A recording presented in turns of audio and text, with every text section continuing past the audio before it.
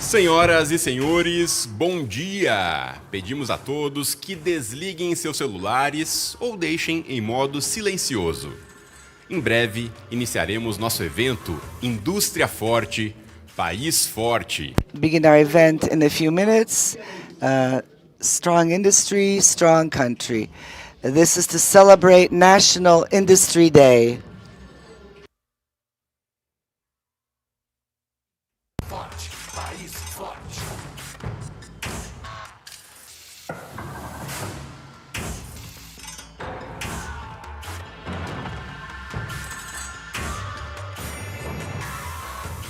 Indústria forte, país forte.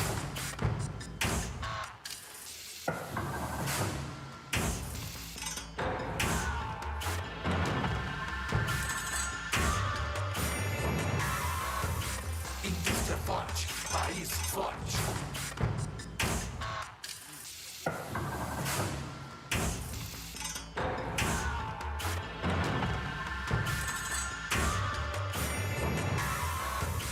Indústria forte, país forte.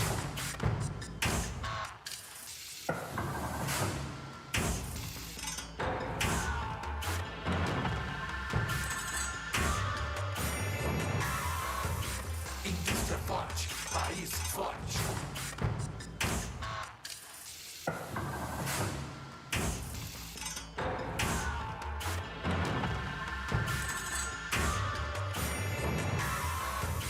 Indústria forte, país forte.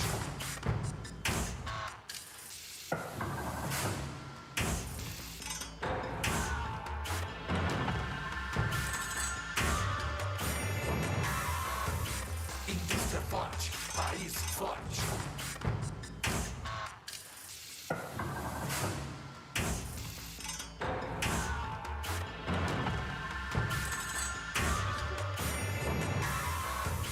Indústria forte, país forte.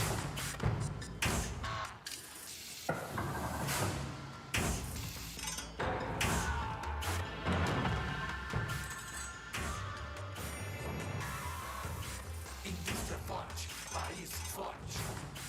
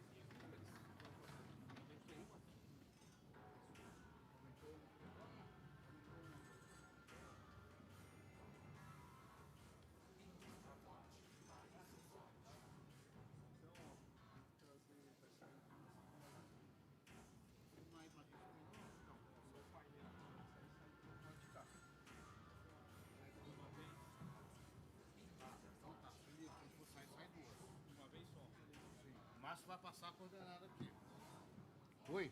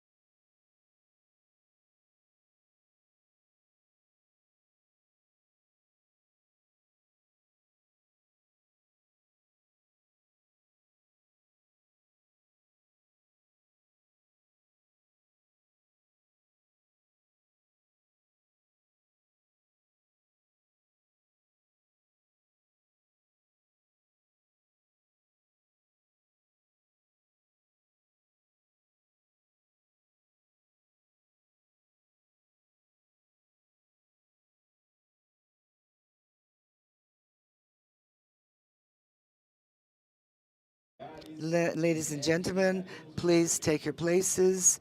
The event will begin soon.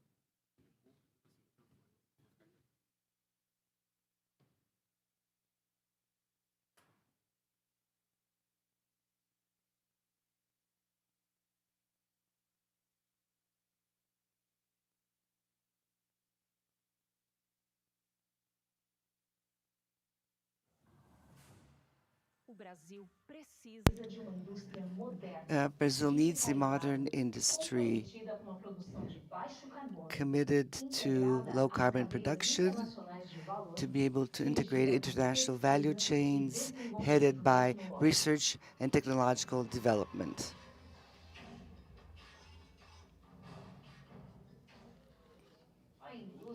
Industry needs a business environment that is stimulating and encouraging. Industry needs accessible credit. Industry needs good infrastructure. Industry needs a simple and economical tax savings tax system. The industry needs legal certainty. A strong industry makes a strong country.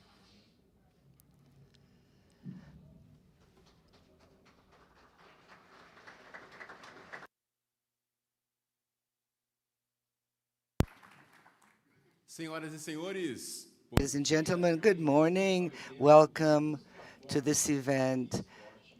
A strong industry makes a strong country, to celebrate Industry Day. The objective is to address relevant topics for the productive sector.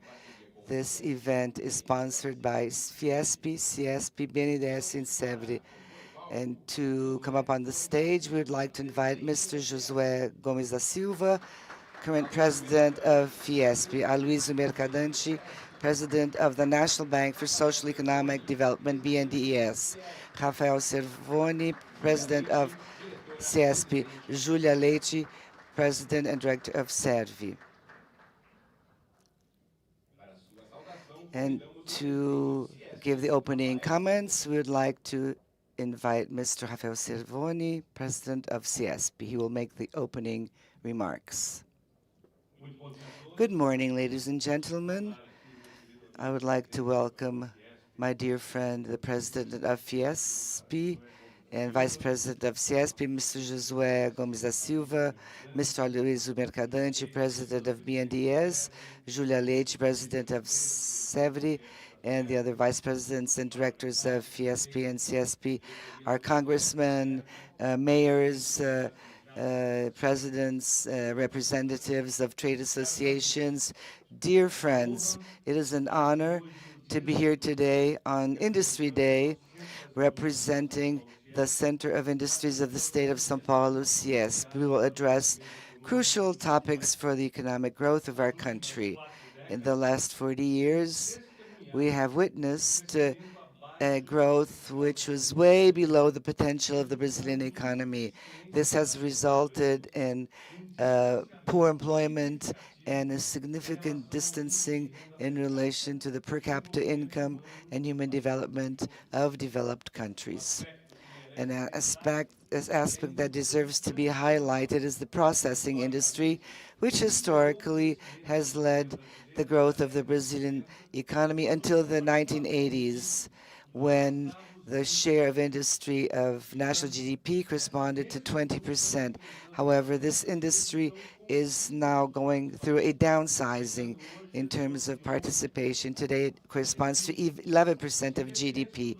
In addition, productive investments have dropped as well, representing less than 18% of the GDP in the last 10 years. This sad reality is due to structural obstacles and macroeconomic obstacles that we have to face. And these obstacles are thoroughly known, have not resolved. But this entails employing human capital. The other reasons for such decline is a volatile exchange rate, a complicated tax system, and high energy costs and high raw material costs. The processing industry is still burdened by a very heavy tax burden in comparison to what it represents to the Brazilian economy. This tax burden also destroys its competitiveness both internally and domestically, and furthermore restricts investment capacity. In order to Brazil to break this vicious circle of low economic growth, it is absolutely crucial to implement policies that move the continuous competitiveness of business, and we have to also take action on the factors that that determine the high Brazil costs, because the difference of producing here in other countries, the difference corresponds to 1.7 trillion Brazilian reais. In addition, it is crucial to invest in infrastructure in view of the fact that current investments in this respect are not enough, not even to cover depreciation. We do not want any hand-downs from the government. We only want to have respect to be able to produce what we need to produce and to make us really competitive. The COVID-19 pandemic, the Russian-Ukrainian war, and the current geopolitical challenges have highlighted on a global level the importance of industry. Countries like the United States, the European Union, China, Japan, and Korea have adopted very robust industrial policies which restates the crucial role of industry in their economies. They encourage innovation, research, technological development, and domestic production. In view of this context, new strategies of nearshoring have been adopted. Brazil so far has been stubborn in this respect and has lost the opportunities The new geopolitical arrangement has opened up opportunities for foreign investments which have to be embraced by the Brazilian productive chains. In addition, Brazil needs modern industrial policies that drive its competitiveness, industrial production, research, innovation, technological development, and human development as well, which is the case in the major economies of our planet. We have to fully respect ESG, and this mindset has to be present. The set of good management practices and best practices should not be in the hands only of the private sector. The public sector also has to take on this commitment. My dear friends, it is also important to highlight the key role of the processing industry in expanding Brazilian competitiveness. It accounts for most of the investments in machines, equipment, innovation, research, and development in the country. The industry accounts for 69% of the total amount invested in this respect in Brazil, and research and development accounts for 67% of these investments. Industry has the capacity of driving economic growth forward to generate qualified and well-paid jobs, promote innovation, and take technological advances to other sectors. And for each real produced in our industry, this generates 2.2 reals for the Brazilian economy. In Brazil, especially where the per capita income is still far from that of developed countries, and most of the industry is still poorly technological, we face enormous challenges which demand a speedy implementation of industrialization strategy to aggregate value so that we can again go back to economic and social development. Without industry, this will not be possible to happen. The digitalization of industry and the transition to the green economy represent opportunities that we cannot afford to lose. Our energy matrix has the conditions to produce green hydrogen, for example. The future of the world lies in advanced technology and in respect for the environment. And therefore, the reindustrialization of Brazil has to have as its priority innovation, technological development, digitalization, advanced manufacturing, and the transition to a green economy. We have to strengthen sustainable development programs, driving this transition to a low-carbon economy with the creation of green jobs with low-carbon emissions. This will produce productive inclusion, and this will take us towards the 4.0 industry. It is also important to highlight the strengthening of the critical supply chains, which have a very important role in reducing the vulnerability of a country to external crises.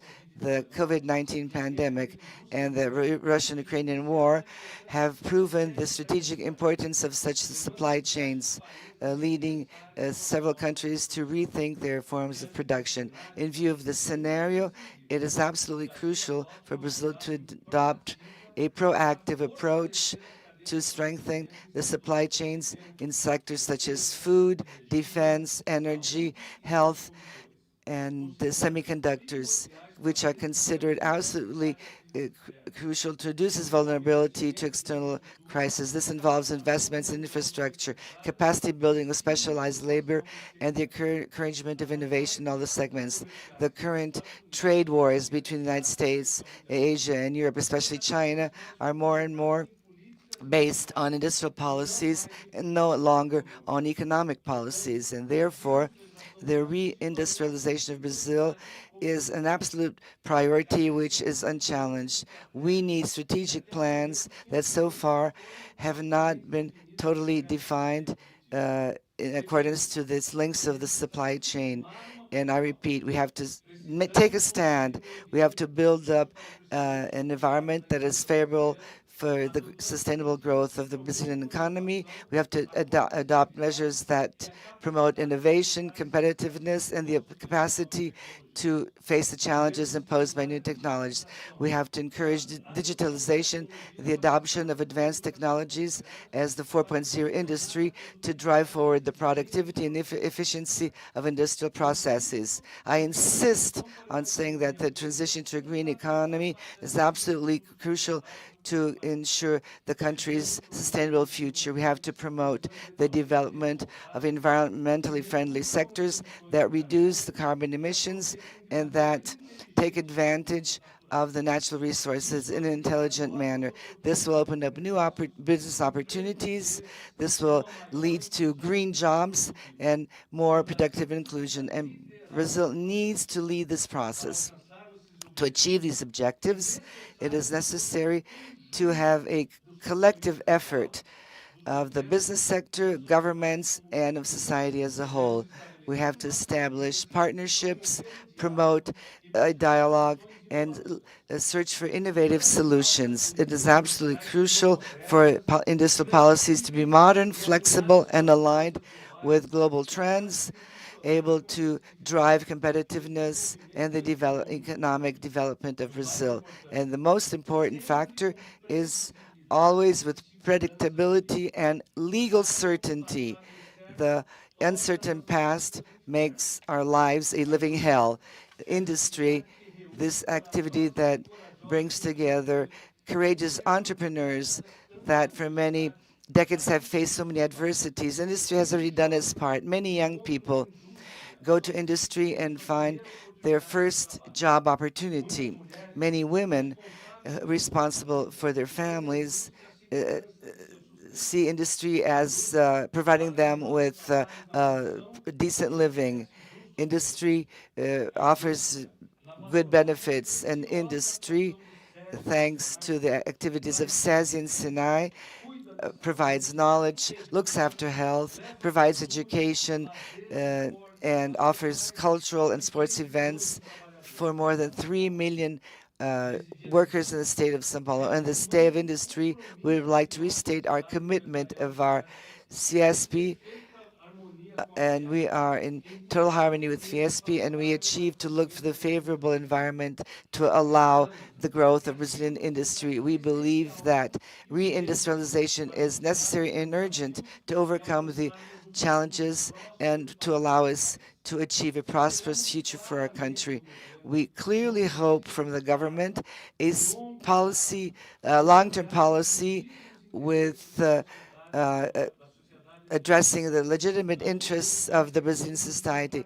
We can no longer move on with temporary measures and that do not definitely resolve the real problems that we face, and neither do they provide safety to our investments. In addition, we want Brazil to be an ethical country, but we also want Brazil to have planning, strategy, creativity, and a sense of urgency and hard work.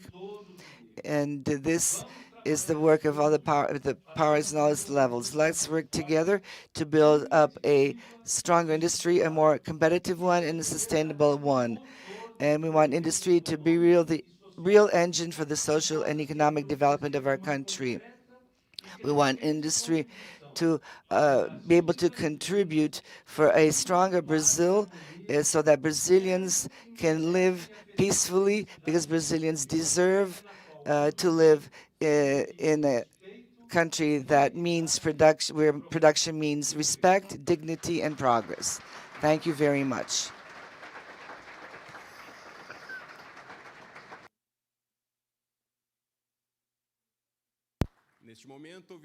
And now we would like to invite Mr. Luiz Mercadante, the president of BNDES, to for his comments.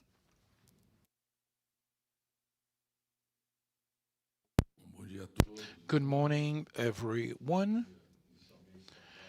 First, I would like to greet Josué Gomes da Silva, the directors, and people from Fiesp, to greet them for their efforts It has been crucial for the industry history, especially in Brazil, to also greet Rafael Celgoni. I am totally in tune with what you said, and I would like to tell you what I believe we have to do to reach the goal. I hope that this is a historical date so that we can have an alliance for the good of the Brazilian industry. I'd like to greet all the present here today, professors Roberto Afonso, and also greet Julia Leite, who is our partner in this endeavor. Also, Lavinia Barro de Castro, who helped me to have this event come true. Luciana Costa, Luis Gordon, Alexandre Abreu, and above all, you, business community who are here, and others who are watching us on the internet, those on the shop floor, working hard to maintain an industry in Brazil with so much hardship that we have faced in the previous decade. The first question is, does Brazil really want to have industry? Either we open this discussion with strength and commitment, or we're going to lose this battle. The new generation does not have the same commitment that my generation had as to the industry. If you look behind Getúlio Vargas' government in 1929, it was an industrially based country. Or you take Juscelino Kubitschek, the plan of targets was there to leverage all sorts of industries. The second PND, it's a military government, it was an industrial-based project. Chemical industry, heavy industry, and construction industry. We must go back to this industry-based plan for our development and commitment to our goals. And government is creating a council to dedicate to these aspects. What is the base of this new plan? We have to convince ourselves, just like Celso Furtado said, that we're not going to be an advanced country without industry. The idea that we are the biggest farm of the world is good. We are the world's largest commodity exporter in the world, but we need to have a competitive technological country, but we will not be advanced without industry that generates innovation, technology, skilled labor, and research. The same service, or most of the services that are resilient, depend on the industry. They are services that are associated to the industry. I'm here to tell you that President Lula is back. Brazil is coming back to international relations at a new level, and BNDES is the bank of industry and services in this country. What is a major challenge? The first challenge is to leave aside some old ideas.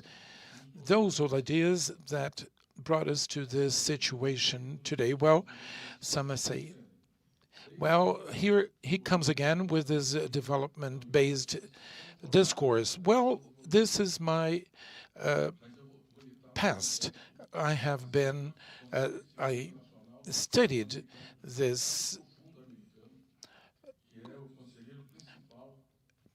the security, American security, Jack Sullivan, who is the representative for the security of the country, says the United States are seeking a modern strategy for industry and innovation. The idea of a new Washington consensus is completely wrong.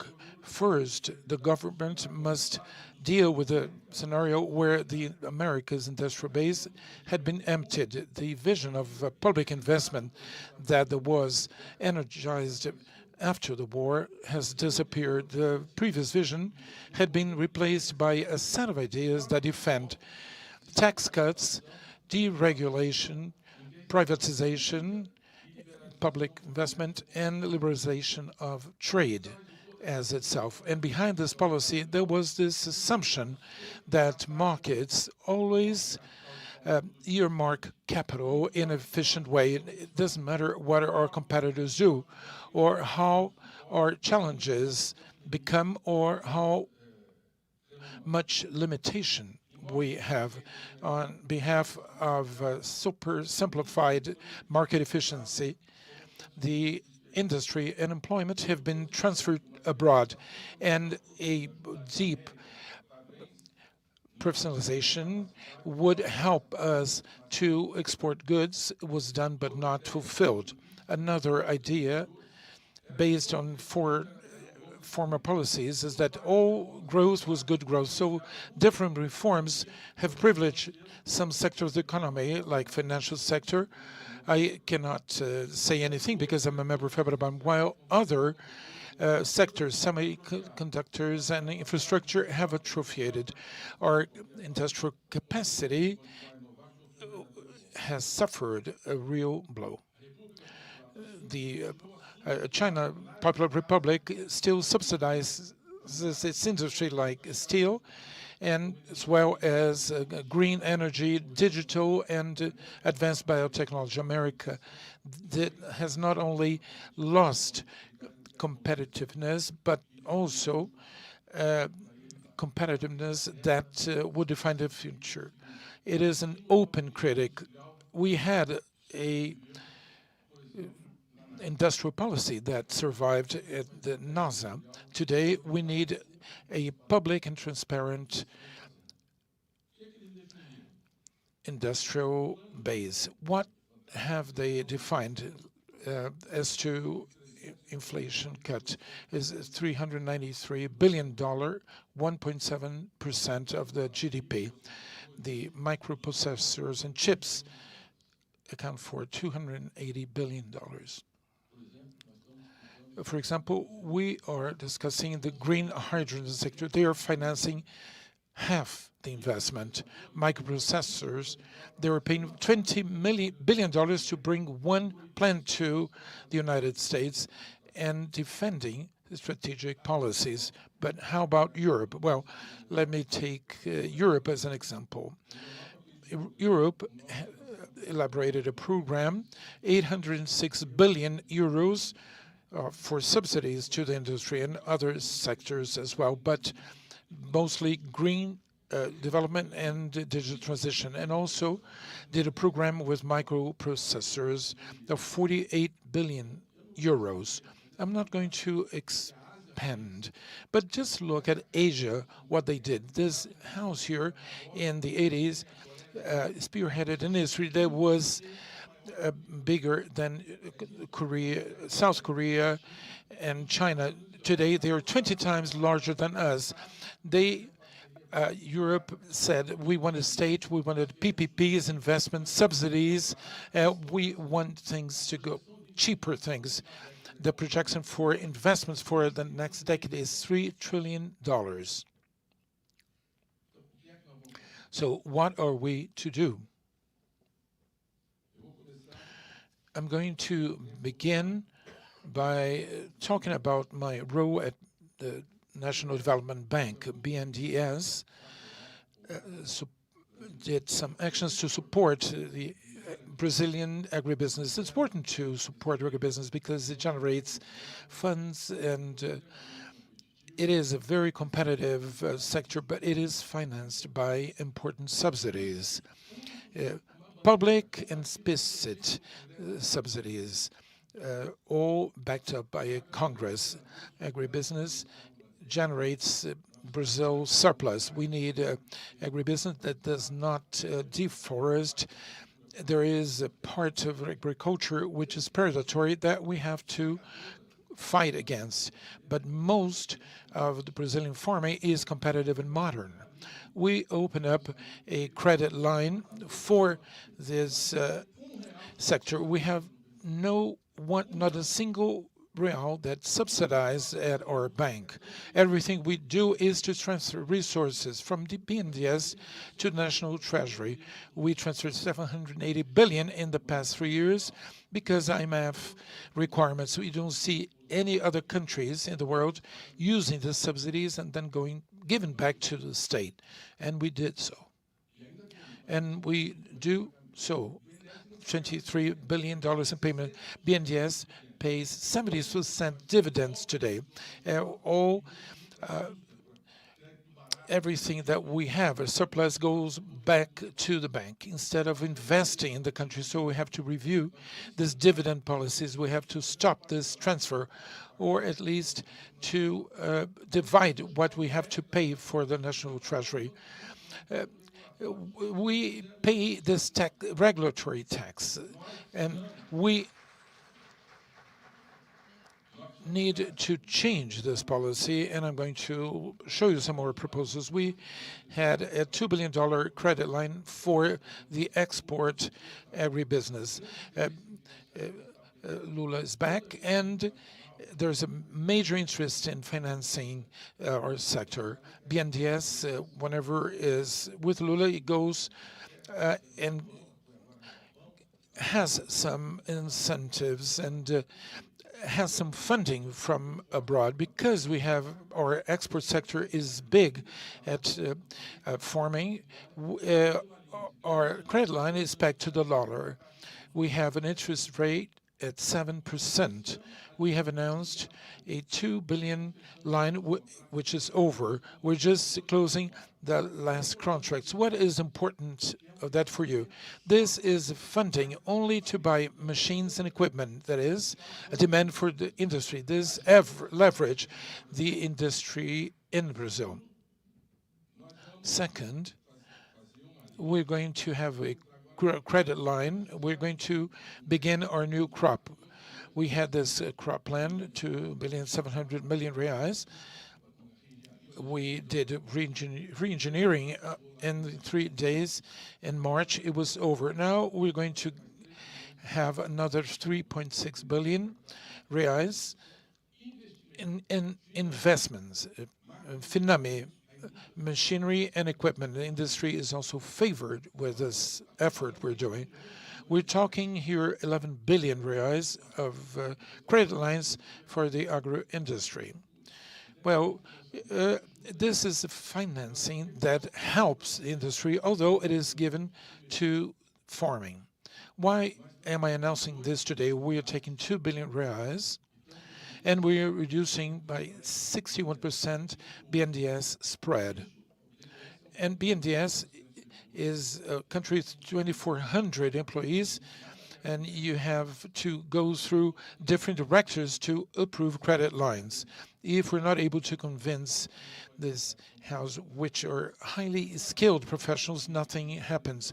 We're giving up the spread of the bank to help the industry export 2 billion reais. We're announcing this 2 billion reais just for export products, and we're opening up a new credit lines that can go up to 4 billion reais for the export industry to refinance in the same conditions that we did for farming, 7.5%, the fixed interest rate with a grace period of 2 years. So it's 4 billion plus 2 billion. And yesterday we approved, and here I want to thank you, Josué, the leaders of CIE, Abimaki, that has been active in this sector. Abikin, André, who helped us a lot in this process. I'm not going to mention all entities, but all of them were favorable to it. So what is the country to do in this country with this innovation with the TLP interest rate? Yesterday, we approved 20 billion for BNDES with 1.7% a year interest rate. So please come to BNDES. You have the money with low interest rate, and we're going to resume this process. Because we have other 20 billion reais, we're talking here 40 billion for innovation in the next years to leverage everything and go and raise the investment that we are doing. What do I want from you? What we did with TR, we need a new crop bank.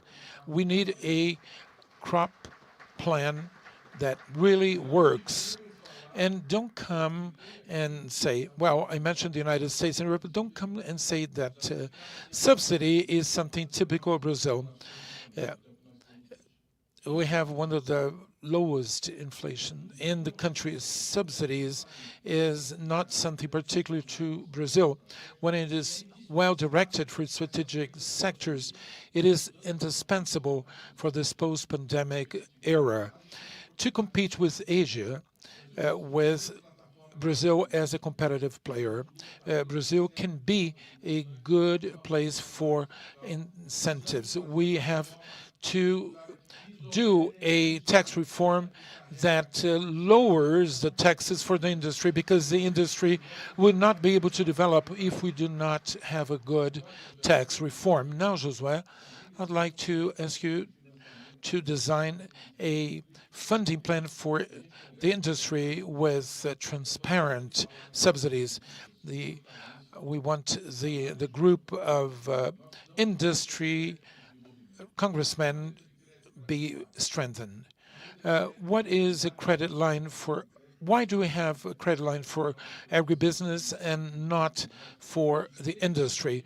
We are able to do it now that the capital market is undergoing difficulty after some companies had problems.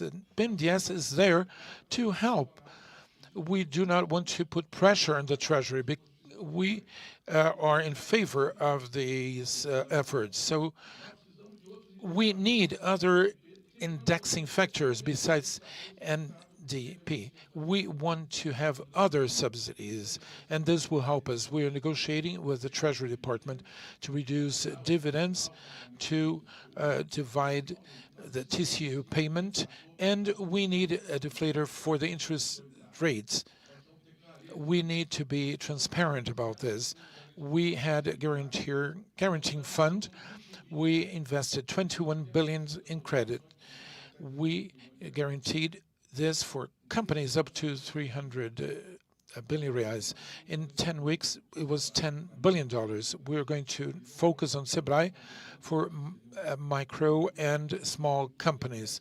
We're going to transfer these resources for BNDES, $5 billion more. So how can we do it for TLP companies? We need to have tools to improve competitiveness and leverage investment. Brazil needs to lower the cost of capital, and the way to do it is BNDES. We can only do it if we work together.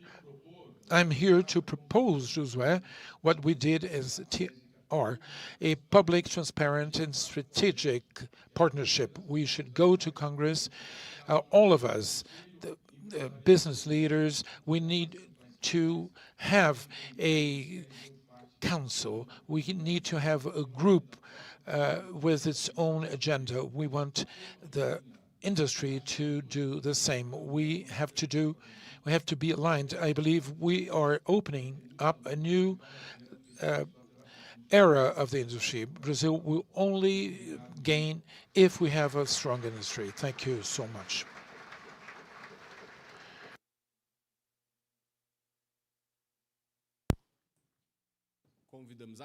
We now invite President of FIESP, Josué Gomes da Silva.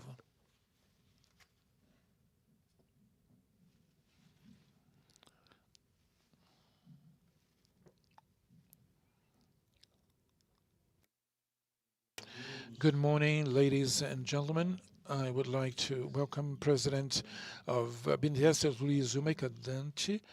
I'm very pleased to have you here at this day of the industry. Also, the director of SEBRAE, our partner in this series of events with the participation of international speakers, Julia Leite, and also send my regards to José Pio, who was not able to be with us here.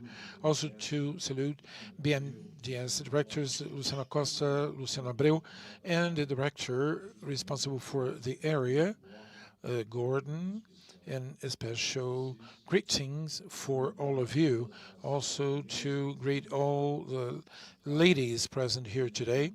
And I do this by greeting Marta Levy, who is the president of Higher Feminine Council, and our dear Dalva, and also to greet Tabata Amaral, Vitor Lipe, Congress people, Cássio Cunha Lima.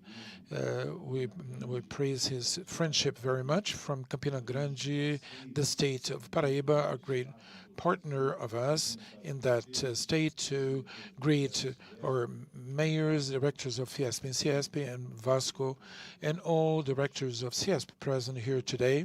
On behalf of our dear friend Rafael Savonia, the presidents of higher councils, directors, delegates of trade associations present here today, everyone who is here today, and also that are following us online, and ladies and gentlemen from the press who are here today. Obviously, I am not going to repeat what Rafael has said and what Aloysio has mentioned, but my talk goes directly to the press, and by talking to the press, I talk to the whole country. Brazil, just like the world, has undergone very difficult times in which democracy has been questioned. This questioning of democracy, the growth of autocratic governments that at first attack the press themselves, they occur because they occur on basically on this population, especially the new liberalism that did the social fabric, and especially the middle classes, lost enormously because of the export of industrialization for industrialized countries. It is important to call your attention on that, because we're only going to have the country with the characteristics that we defend, the democratic country, inclusive, growing countries with less inequalities, that spread its richness throughout its population, if we recover the transformation industry. The Western world has awakened to this aspect, just like Aloysio quoted this assistant of security of the United States when he said that the Western world has risen to that.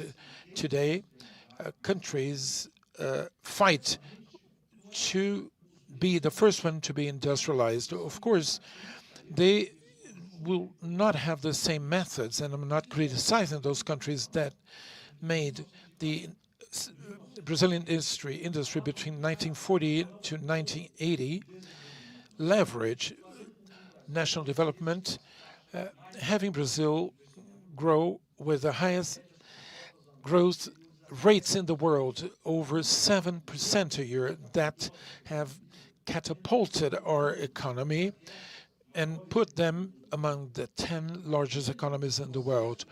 That development, industrial development process that included replacement of exports, does not fit in the current world. Just like Rafael and Aloysio said, the new industrialization involves a digital industry based on technology and innovation, decarbonized and integrated on the value chains.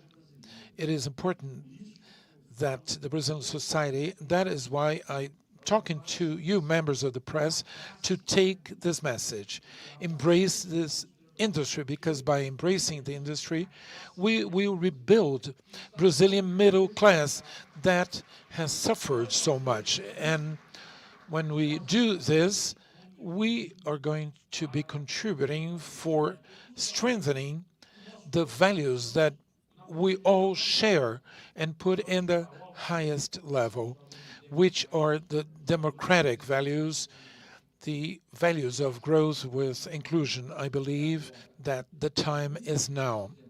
The Western world has awakened. Brazil cannot lag behind. Brazil cannot be stalled. Seeing the Western world following the path of industrialization, just applauding the primary activities because they concentrate wealth.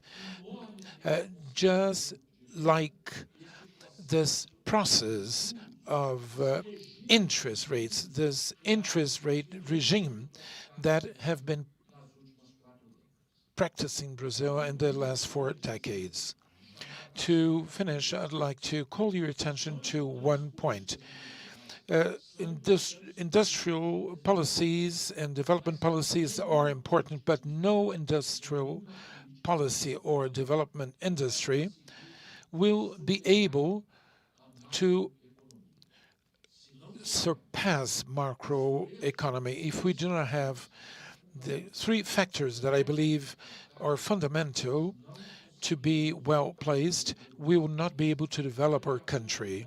And in no time, we're going to look at the prospect of authoritarian governments. And I'm talking about the national tax system, which is bankrupt and needs urgent reform.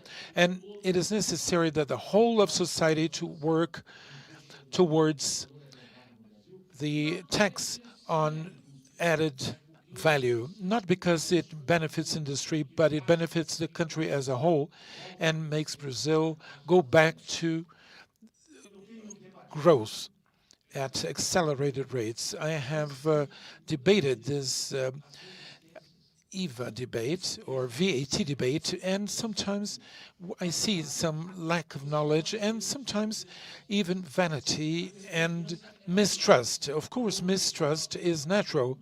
We all mistrust some actions, contributors and entities of the tax authorities and interpretations given by tax authorities. We must see in the tax reform efficient mechanisms that reduce this mistrust, and certainly it will not by implementing cashback that will take us this. This will only increase the mistrust. It is necessary that VAT reform be implemented, that indirect taxes in Brazil, that because we have a country of an average income $9,000 per capita, it becomes the main factor of collecting taxes. Of course, this is natural. In developed country, 2/3 of tax collection comes on income and equity. The country with our level of income, it is impossible that indirect taxes do not represent 65% of the total tax collection of the country. But they do not have this bureaucratic system that brings distortions among different sectors of the economy, and nobody will be harmed. It is important that the society support this first reform to put our macroeconomy back to the right level. The other important aspect is exchange rate. It seems that it is well done. It is important not to have it overvalued like we had in past times. And this risk of over exchange rate taxes comes from the excess of interest we pay in this country. We cannot afford to practice the interest rates that we have practiced.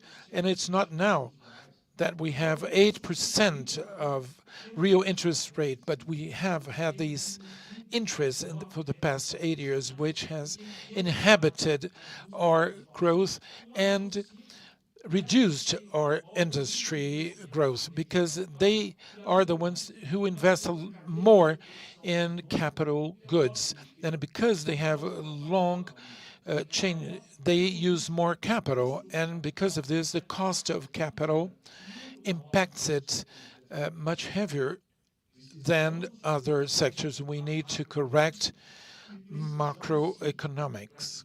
And we need to practice industrial policies that are active, just like other countries do.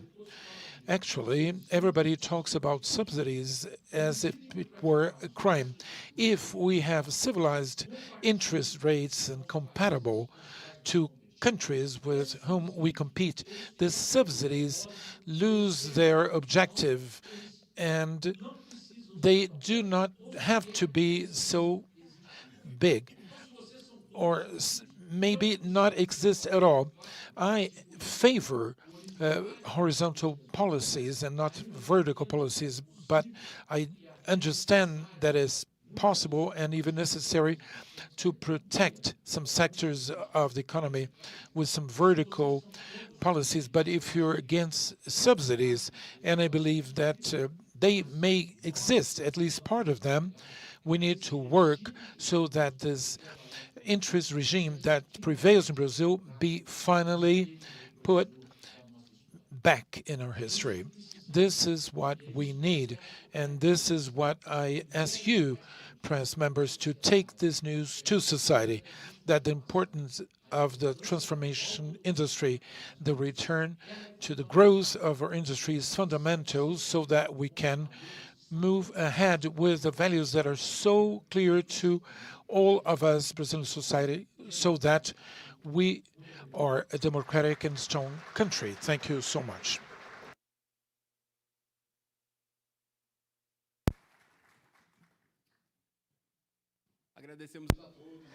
Would like to thank all of you for coming to the opening ceremony of our event, and I would like to ask all our speakers to take their seats in the auditorium. Thank you.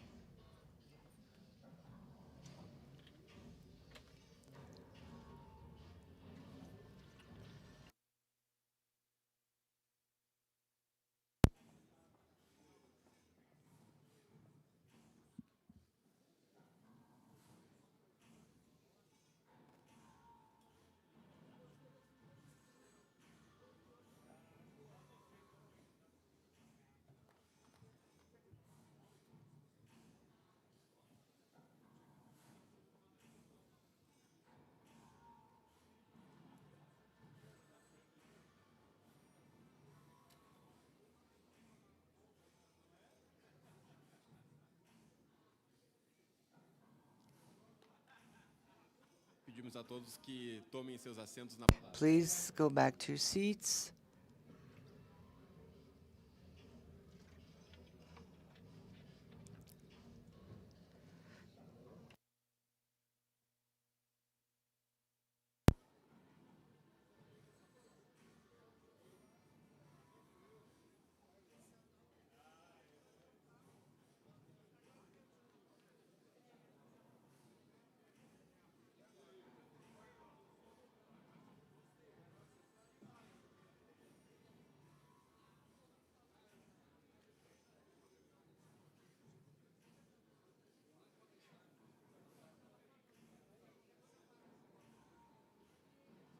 Pedimos a todos que tomem seus assentos. Again, and now we will move on with our event. Now we will start our first panel discussion, New Industrial Policy. I would like to invite as moderator Mr. Dan Yoshpi, Second Vice President of Fiesp and President of IEG Institute. Our panel members, Mariana Mazzucato, University College London. She will be remote. and Mario Cimoli, Santana School Advanced Studies.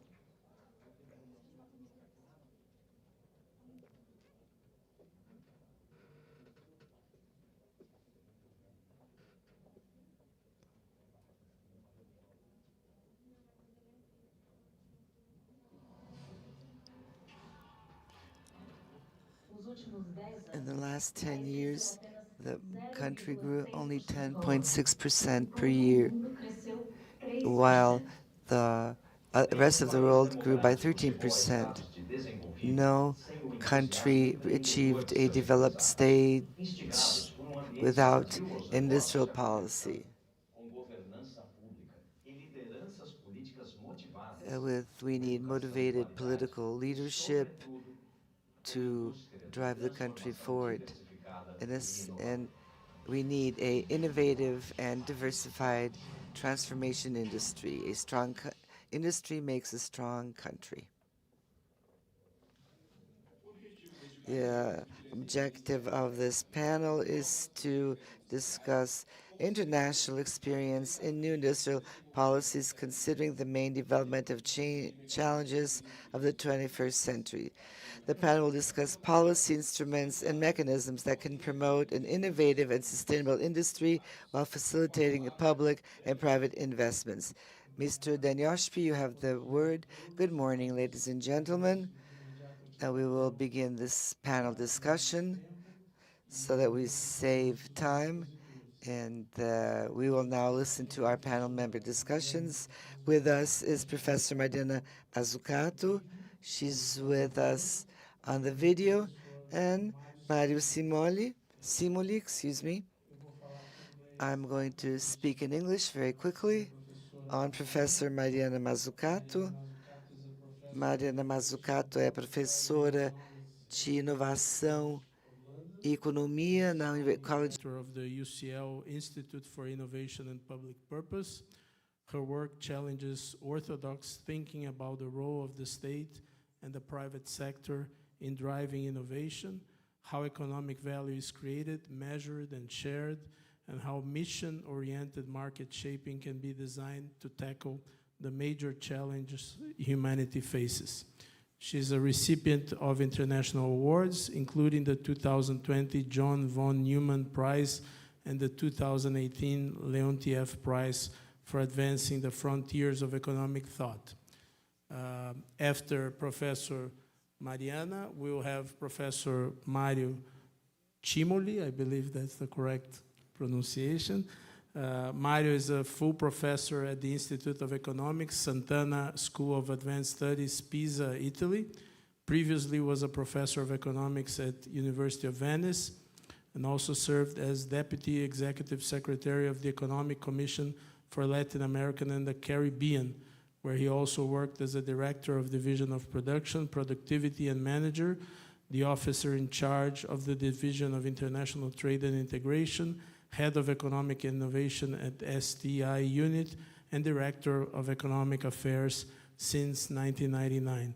Holds a PhD from the University of Sussex and has published extensively in specialized economic journals.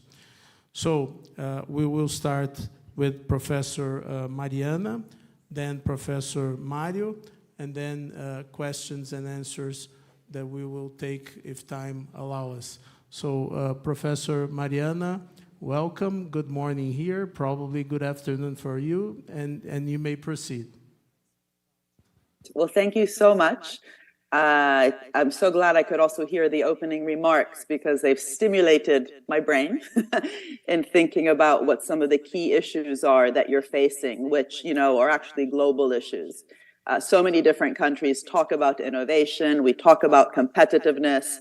We talk about climate change, and then unfortunately on the ground, there's not really a walking of the talk in terms of steering our economic system in that direction. And, you know, the direction that you're talking about today is industry as the engine of economic growth. I like that title, but I would like to transform it a bit. It's not just about industry as the engine. It's actually about changing how we think about growth and what the relationship must be between industry and government through all the different agencies to actually have a particular type of growth with a direction. So investment-led, innovation-led, sustainable, and of course that increases equity. So reduces inequality, inclusive and sustainable growth. And this is much harder done than said, of course. But fundamentally, what I want to argue is that, of course, we need industrial strategy, but not an old type of industrial strategy, and also not an old type of just talking about growth and competitiveness and different sectors and the verticals and the horizontals. This is an old conversation.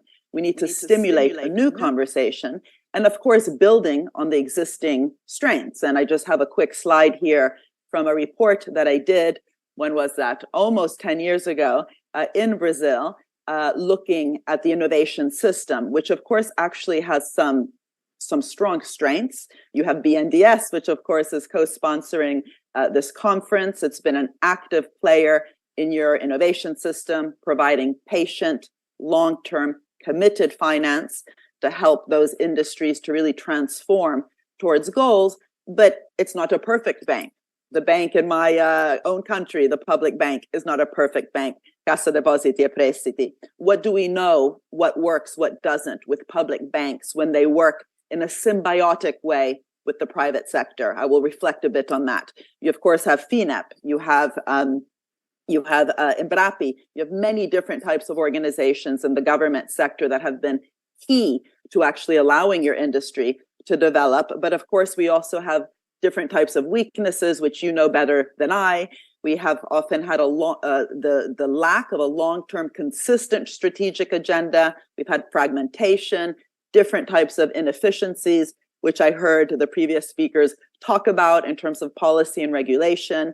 And of course, there can be reforms to the taxation system, so on and so forth. I don't want to repeat those things. We know them. You've talked about them enough. What I want to talk about is something that I think can create a radical change in Brazil. And I've been thinking a lot about this globally, and I'm very curious to hear what it might mean in Brazil in terms of really having a paradigm shift so we can have a new relationship between public and private. I often say that we confuse the word market, el mercado, with the word industry. The market is an outcome of how we actually design industry, how we design the public sector, and especially how they interrelate one to another. And I think what we need is to look much more at that ecosystem and turn it into a dynamic, catalytic ecosystem, which actually helps to transform our industrial sectors towards a direction, solving some of the most difficult challenges of our time around climate, around health, around the digital divide. And of course, those three broad areas that I just mentioned, I can't think of one sector in Brazil that would not be important for those three very kind of bold areas in terms of climate change, strengthening our health systems, reducing the digital divide so that all our students, if there's ever a lockdown again, can continue to access their human right to education. So this idea of a mission-oriented, challenge-oriented industrial strategy starts, first of all, with the recollection that Brazil and every country in the world have actually signed up to the Sustainable Development Goals. These are 17 goals around no poverty, no hunger, gender parity, quality education, reducing inequality, so on and so forth. But they're very broad. What has been lacking is a transformation of these bold goals into what I call moonshots. Moonshots that are as bold as what happened 50 years ago when we sent a man to the moon and back. So not just to the moon and back in such a short amount of time. That required innovation, investment, collaboration across so many different sectors. Nutrition, materials, electronics, software, aerospace. So this intersectoral approach is different from a sectoral approach. It's still a vertical approach, but what's vertical is not the sectors, but the mission. And then what we need is a catalytic framework, so the design of an industrial strategy, which really helps these different sectors, I would argue all sectors in an economy, to work together towards actually solving problems. When we went to the moon and back, the first thing that NASA did was to change how they did procurement policy.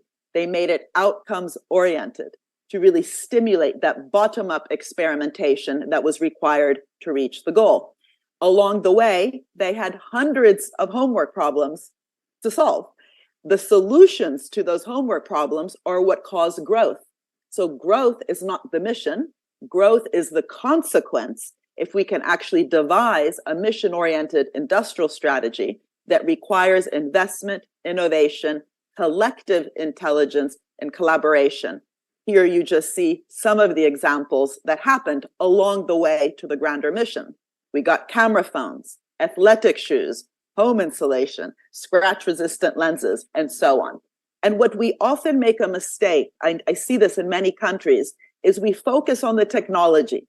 Everyone today talks about artificial intelligence or quantum computing, but we forget that so many of the innovations in many different sectors happened as solutions to problems. The internet itself was a solution to getting the satellites to communicate. GPS was a solution for the Navy to know where the ships were.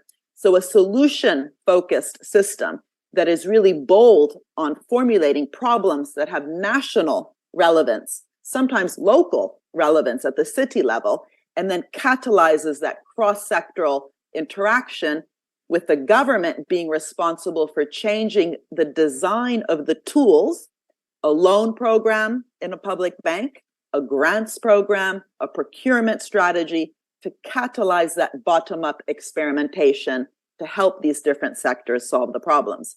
You see here on the slide an example that I provided in a report that I wrote, stimulated and very much in collaboration with Mario Cimoli, who's there with you, and he was the temporary head of CEPAL, of ECLAC, where we thought about examples in Latin America, and here was one that was looking at carbon neutral cities in Latin America, and all the different investments we would need in areas like agrobusiness, manufacturing, energy, digital, transport, and those examples of those bottom-up projects like buildings with carbon neutral components, clean urban and rural electric mobility, so on and so forth.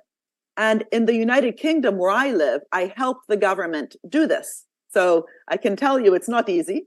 They used to have a top sector approach.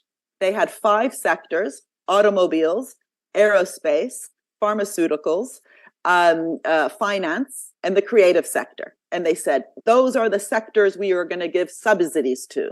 Those are the sectors we will become competitive and world-class. And then not much happened. And I helped convince the government that the problem was that by the time the subsidies arrived to these sectors, those sectors themselves had already moved on. Not only that, often the subsidies themselves are fruits of lobbying by particular sectors who think they are more important than other sectors. So one way to change that was to say, don't focus on the sectors, but on the problems, on the challenges that the country is facing. And here's the 4 challenges that the UK government at the time, this was back in 2018, decided to really stimulate the industrial strategy around: clean growth, an aging society, the data economy, and the future of mobility. These were the challenges. Then the question was, how do we transform this into a moonshot? How do we design an industrial strategy that can really help stimulate that intersectoral collaboration towards solving the goal? And with the future of mobility, which I think is important for you to be thinking about today, given the announcement in terms of the automotive sector in Brazil and the help it will be getting from the government, the idea was not to think of transport, but of mobility and sustainable mobility. And the question was, what's the role of automobiles and transport within that strategy? So the mission they decided on was that by 2040, they wanted to put the UK at the forefront of safe, sustainable, universally accessible travel, creating congestion and emission-free zero accident systems. A huge mouthful. It's easier to say, go to the moon and back. But the fact that some of these words were very ambitious, for example, universally accessible, sustainable travel, meant that some of those bottom-up projects in those circles you see there required, for example, 100% accessible public transport with equal access across all the different models. That required innovation and investment from the sector that was focusing on disabilities. But of course, there was many other types of innovations like low carbon mobility related energy storage systems, new ways to understand data. So digital service changes, the public data practices for mobility services. But this is just the mind switch I want to put on the floor here, going away from a sector focused industrial strategy towards a mission oriented industrial strategy where the mission requires sectors to innovate and transform. And here it's very interesting in terms of the design then of the policies that can catalyze that bottom-up experimentation. So one of the first things that NASA did, for example, was to change how they actually designed not only procurement, but also the contracts with the public and private sectors. They said that it needed to be a more fair distribution in terms of how risks were not just socialized, but also the rewards were socialized. So a lot of thinking about the public benefit, the public value. And I think there's a real opportunity for Brazil today, given that you have a very bold green industrial strategy across the economy, specifically also with this sector, the automotive sector. How can we make sure that we, actually have inclusive and sustainable growth by bringing this challenge to a more bold one around sustainable mobility and ask, what does it mean for automotive? What does it mean for digital services? What does it mean for urban planning? What does it mean for the energy matrix? So the automotive sector is seen as an input towards a mission-oriented transformation of the economy. And as I mentioned, this really requires a new relationship between business, and there's businesses in your auditorium today, and the public sector. When we use the word ecosystem, we need to be careful. It's not a neutral word. We can have parasitic ecosystems, symbiotic ecosystems, mutualistic ecosystems. And I think something that all economies really could benefit from is to really think, what do we require in the ecosystem for it to become more mutualistic and symbiotic? So it's not just about subsidies, but actually about a transformation towards a purposeful economy where purpose-led business and mission-oriented government work together. And as I mentioned, this was critical to the NASA program. They were critical about not turning the program just into a gambling machine. They said no excess profits. They didn't say no profits. That would be charity. They said that we needed to make sure, again, that the distribution of the rewards between NASA and all those different companies that made the moon landing happen were fair. And they also changed, again, all the tools to really stimulate that bottom-up innovation. In procurement, it's such a large percentage of every government's budget. This is something, when we think of those regulatory changes that some of the previous speakers talked about, it's also about the change in the design of a government tool like procurement to be ambitious, innovative. Think, for example, of school meals, the lunch that kids eat in school. It can just be food, or it can be healthy, tasty, and sustainable. So even something as simple as a lunch in a public school system, by being ambitious and innovative around the procurement, can then stimulate innovation across the whole supply chain of the food industry. It can also be an area that actually stimulates citizen engagement. So students getting involved in an ambitious meal program like that. But so procurement, whether it's going to the moon or designing school food, can again, if it's outcomes oriented, become part of the innovation policy itself. There's some interesting examples I just wanted to raise because I heard you already talking about the United States. One of the differences today in the United States is instead of it just thinking about subsidies and guarantees, for example, to the tech sector, which received huge amounts of money from the government. This was what my book, The Entrepreneurial State, was about. They're thinking about what are the different designs of a CHIPS Act, for example, which is close to 400 billion of grants and subsidies to the semiconductor industry. so that the design of the program itself helps to achieve not just innovation and sovereignty around chip production, but also more inclusive and sustainable growth, the title of my presentation. And within that, they've thought about, for example, limiting share buybacks, which in the United States form of capitalism is a huge problem. There's something like 7 trillion, that's 12 zeros, dollars that's been used just to buy back shares, to boost stock prices, stock options, and executive pay. So if you get money from the government, it needs to be reinvested back into production, into innovation. They've also put in some conditions about training of the workforce to make sure that there's a just transition. They've also put in conditions around green and kind of energy efficient use of technology. And this is interesting because it's not an energy program. It's actually a chips program. So this idea of really designing into the contracts between public and private the goal of where we want to go.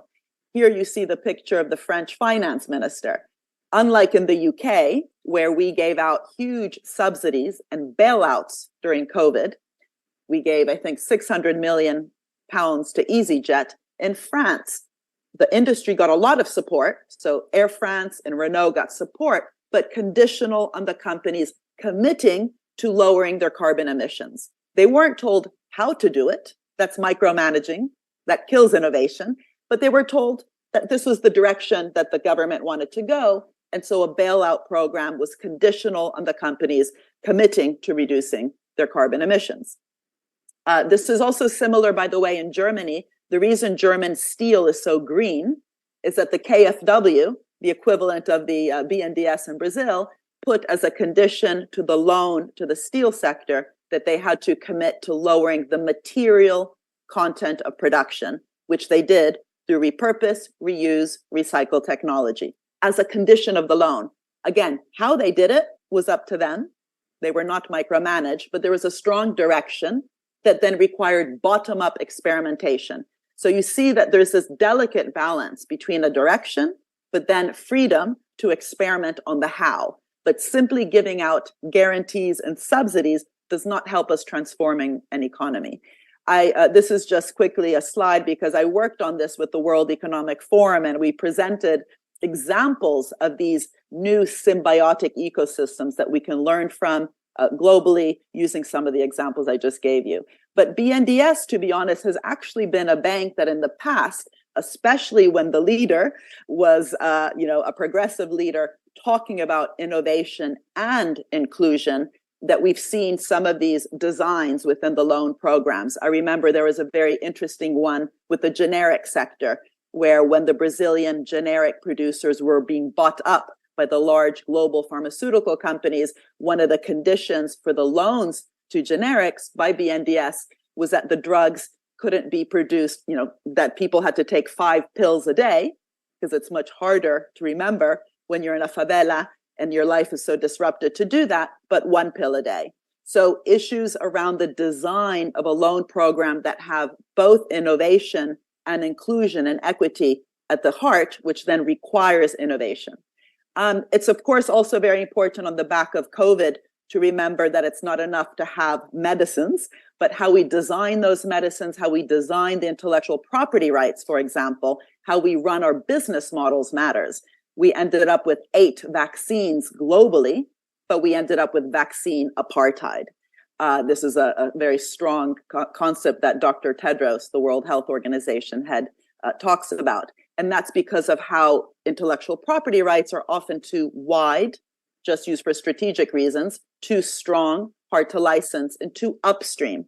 So this report, which I just launched yesterday in Geneva with the World Health Organization, says, if health for all is the goal, how do we design the economic system to deliver on that? And I can tell you that actually Brazil has been one of the most innovative in this respect, thinking about access and innovation within the health and economic industrial complex. And I was very happy to meet your new health minister while I was there. Let me just finish, because my time is up, to say that none of this will happen unless we don't reinvigorate and invest within our public administration. I've just written a book which shows how much outsourcing has happened within governments. We need government to be as ambitious, capable, dynamic as the business sector. We need an all-of-government approach. All the missions I talk about around health and climate require all ministries to work together. We need to invest in learning programs. Public sector capabilities matter. This is a report I wrote with the United Nations looking at which governments around the world did better in COVID. And these were governments that had actually invested within their administrative capacity, including digital platforms for the infodemic side of things. So just to sum up, all these ideas of mission orientation must affect policy design, institutional design, like the design of a public bank, different ways to share rewards if we put issues around access at the center, but also something I don't have time to talk about now, but I've been thinking about a lot, which is how do we also involve citizens, get them excited about this? And one of the key things is also to allow ourselves to experiment. So Gov Labs, places where we can actually sandbox some of these problems. There's the Laboratorio de Gobierno in Chile, which is quite advanced on this. If we want outcomes-oriented procurement, how can we learn how to do it? How can we learn what works, what doesn't across the world? But also that, again, participatory aspect. I think we should remember that Brazil is one of the leaders, for example, in participatory budgeting, outcomes-oriented budgeting in Porto Alegre, which is often used as an example. But this is something that is, currently a small experiment. What would it look like if we actually think of our budgets in terms of solving big problems, as opposed to the siloed way that we think of each departmental budget? Thank you so much. This is my last slide, just to say I hope that the big con, which is looking at how we need to reduce the reliance on consulting today inside our governments and make them actually invest within their brains to work with capable private institutions and to together really go after those wicked challenges of our time that require investment, innovation, but also a design of the collaboration, which is purposeful and mission-oriented. Thank you so much.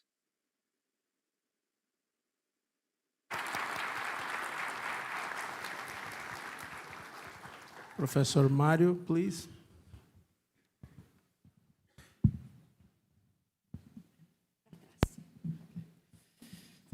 Bueno, gracias. Muy buen día, Mariana. Chao. Piacere.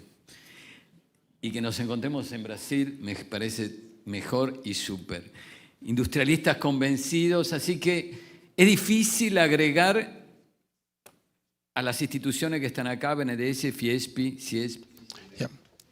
And it's difficult to explain the industrial policies.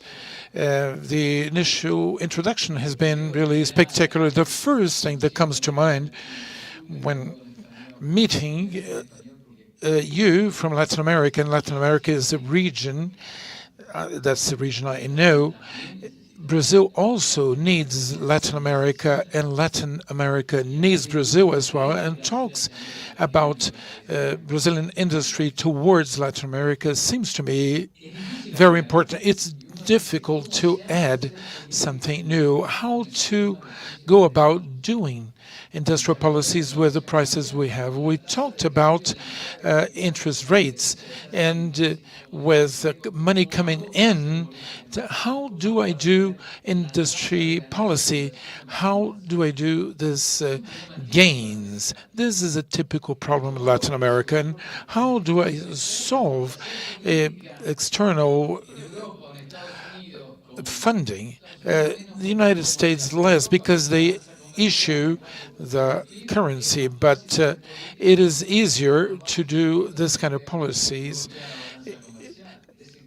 when you issue money, but it's difficult when we work and we manufacture our own things. So how do I do policies when Latin America and Brazil still feels inferior in terms of industrial policy? I'd like to talk about this inferior complex on industrial production. The BNDES president was very clear when he said, if the United States can do industrial policies, so we don't understand why us, Brazil and the United States, cannot do this kind of industrial policy.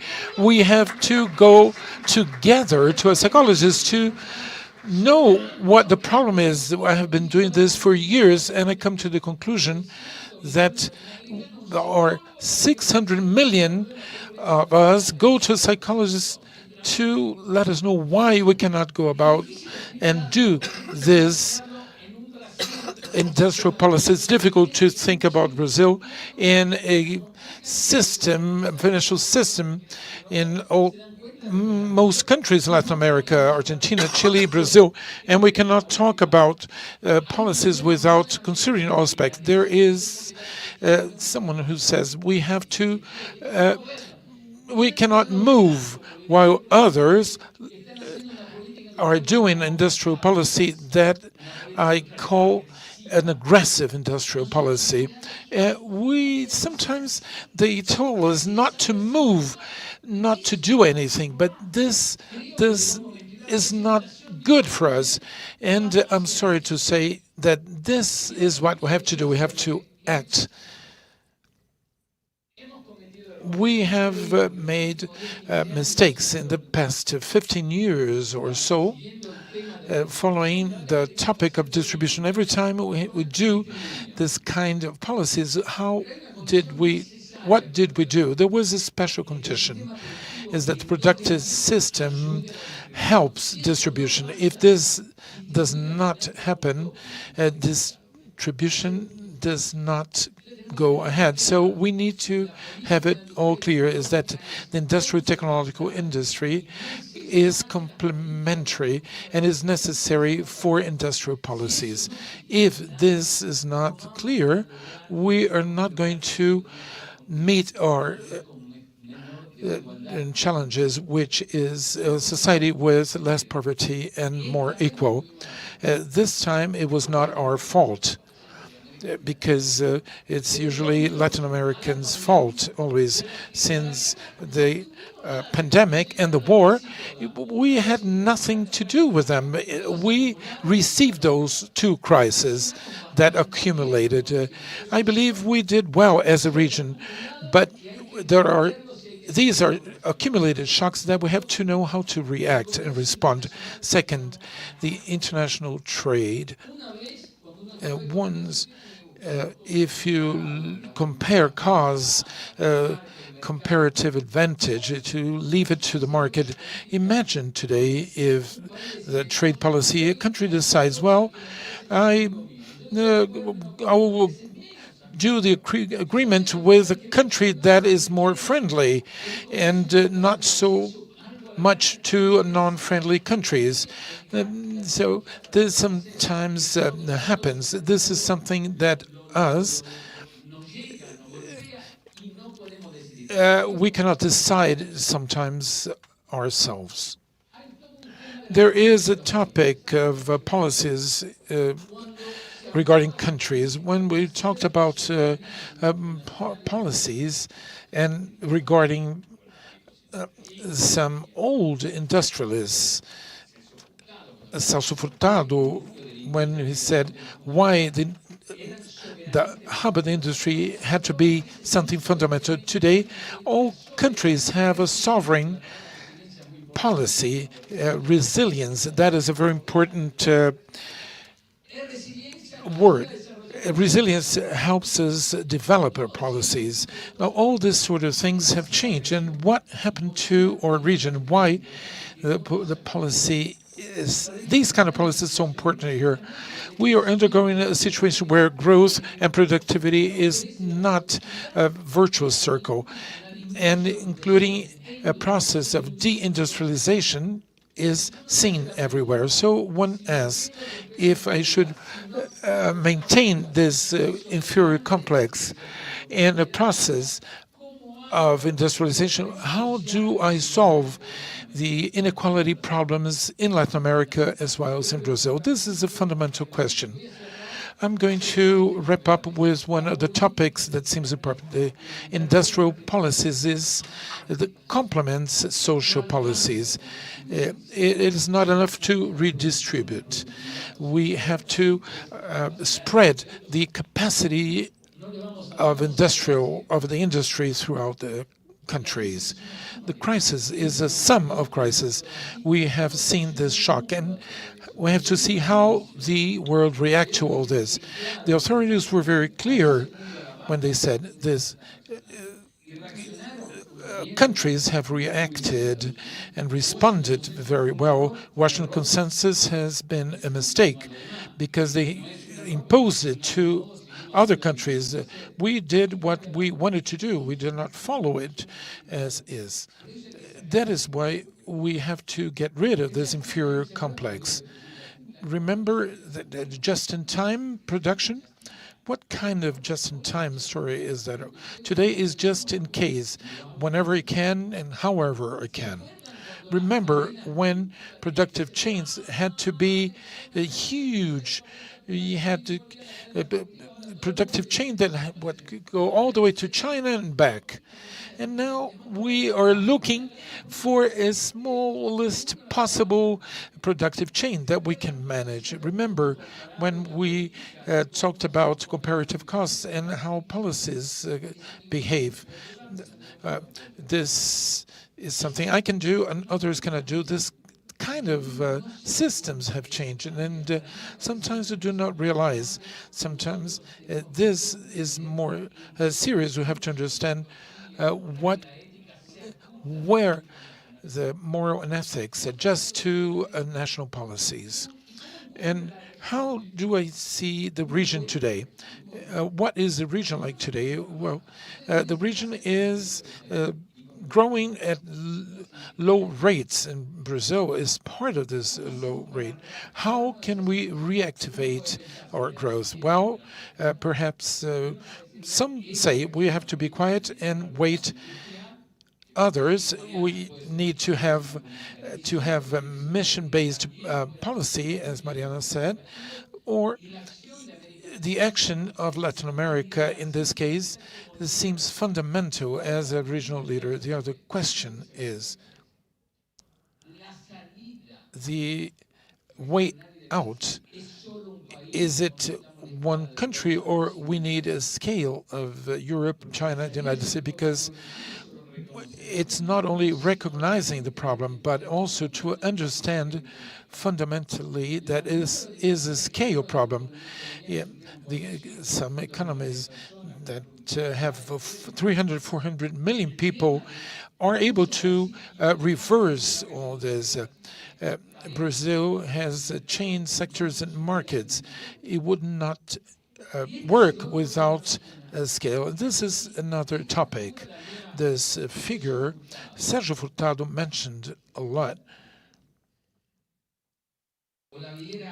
He said any kind of economists agree with how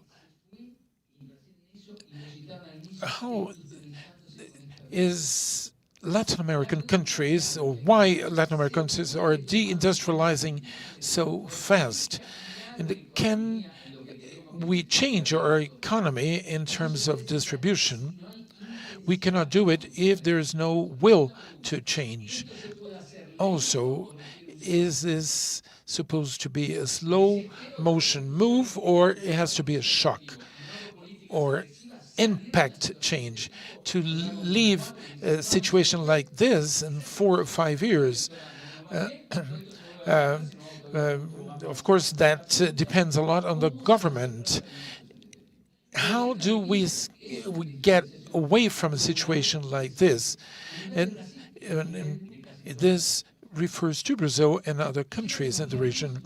I believe we should reflect on a topic that seems fundamental. We have the work productivity and added value. And how does this curve moves? Well, it depends on jobs. Productivity plus jobs. If you add them together, I have development. If I have jobs and productivity, the country grows. You can have money to invest in social policies. In the case of the United States, productivity grows a lot because of the jobs that have been added. And where is Latin America? productivity is lower. We have a cyclical crisis. We go backwards. I don't move. I'm blocked. And this has to be broken. This kind of cycle has to be broken. And here we see very clearly the region and Brazil are kind of blocked in this situation. How do we get out of this situation? This is the question. With soft policies, with aggressive policies,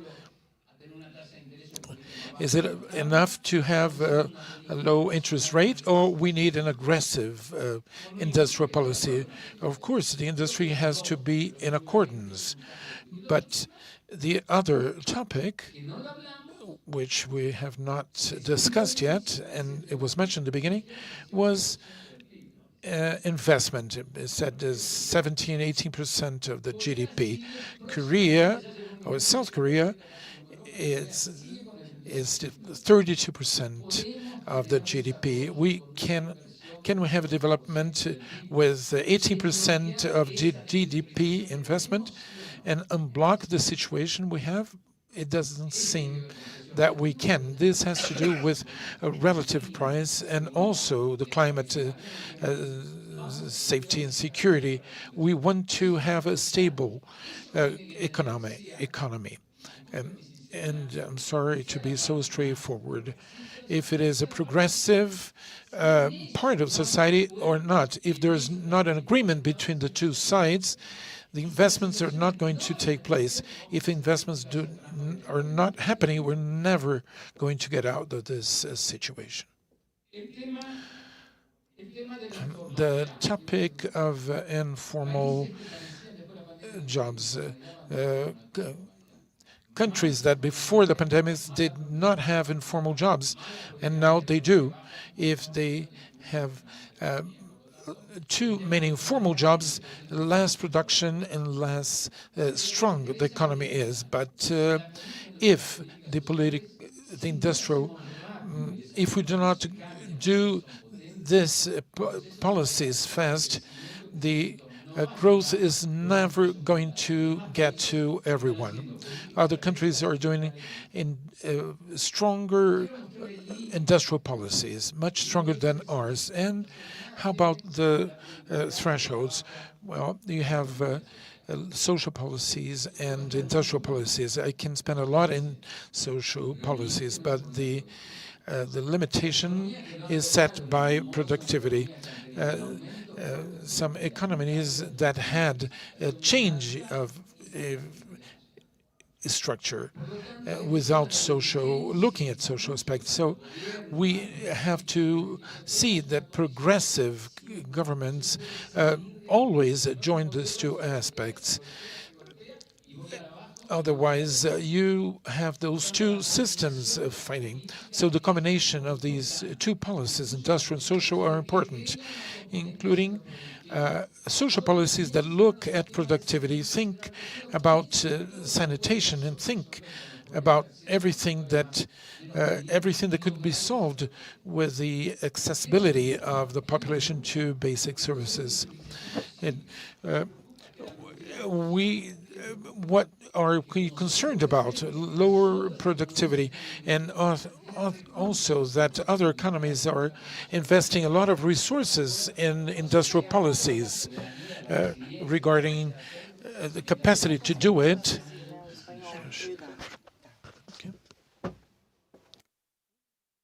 And a complex economy distributes better. If I have a complex economy with better salaries, it is important to see those aspects as well.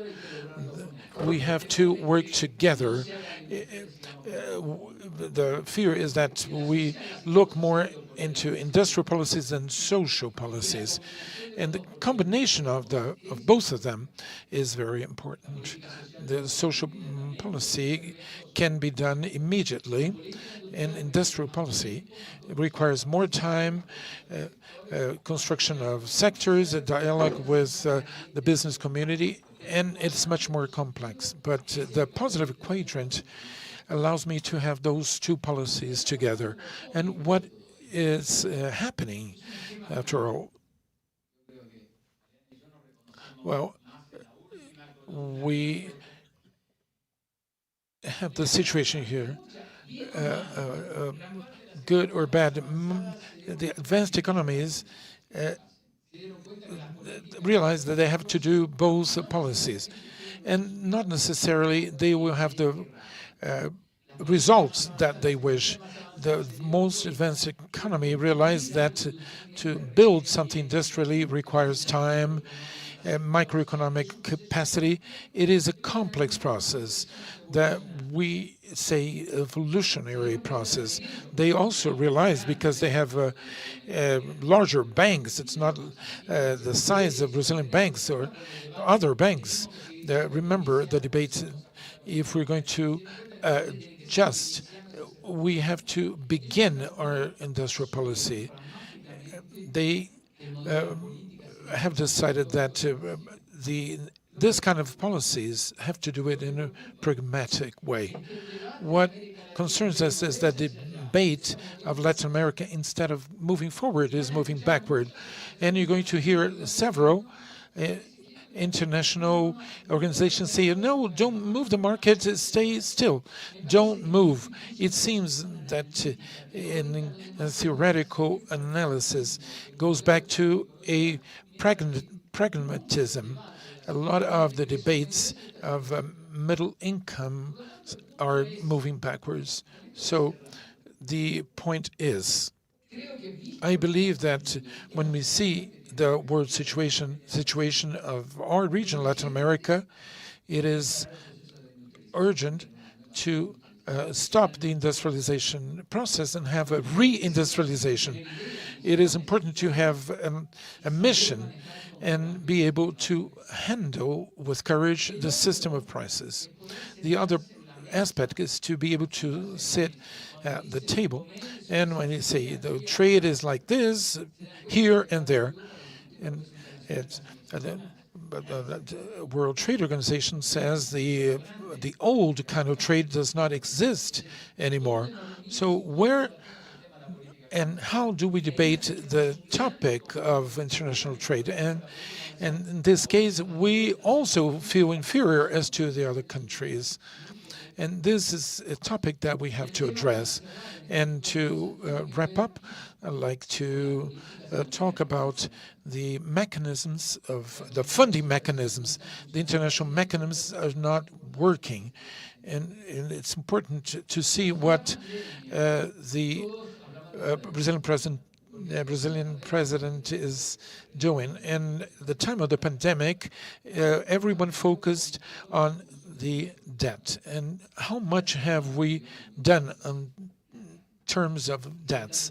Practically nothing. The world changed, nothing, and the world says that the trade has to be like this, and it is like that. So words and relations that we don't understand between how to build industrial policy and the international trade, the relations between them is more and more important. So I believe we have to leave this inferior complex, and that's especially in Latin America. If Brazil is able to abandon this inferior complex and goes on making mistakes or advancing, because of course the industry as a whole is complex, and this is the way we should do it in order to be there together with the international trade players. We have to be there on an equal basis. I would like to be healthy and rich and have no problems, be perfect. But how do I get to this situation? Well, this has to be with policy building. How do we manage this policy? That depends. And Brazil is a leader in this project. Thank you for inviting me in this seminar about the industry. I remember when CEPAL, and that means a long time ago, that was the first term of Lula. We launched a paper about industrial policy, and I believe it is time to do this industrial policy. It is important now to think about being leaders in our regions. And I believe it is important to maintain an international policy, to look for places where to discuss topics about industry, commerce, and different kinds of relations. Thank you.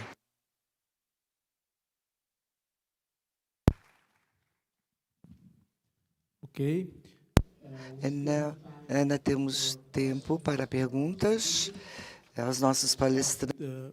Professor Mariana, and following your presentation on the mission-oriented approach or programs, and coming down to our Brazilian story here, and considering that we have in the audience several representatives of the Brazilian industrial segments and government authorities from Congress and from government itself, what are the main characteristics of industrial policy in the 21st century?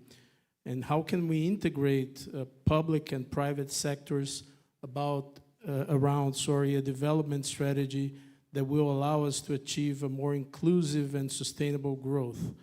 What actors need to be involved, and what instruments are necessary?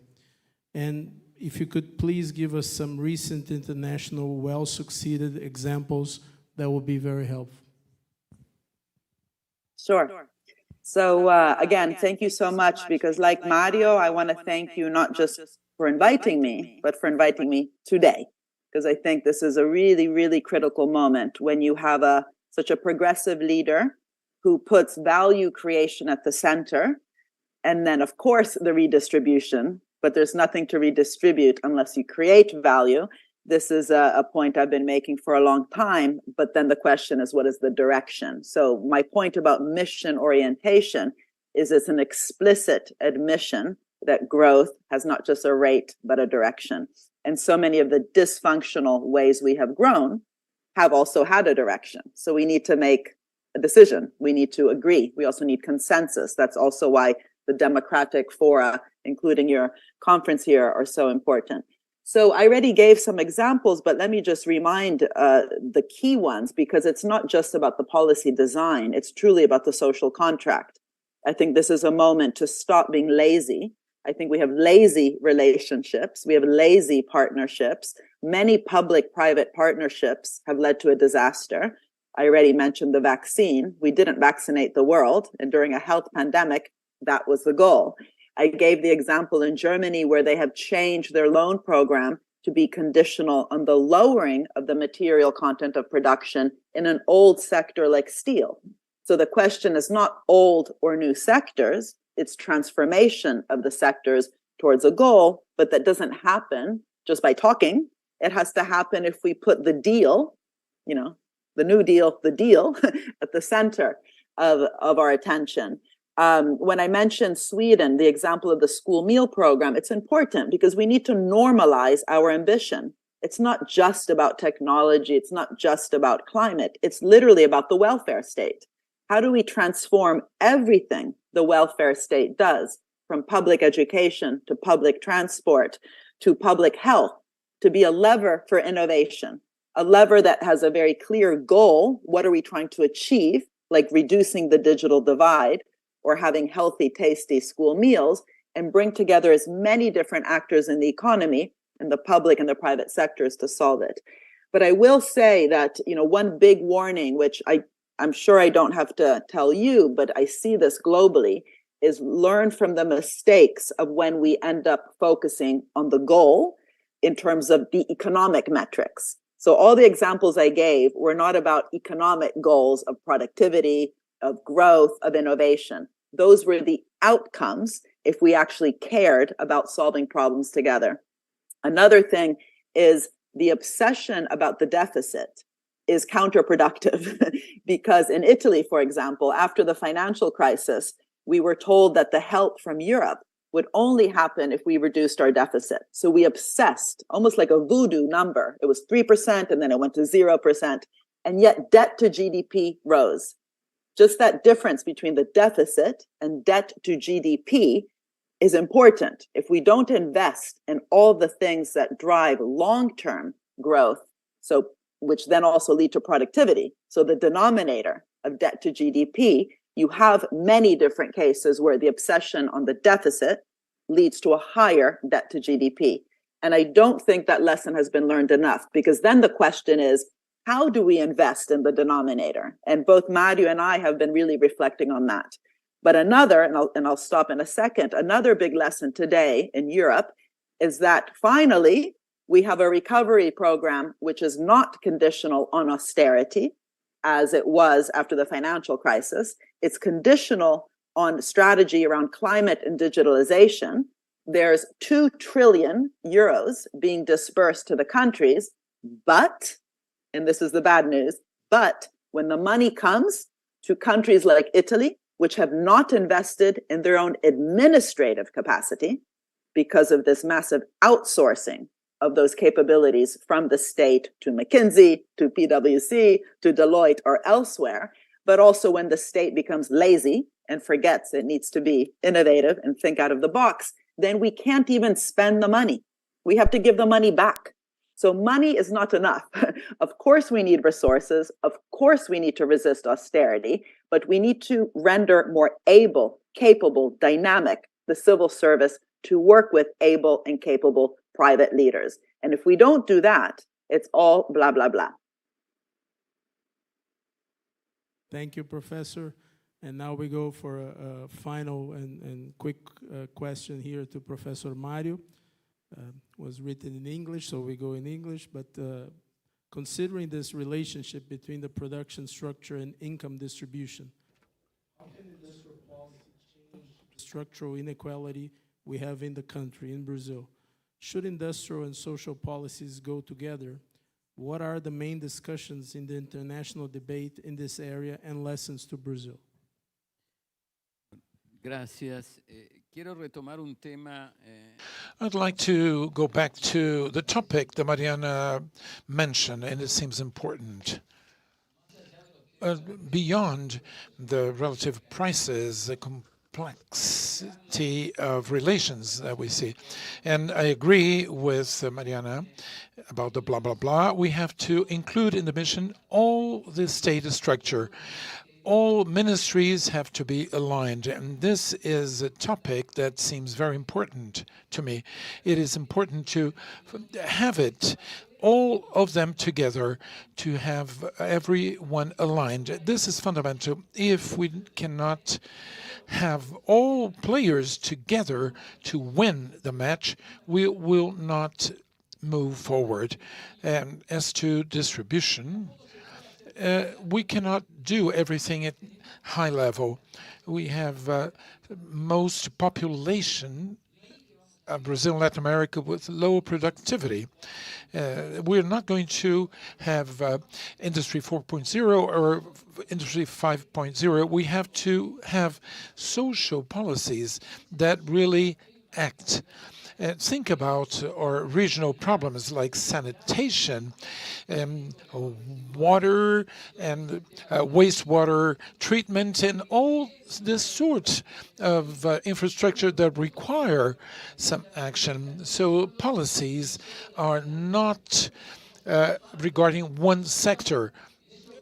And I believe that Mariana would agree with me. We need to have a mission towards this sector to have everyone together in the same process.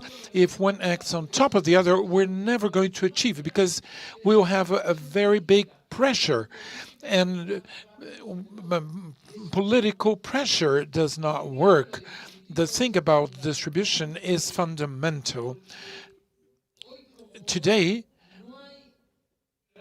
there is no skills that are not associated with new technology, and there's no capacity not affording to be dynamic. We have to be straightforward and dynamic. This is how we distribute good salaries and good opportunities for all. Otherwise, we will not have a successful distribution policy.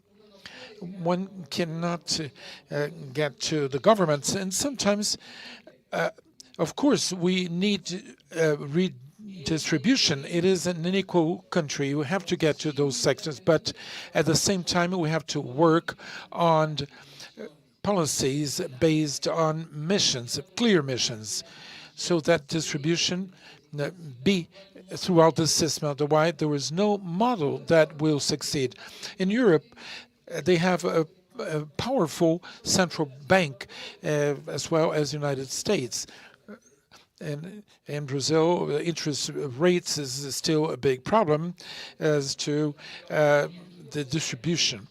Mention the smaller economies in the region. So the main point is we need to have a policy that follows up the distribution process, and this does not reach out to people. The final topic, and I'd like to stress this point. When we some people think that just pressing a button and everything is solved. We have to discuss with 5 people from the industry community.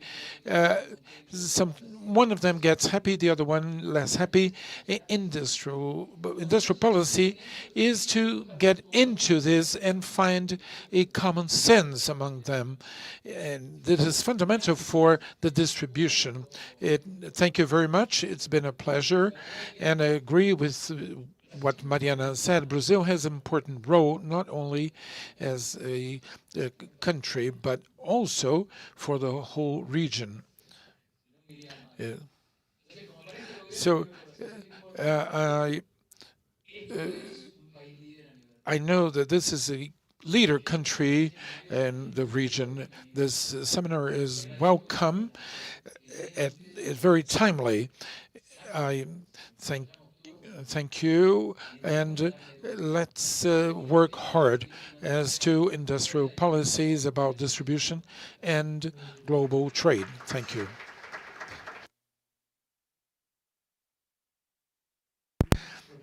Ana, grazie, Professor. Obrigada. Obrigado. And we conclude here. Fechamos aqui o painel. Muito obrigado.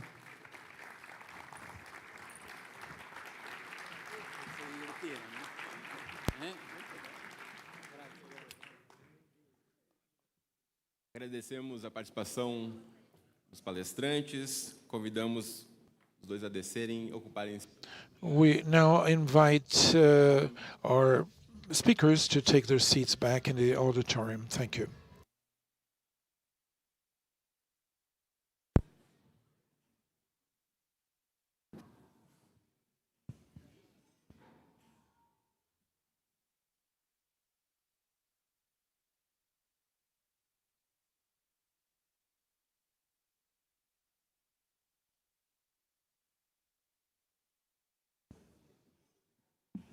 Pedimos a todos que tomem seus ao nosso evento. We kindly ask you to take your seats. We're going to resume our event.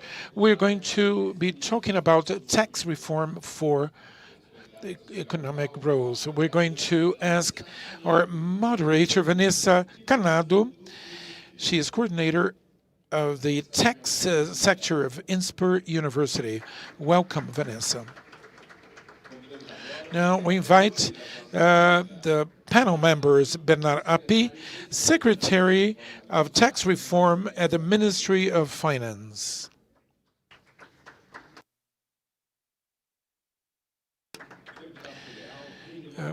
Representative Reginaldo Lobes, Coordinator on the National Tax System Work Group. Representative Vitor Lippi, part of GT on the national tax system. Welcome, everyone. Representative Agnaldo Ribeiro, will not be with us today.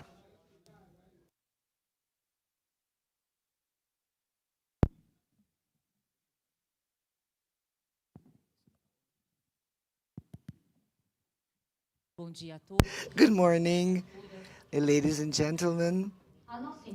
Our industry, who used to account for 30% of GDP, has now dropped to approximately 11%. Industrial production is below pre-pandemic levels, and this is of great concern. A strong industry means a strong country. We will talk about the main guidelines for this current reform of the national tax system. Vanessa Canado, you have the floor. Thank you. Good morning, ladies and gentlemen. Thank you, Fiesp, for inviting me. Thank you, President Josué and Igor. Thank you for inviting me to be the moderator of this panel discussion. I have been working on this issue for more than 1 year at Fiesp. For me, it's an honor to be the moderator of this panel with such three people who are so greatly involved in this issue. Bernard Api has already worked on this issue for quite some time. The head of our work group, Congressman Reginaldo Lopes and Representative Lippi, who are taking very active action in this work group, which is focusing on tax reform. And we'll talk about taxes levied on consumption. This issue is being worked on by Congress. I will start by asking a difficult question, going back to what Josué da Silva mentioned during his opening remarks. Bernard, if possible, I would like you to say a few words about the main characteristics of this proposed reform, and if it's correct to say that this is a reform that will benefit in industry to the detriment of the services sector, or is this a proposal that will drive the growth of all sectors? Thank you, Vanessa.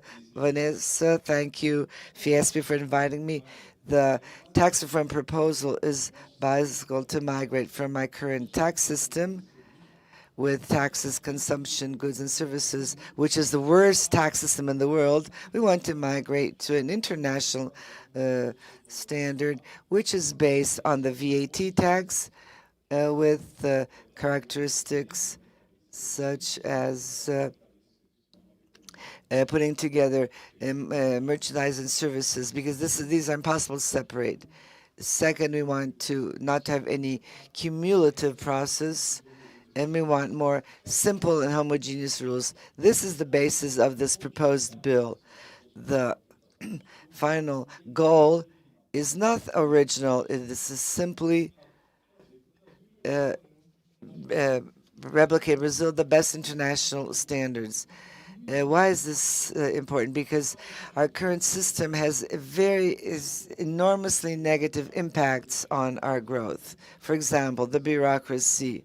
For example, litigation in court, which is a result of this complex tax system, is one issue.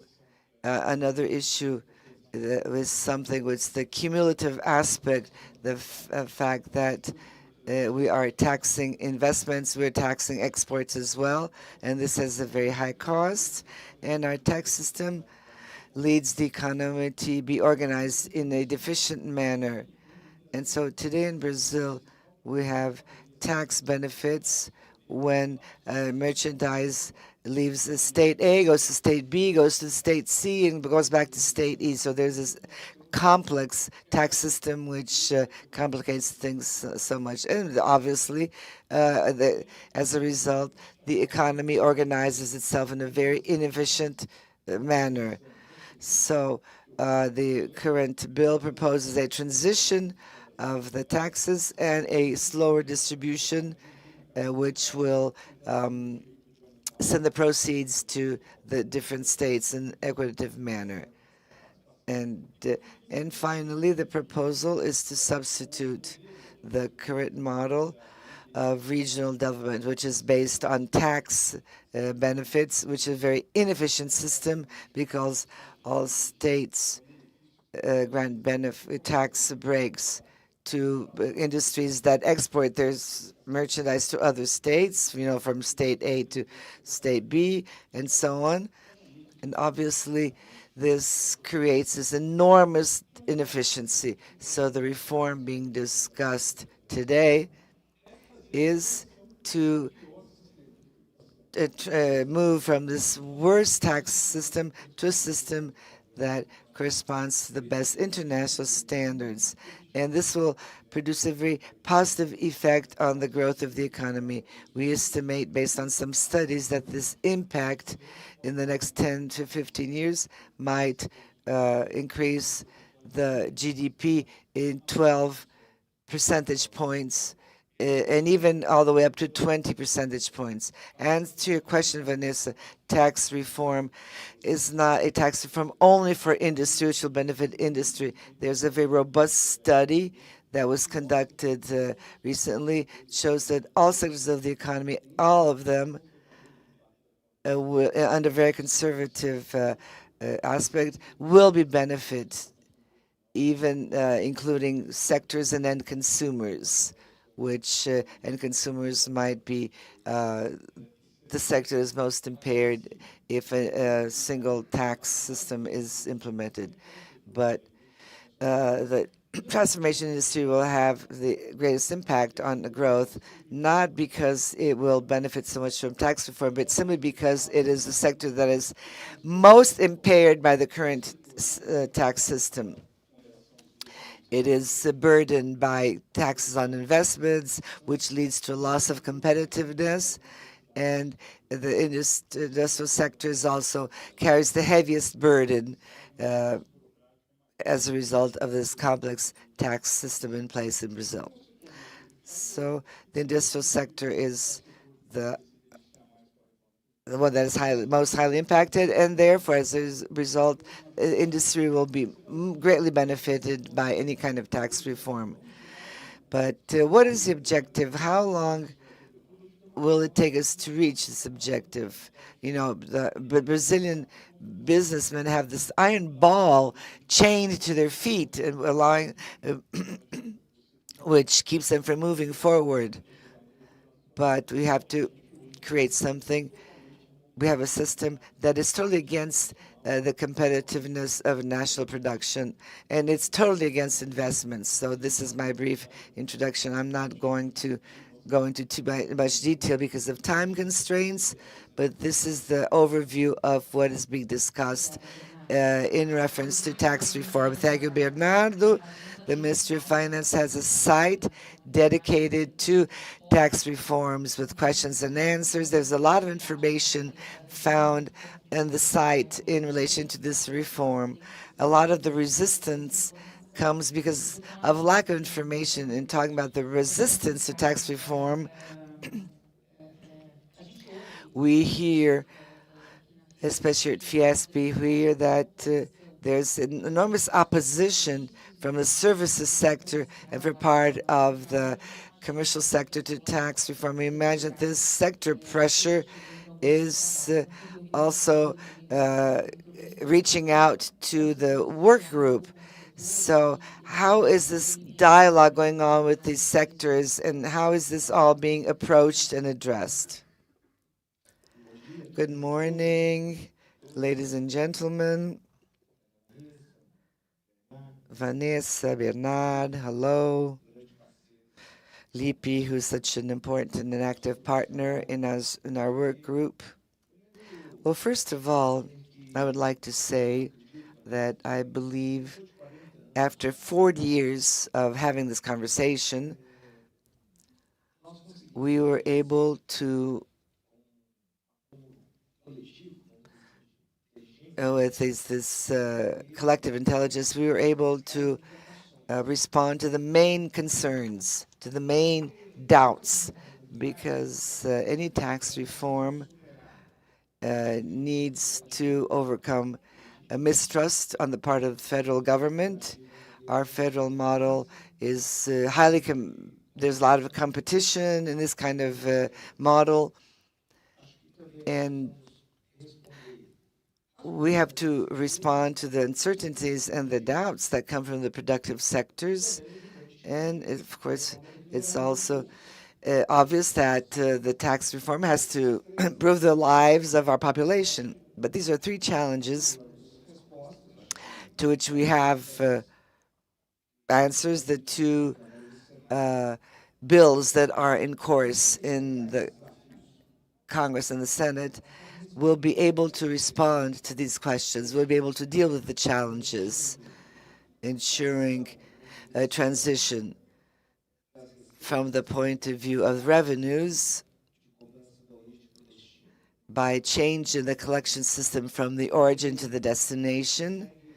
And these proposed bills, will also be able to replace incentives which are no longer functional for social and regional developments.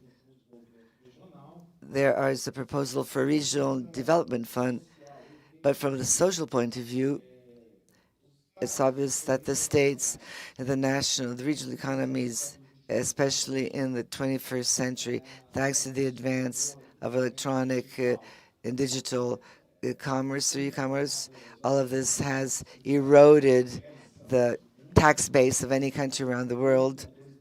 This means 2.2 billion consumers doing business on the digital platforms with a GDP of trillions of dollars. So any tax model has to take into account this e-commerce and levy taxes on it, because otherwise few taxpayers will have to pay or overpay. But the idea, of course, is to have more people paying less taxes. And that's why the system has to be so encompassing. So, there has to be the separation of tangible and non-tangible goods, for example. This is something crucial. And from the point of view of the social point of view, all of this is very important because progress is also mirrored by the quality of the public services that are offered, which means that we have to improve public spending, and therefore this VAT system will provide transparency. The citizen will know exactly how much he's paying in terms of taxes. So this is what Bernardo said. For the first time, we're able to build up a political alignment to approve the reform. I'm very optimistic in this respect. On June 6th, we will deliver the report prepared by Representative Aguinaldo Ribeiro. This report will be approved by the work group. This report has guidelines that were negotiated with different sectors, with the economic team of the Lula administration, and the guidelines were also discussed by all the representatives, heads of the political parties, and these guidelines will be presented to the leaders in Congress. We will also revisit the economic sectors, and therefore, I believe that there's a broader understanding that correcting the distortions and reforming the tax system and lowering the Brazil cost. Of course, this entails investing infrastructure, innovation, and so on, but 80% of our problems lie in this cumulative tax system. And this tax reform is also crucial to improve our competitiveness, not only on a global level, but also on a national level. Any kind of cumulative tax system has obliged the population to resort to expensive services, which in turn leads to a loss of competitiveness. And therefore, it is possible to build up on this convergence. Of course, there are sectors that this short chain is something that has to be analyzed, and what is the tax rate that will be paid to these sectors or charged for these sectors. Otherwise, there will be a burden that will be placed on consumers. So there are sectors such as health and education, agribusiness, the food sector, for example, public transportation,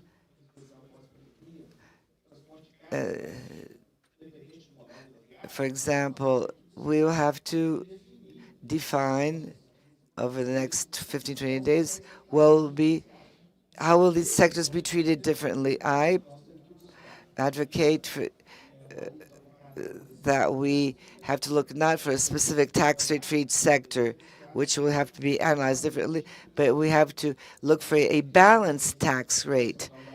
We have to have some kind of a reference under this standard tax rate so that consumers not burdened by higher costs.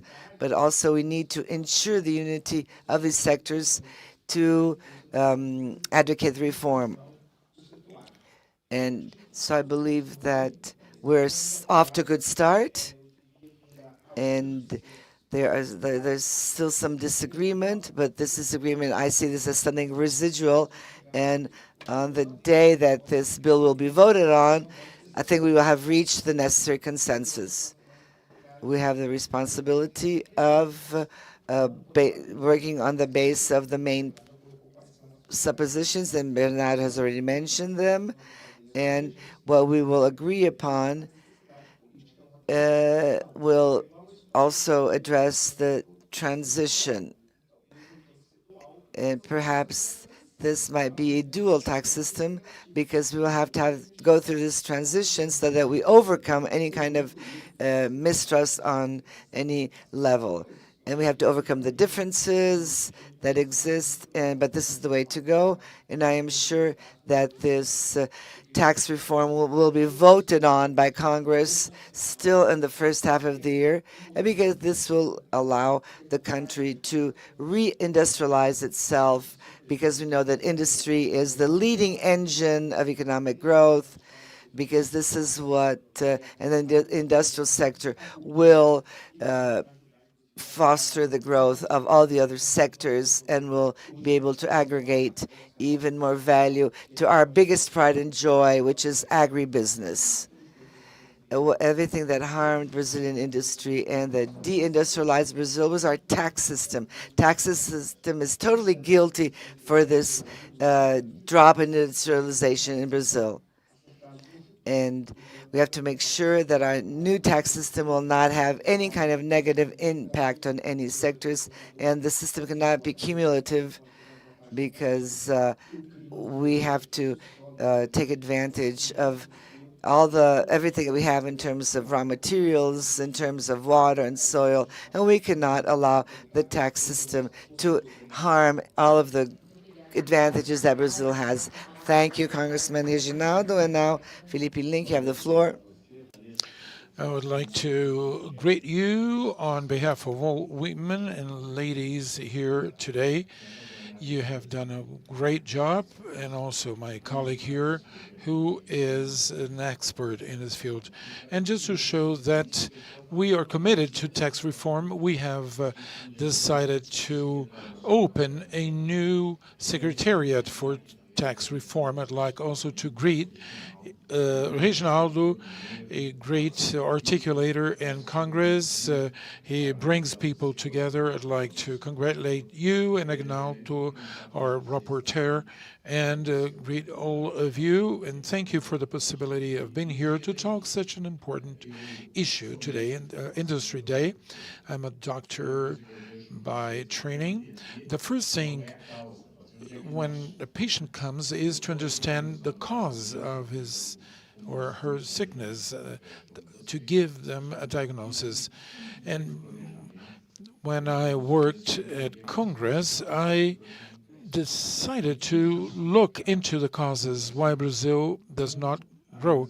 It is unjustifiable with all the advantages that Brazil has compared to other countries. I believe all countries in the world would like to have Brazil's upsides. It's one, despite of that, is one of the lowest growing markets and countries in the world. Some sectors are doing well, but the population is not.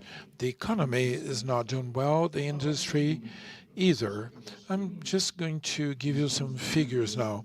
Figures gives us strong arguments to show you why we need to focus on essentials.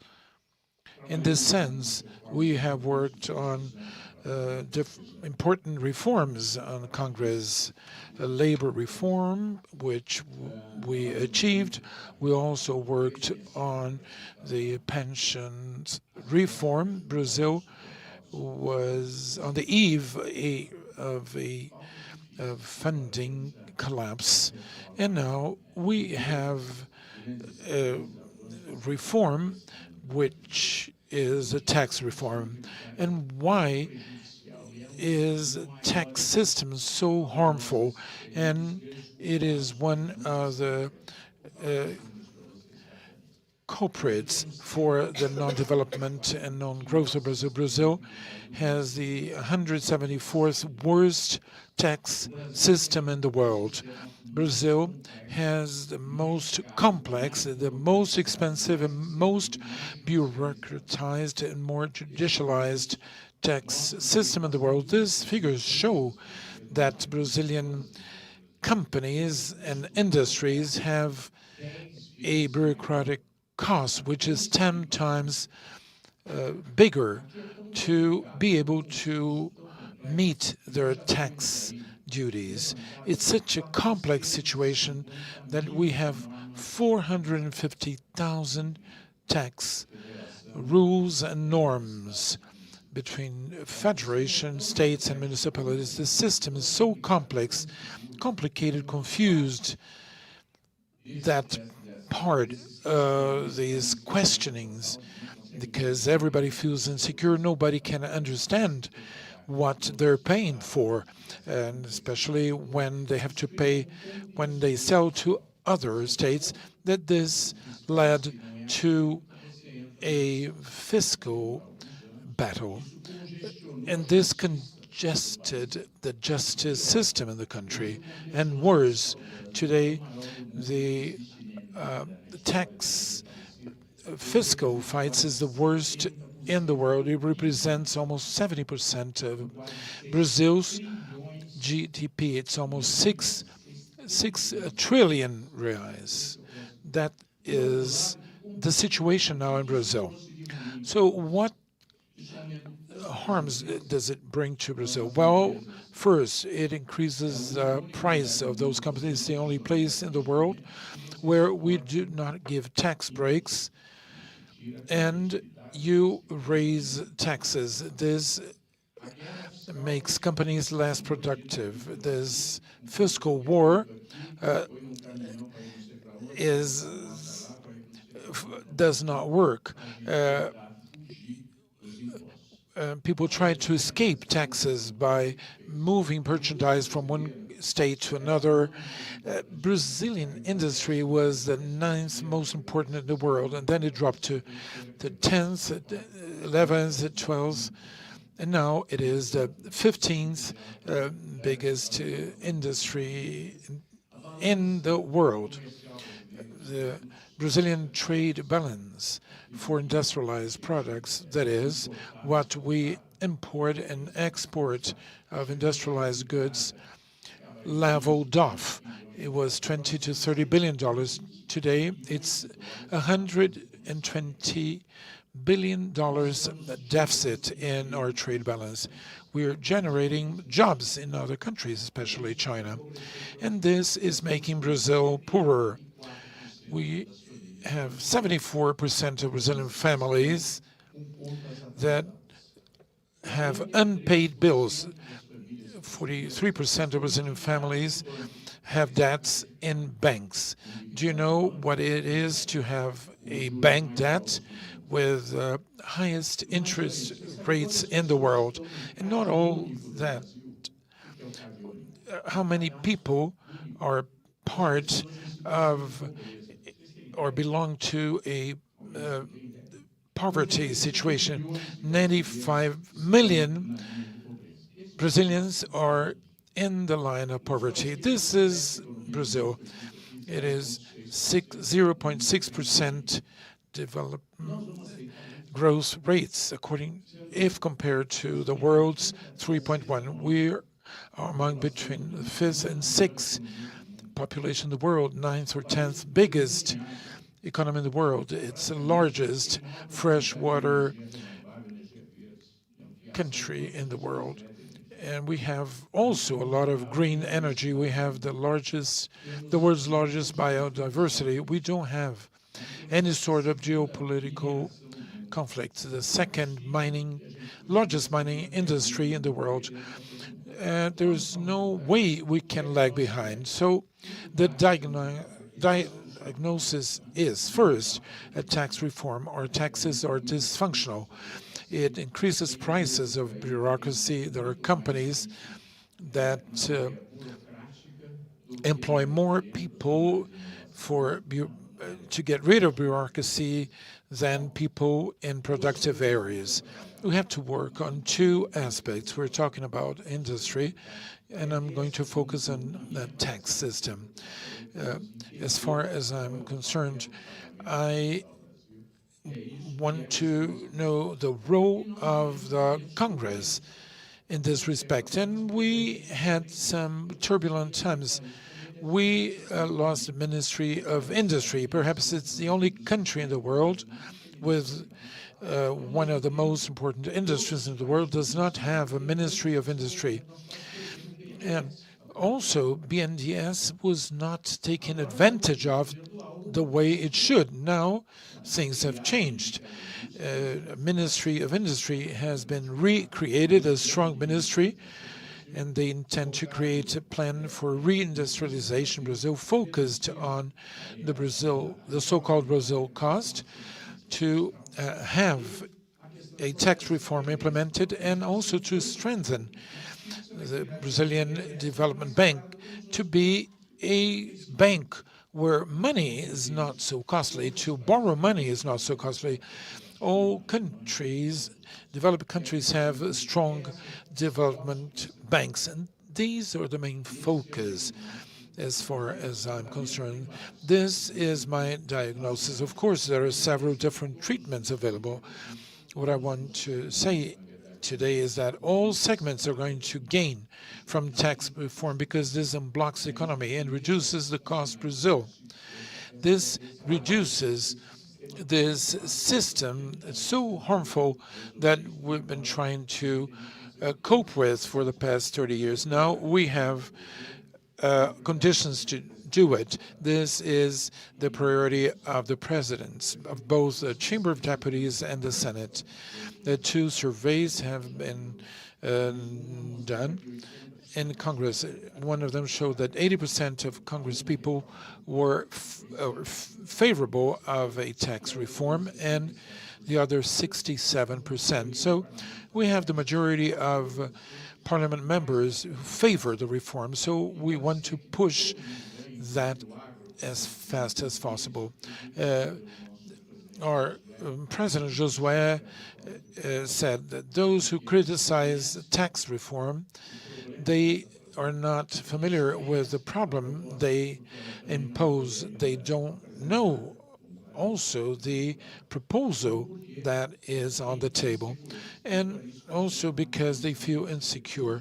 That is why we are part in this commission to talk to all sectors.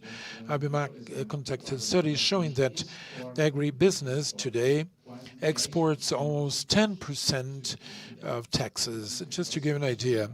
And tax breaks will also benefit the agribusiness. Everybody is going to win. And what is the major legacy of the tax reform? Is Brazil going back to growing, having our jobs back? That is why we need to focus on improving economy, to improve the economic environment, and to make Brazil more competitive. And also, let's not think small. Brazil, with this repositioning of global chains, be a great exporting nation. Let's not be just a manufacturing goods exporter, but also manufacture other products. Sometimes we fight for industry, not only to protect it, but to give it autonomy. In Brazil, it's much more expensive to produce than abroad. Now it is a turning point. We have to be together for the jobs and for the industry. In a strong industry is a strong country with much more jobs. Thank you, Representative. We still have some more time. We have now the opportunity to ask more questions. We understand that everybody agrees that the tax reform must be approved. In other words, that there is a favorable climate for tax reform, but we also see, and President Josué says that, some resistance from the private sector to approve the reform. And perhaps less, but there's still some noise in terms of negotiation of tax reform with states and also the discussion with municipalities.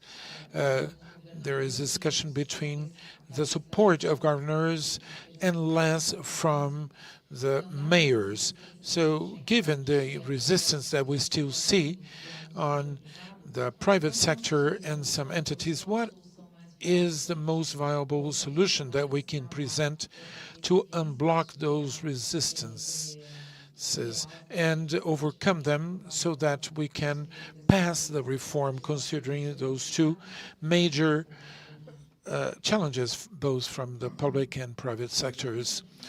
On the point of view of the federal level, we have the support of small municipalities. They are a strong entity in Brazil. We have support from the states. Yesterday, there was this forum of governors meetings, and there was one governor only that opposed the tax reform, but 26 remaining ones favored the tax reform. We know that it is on everybody's radar. They discuss some revenues and also the fund for regional development, how it's going to be funded and how it's going to be distributed, something that has to be resolved in order to have approval of all governors and also fiscal and tax benefits to give some legal security for companies. And all this is being discussed between the tax reform group and the Ministry of Finance. Minister Haddad is going to participate in this discussion. And the following weeks is the time when negotiations have to unblock and move the discussions ahead. Municipalities now begin to have some controversies and divergences. I've had several meetings with a national group of mayors to explain tax reform. I had a meeting with the Secretary of Finance of the city of Porto Alegre who opposed tax reform. Now he agrees with it. So I believe we're making headway. With dialogue, we are going to build a tax reform. Some states want to separate services tax to the production tax. Now, no country in the world separates those two taxes. It's important not to separate services and goods. I said, well, there are some points of interest of municipalities. Let's discuss and approve this reform. We also have the issues of the agribusiness. We know that services benefit from the reform. All sectors that pay taxes will have credits being generated. We're going to have some concessions made, but I do believe that we're going to be able to build, not by unanimous votes, but we'll have the majority to pass the reform. Representative Reginaldo, just to pick up on what Bernardo said about the concessions that will need to be granted to the private sector. There is a report prepared by Professor Isaias Coelho when he was head of CECIF, when we prepared PEC 45 after the 80s. Most countries that adopted VAT, they have a single quote. It was not a consequence. There was learning more than one tax. The most tax rates have this differentiations between goods and services, not between sectors. Some sectors of the GT sector favor sectorial tax rates. Do we have any guidelines as to that, on how to deal with those resistance?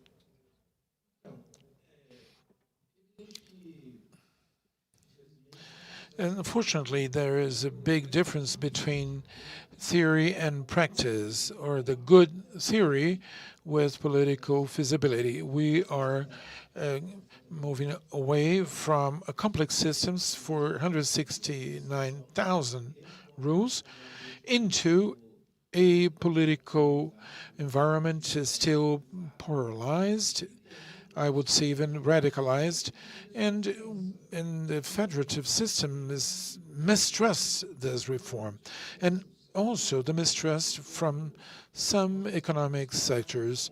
Therefore, we need to find convergence.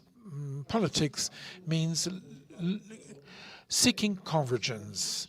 We need to have a common goal towards passing this reform. As I see it, as we have a long supply chain, and this is midterm, the tax rate is not so important. If we're talking about a short supply chain, and we're talking about a service which is rendered directly to citizens, I believe that in this case that we should have a different tax rate. I call it an equilibrium or a balanced tax rate. Why is that? Because we calculate, for example, education is a sector that I know, they pay 8 or 9%. I believe they pay up to 12%. Why not having 15% as a tax rate for education?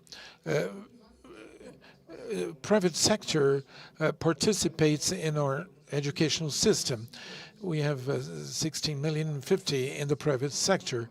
If it is a higher tax rate, it will favor the discourse of a higher tax rate. For health, you have 50 million people.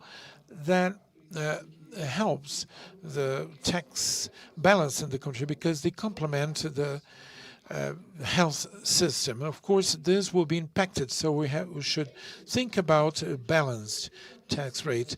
And also, these sectors, perhaps we should give them a treatment through a balanced tax rate. If we leave this complex system so confused with so much distortion with a model of 2, maximum 3 tax rates, I believe this is a great victory. It's a major achievement. We're going to alleviate the justice system. Actually, we have to remember that this influence the cost of goods and services. The poorer consumers that pays taxes on consumption. This year, the municipalities, the state, and union also had to pay the bill, to foot the bill, just like tax breaks. Somebody has to pay for tax breaks. So I believe the path we have to follow is to look for political negotiation and to find a tax rate which is balanced. If it is too far away from a standard tax rate, we are not going to have a cashback. I believe to give back money to the worse off members of society, it is important. Salary of a congressman differs a lot from a poor lady who receives the minimum salary. It is important to have a minimum law for products and for being able to give cash back to the hard-up members of society. It is important to see that we have several instruments that help the poor people. Tax reform will be revolutionary to have the simple people and poor people be aware that they pay taxes. Well, Mayor, I want better assistance, health assistance, or better education for my children. This means a fiscal citizenship and participatory leadership or citizenship. So I hope this will not, this tax reform does not hamper the cash back to the poor. What you said has to do with countries, developed countries that adopted VAT in terms of exemption or tax breaks for food, for education. Here we're not talking about differentiate sectors, but following the same lines of differentiate some kind of services or special goods, not for giving cash backs for specific products and services. And we're talking about low-income families. On your side, Representative Victor, what do you see in terms of challenges or opportunities to lead with the opposition we see today? Well, before answering your question, I'd like to bring one more data, the importance of the industry.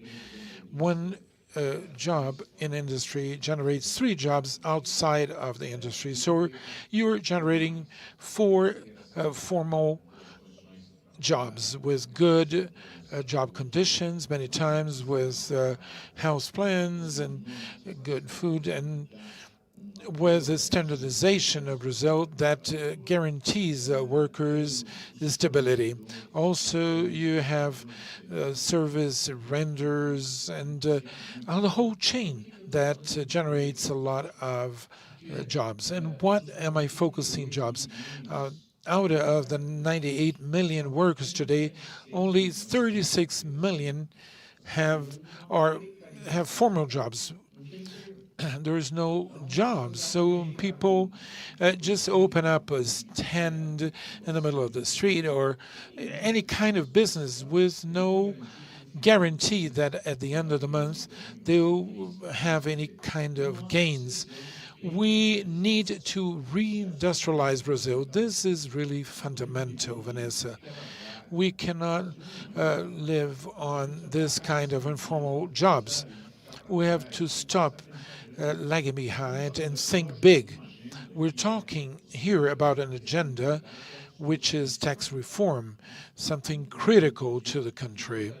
We have to strengthen the BNDES and to have feasible interest rates for industries. And we also have to focus on science, industry, and innovation, which is strategic for a country, and also digital education, which is absolutely crucial. Our schools lag behind. Now we need to discuss all that in the parliament. We need to accelerate this process of preparing the population for our new digital century. Now, to answer you, the security and to work on the IVA or VAT, we want to use VAT which is used by 89% of countries in the world.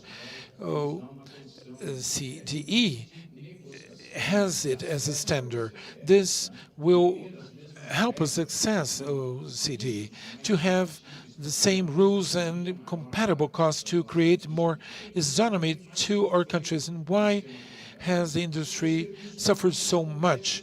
Because we compete, or services in Brazil, industry have to compete with industries in China, Korea, and Japan, and not among industries in the countries. That is why industries was the sector that most suffered with this tax dysfunction. We agree, all representatives from states, although there is one governor who does not, but we're showing way outs, and it's going to be a win-win situation. Instead of growing 0.2%, Brazil is going to grow by 2 or 3% a year, just like other countries. In this case, we want to reach 1 trillion reais more in GDP, and this is something you have to do. The Congress has never given their back to Brazil in those very important times. There is a feeling, both the president of both houses, the lower and higher courts, we need to approve the tax framework. Congress is a very important place to discuss all this. Brazil, we received a proposal from the government that pleased just part of Congress people. Significant changes have been made. At the time of the Temer administration, we are undergoing a terrible recession. We had to create a debt limit, which was very rigid. No expenditure of the government would go further than inflation. This would complicate matters because we spend more on education. Brazil is a country that least invests in the world. So now we have new rules that follow the possibility of having a better tax collection. We are not going to spend 100% of the tax collected. I would say that today we have a very interesting proposal, tax proposal for Brazil that will help lower the interests that are so harmful and that create so much recession to our economy. We are on the right path. Of course, questions are normal. I don't know if we're not going to achieve all this. Perhaps we would not be the worst, but the best in the world. It's a political decision, but I believe that it is possible to achieve it with technology. As we know, the financial system in Brazil is very robust and very well structured, among the best in the world. And we are committed, the government and other sectors, to look for technologies to do it as a split payment, something automatic. This will boost the sector. This will probably debureaucratize and make business easier to do in Brazil. We want credit lines to go back to the companies. We are about to live a new area, and this is the area I want to see a more competitive, more modern Brazil. We have other things to do, but we're focusing on this to do it the best way we can. We are aware of how important this is to Brazil and how this tax system in Brazil has been harming society and making people more poor. We have political conditions to approve this tax reform. Of course, there are people from other sectors rather than economy. And I urge them to talk to us. The tax system is very complex. Let me tell you just one detail. We had a meeting with construction sector. We had it was tax rate that is going to go up because we pay 5.99% tax. Well, if you had one single tax rate, it's going to go up. So we go on doing calculations together with the help of the World Bank. Well, actually, they were inside the chain. When they buy cement, when they hire services, taxes come together. It was 16.99. That was his real tax rate. They thought it was 5.99. And this happens to all sectors. Nobody knows how much tax, embedded tax there is in the chain. So come to us. We're here to help you. We have a technical team to help you, and we have experts that know their responsibility. Nobody in this country can be against tax reform. We know how serious the problems are. If you have any questions, come to us. And some sectors ask, well, perhaps construction, civil transportation, health, education are going up. We're going to have to pay more for that. And I liked what the proposal said, to call it a balanced tax rate for services that are essential and have a relevant impact on inflation. So I'm sure we're doing the right thing. All countries in the world have more than one tax rate. Of course, having one would be easier, but all countries have more than one. China has 7, India has 6 different tax rates. France has different tax rates. We went to the OCDE and collected data. I believe now that we are mature enough to convince anyone that it's going to be a win-win situation. We are going to win a lot of jobs in this country, millions of jobs in the country. Thank you, Representative, and I guess that we have plenty of good projects, we have plenty of good solutions. Now we have this dilemma, which is to pass tax reform, the art of doing politics. Now, to wrap up our panel, there is a good quote from a former president when asked about the art of politics, if that means feasible politics. It's to make feasible what is good. That is what politics is all about. Thank you so much. Thank you, everyone of you from the industry community for the jobs you generate. I have always defended industry and Congress because you do the economic and social development we all need. We're very proud of you, and we know how committed you are. Thank you. Thank you, the participants of this panel, and now would like to make some announcements.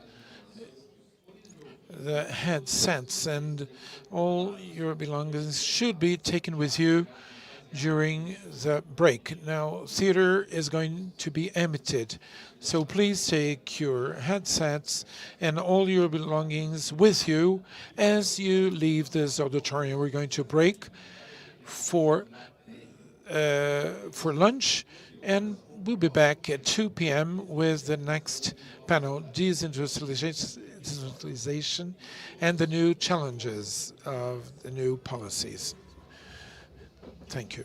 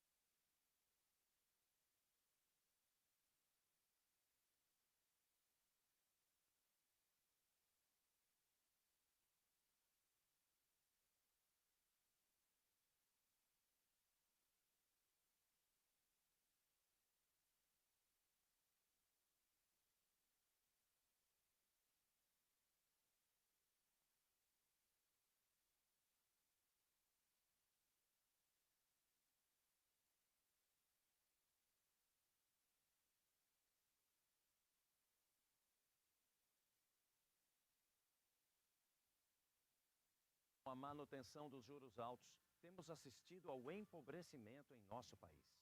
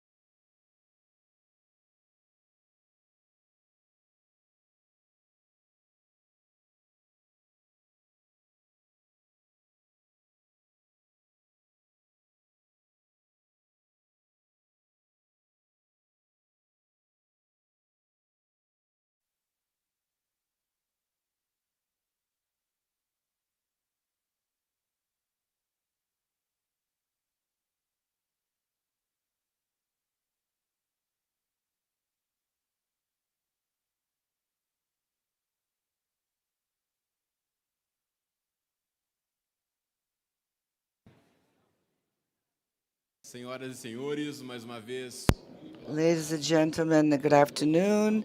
Welcome to our afternoon session of the event, A Strong Industry Makes a Strong Country, to celebrate Industry Day. The objective of this event is to debate topics of interest to the productive sector. This event is organized by Fiesp with the partnership of CIESP, BNDES, and SEBRI. Please put your cell phones on silent mode. Now we'll go into the panel on decentralization and the new challenges of geopolitics, reshoring, and industrial policies. The moderator will be Mr. Igor Rocha, Chief Economist at Fiesp. Our panel members, Robert Wade from London School of Economics and Political Science, Mr. José Gabriel Palma from Cambridge University, panel members, André Clark from SEBRI, and Luciano Costa, Director of Infrastructure, Energy Transition, and Climate Changes at BNDES. Welcome to all our panelists.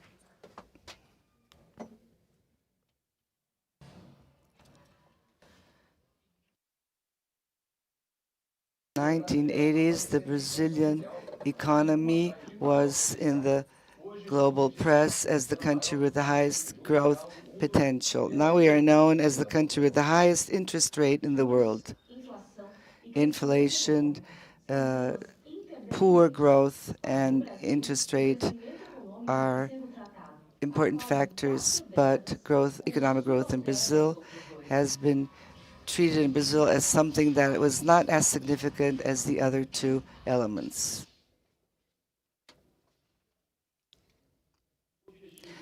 The purpose of this panel is to mention a perspective of current geopolitical issues and recent international experiences in industrial policies, reflecting the opportunities and challenges for Brazilian industry, what has changed, and how to reposition Brazil. Igor Rocha, you have the floor.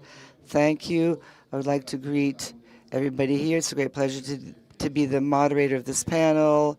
I would also like to greet Professor Gabriel Palma, professor from Cambridge University and head professor of the University of Chile. He has a PhD from economics in Oxford University, and also a PhD in social sciences from Sussex University. He also created the Palma Inequality Index, and he will be our first panel member.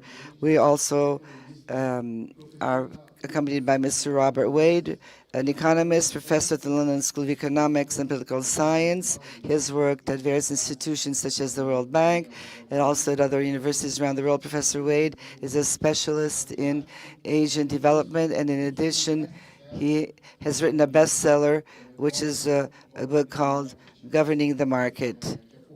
This book is focused specifically on the development of public policies in Southeast Asia.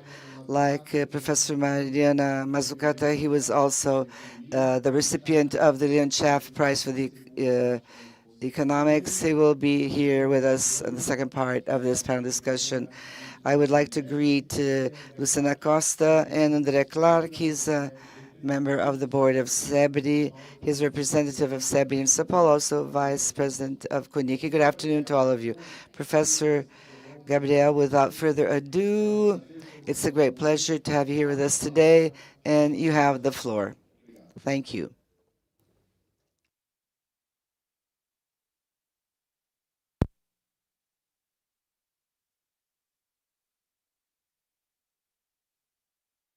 Thank you very much for the invitation.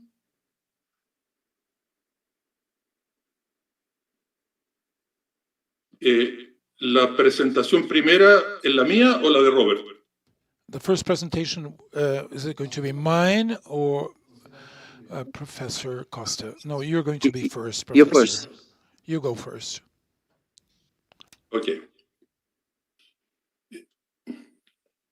Muchas gracias por la invitación.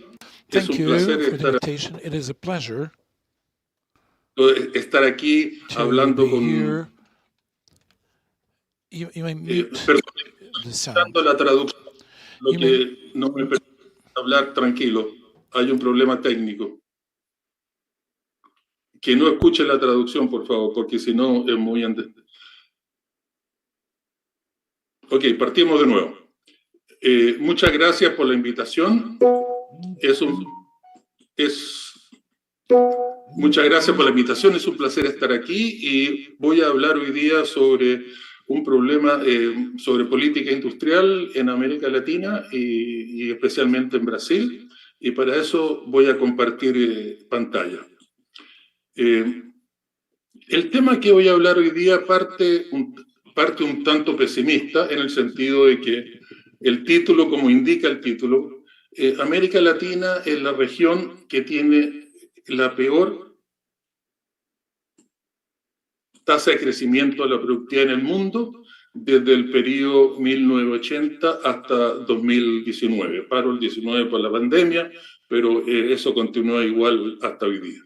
En otras palabras, estamos hablando de un problema que tiene una profundidad que uno no puede olvidarse. O sea, estamos hablando de una región cuyo crecimiento de la productividad ha estado estancado por 40 años. Entonces, reactivar esa... Por supuesto, hay diversidad de sectores y algo de países, pero en promedio, el trabajador latinoamericano produce hoy día, en valor real, lo mismo que producía en el año 80. Ahora, reactivar esas economías que tienen 40 años de estancamiento del crecimiento de la productividad es una tarea titánica. Y en ese sentido no hay que olvidarse de que aquí el problema no es que el tipo de cambio fue así, o que la tasa de interés estuvo acá, o que el sistema bancario era de esta manera, o que aquí hay un problema que es mucho más profundo, que fue que nos entramos en una estrategia productiva, lo cual era muy limitada, y una estrategia productiva atractiva que ya hace mucho tiempo dio lo que podía dar, y no hemos sido capaces de reactualizar nuestra estrategia productiva y seguimos haciendo el más de lo mismo, cuando el más de lo mismo ya no tiene mucho potencial, o sea, cero potencial de crecimiento de la productividad. Si miramos el año 50-80, América Latina, y aquí vemos todas las regiones del mundo, América Latina era la tercera región que crecía más rápido en el mundo. La tercera. Solo Europa Occidental y los países de la primera generación asiática, Corea, Taiwán, Singapur y Hong Kong, crecían más rápido que nosotros. América Latina, en promedio, y eso muy influenciado por las tasas brasileras y mexicanas, por supuesto, era la tercera. Hoy día es la última y por lejos. O sea, es una región de que en un mismo mundo, con los mismos mercados financieros del tipo que son, con la misma globalización, en un mundo donde el resto de las regiones también tuvieron que sufrir la inestabilidad de los precios de las materias primas, etcétera, etcétera. O sea, en ese mismo mundo, los otros que vivían en ese mundo, todos los otros hicieron las cosas mejor que como las hicimos nosotros del punto de vista del crecimiento de la productividad. Por lo tanto, el punto primero es la dimensión de la tarea. Tenemos que salir de un pantano en el cual hemos estado hace 40 años y por tanto la política industrial tiene que tener una característica de cambio estructural realmente profundo, porque claramente el más de lo mismo ya no da para más. Miremos ahora el PIB, empleo y productividad de Brasil, y en el gráfico izquierdo tenemos que, claro, el PIB brasilero se ha desacelerado a las tasas que todo el mundo sabe, de más de 7% apenas a una tasa del 2%. Pero lo que quiero recalcar hoy día es que si miramos el crecimiento del empleo, el empleo siguió relativamente estable, algo se desaceleró, pero un mínimo.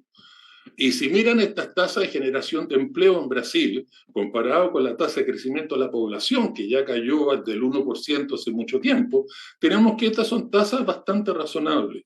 El punto es que el crecimiento de la productividad, que venía a más de 4%, que es una tasa parecida a muchos de los países asiáticos, de repente vino la crisis del 82 y la dificultad de salir de esa crisis y la nueva estrategia productiva tan limitada que tomamos, hemos tenido que, como ya decía, un crecimiento de la productividad cero desde el año 80 hasta ahora. Ahora, si miramos por sectores, partimos con la manufactura, el más importante, tenemos que la manufactura, la desaceleración de la manufactura, otra vez es la más grande del mundo. No es que solo en América Latina hubo desindustrialización, pero la desindustrialización que hubo en América Latina no ha existido en ningún país del mundo. Si miramos la tasa de crecimiento del PIB manufacturero, cayó de más de 8% a prácticamente el 0%. O sea, esa caída de 8 puntos porcentuales del crecimiento de la manufactura es por lejos la más alta del mundo. Y aquí, a diferencia del resto de los sectores, la manufactura no ha sido capaz de generar ni empleo ni productividad. O sea, tenemos un sector que era el sector líder, que era el sector central en el crecimiento económico de Brasil y que después de los 80 no ha sido capaz de generar ni empleo ni productividad. Y si miramos, y en ese periodo, cuando el crecimiento de la productividad en América Latina era cero, tenemos que el trabajador promedio en China, su productividad creció en ese periodo por 20 veces, en India por 6.8, en Corea por 5, en Taiwán por 4.6, etcétera, etcétera. En otras palabras, otras economías en ese mismo mundo, con esos mismos mercados financieros, con esa misma globalización, con esa misma financiarización, con esa misma inestabilidad política, con esa misma inestabilidad de los precios de las commodities, viviendo en el mismo mundo que nosotros, eran capaces de tener tasas de crecimiento de la productividad que son algunas que son bastante espectaculares y otras que son bastante razonables. En otras palabras, lo que hay que ver es que por qué nosotros en ese contexto hicimos las cosas mucho peor que todos nuestros vecinos, que todas las otras regiones del mundo. Por lo tanto, lo más importante, por supuesto, las cosas externas, el desarrollo del mercado financiero es un tema fundamental, la inestabilidad política, la inestabilidad de los precios de los commodities, o sea, hay una cantidad de temas externos que por supuesto son importantes, pero lo fundamental de lo que nos pasó a nosotros está dentro de nosotros, en lo que pasó dentro de nuestros países, porque otros países en ese mismo escenario internacional complicado, el mismo que estábamos nosotros, tuvieron capacidad de crecer productividad a las tasas que ya vimos. Y no es que América Latina no sea capaz de crecer. Brasil en el periodo 50-80, en esos 30 años, menos que el periodo siguiente, creció su productividad promedio del trabajador promedio brasilero, su productividad promedio creció por 3.3 veces, a una tasa del 4%, que es una tasa muy similar a la tasa de muchos países asiáticos. O sea, no es que América Latina no sea capaz de crecer, como ustedes, Brasil 60 y 70, México 60 y 70, en el caso de mi país, Chile, de finales de los 80 hasta los 90. Lo que pasa es que nosotros somos básicamente corredores de media distancia. O sea, América Latina, no hay país, si uno lo mira uno por uno, hasta Argentina, no hay país que no haya sido capaz de crecer en algún periodo. Lo que ningún país de América Latina ha sido capaz es de sostener crecimiento en el tiempo. No es que Corea crezca al 5 o 6%, es que lo ha hecho por 50 años. No es que China crezca a las tasas que crece, es que lo ha hecho por 40 años. No es que otros países asiáticos crezcan a las tasas que crezcan, es que han sido capaces de sostener ese crecimiento en el tiempo. En América Latina, cada vez que un país acelera, y prácticamente todos los países de América Latina tienen periodos en el cual han acelerado el crecimiento del PIB. En el caso de Chile, es claro, final 80, 90, pero ninguno, incluido Chile, por supuesto, hemos sido capaces de sostener ese crecimiento en el tiempo. Entonces, el punto nuestro central es un problema de rigidez. Es como cuando el crecimiento empieza a generar generating new needs like to update the productive methods, to flexibilize so that we are able to run a marathon. This is, we have our setbacks. It's not that I can grow and you cannot, is that they they are able to sustain this growth at long term. We can grow at the same rates as they do, but we are not able to maintain this growth. If we look at the rest of Brazil's sectors, we see that Brazil industry, I'm talking here about the primary mining and construction. The characteristic here is that it's a dual economy. It's totally dual. Primary sector generates productivity but does not generate employment, while services generate employment but no productivity. In other words, there is a sector which is service and production that only generate employment, and the primary sector that only grows productivity and is not able to bring productivity to other sectors. The characteristic of manufacturing, the famous Caldet law, and manufacturing, they are good engine for growth in terms of productivity. If manufacturing grows, construction, services, and other sectors grow along. When we look at this situation, we see that we are able to grow at very good margins. These rates are not sustainable throughout time, and they are growth rates that they do not spread to other sectors. What we need to get out of the quagmire we're in is to have a new engine for productivity. We have to get out of this quagmire. We need to reinvent this engine of productivity like other countries did. In the case of Brazil, when manufacturing was doing well, it was not able to drag the rest of the economy along and have the other sectors grow. And the good luck, quote unquote, is that Brazil was able to sustain growth because of the Amazon region, because of the mining, and of course there was agribusiness. What happened in the rest of Latin America, in the case of Chile, for example, is that the growth and productivity of primary sectors is very low because there is no copper mine, there is no there's no industry that can grow. We are at a point in which this extractivism is depleted. The only reason that Brazil can move ahead and produce more that will hamper this production is the deforestation of the Amazon. And we see the same problems in Argentina and other countries in Latin America. So productivity problems are there and are very clear within this context. If one sees all countries in the world and we put them in an organized way according to the growth of employment and productivity, which we see the world average, there are 4 quadrants. The first one, it seems that they're not able to grow neither employment or productivity. These are the countries that grow very slowly, both in terms of employment and productivity. Countries that I don't know if they have ever gained development.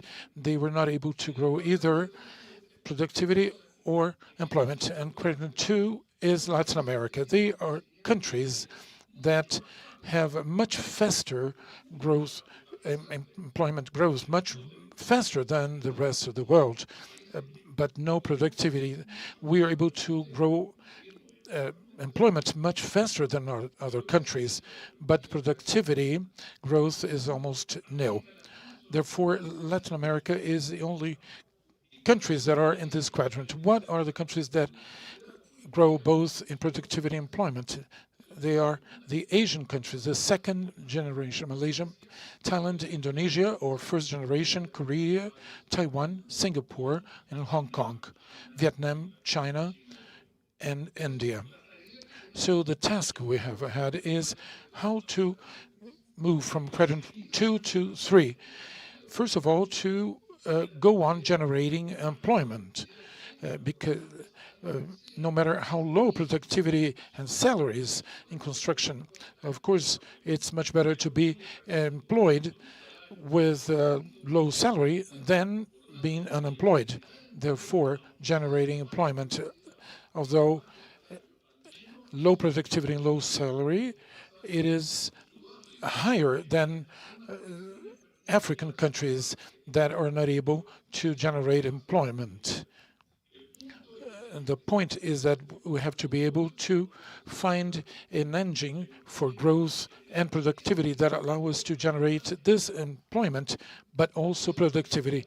And this is what Shivali was saying. The only productive strategy that is able to generate development, to close productive gaps, to have a sustainable growth, to generate employment and productivity. They say in the United States we're not able to walk and chew gum at the same time.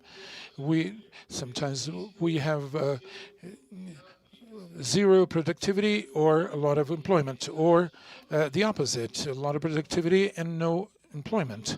Therefore, to go from 2 to 3 is our biggest challenge. This is the role of the industrial policy, to get us out of 40 years of productivity stagnation, 40 years of not being able to advance. And the reason is that our production strategy does not drag the rest of the economy. And you see, in your case, you don't have more potential to develop productivity. So what we need is a new growth engine that take us out of this situation of 40 years and generate a growth in productivity. And the most important point is to generate a productive strategy that allow us to renew ourselves over time. The point that we all talk about, and what we heard our colleagues talking about, is that at the end, we have seen that in advanced countries, in where I live, in England or other countries of European countries or the United States, they found the industrial policy. The question is, what kind of industrial policy the developed countries need so much as we do? Let's see the case of the United States.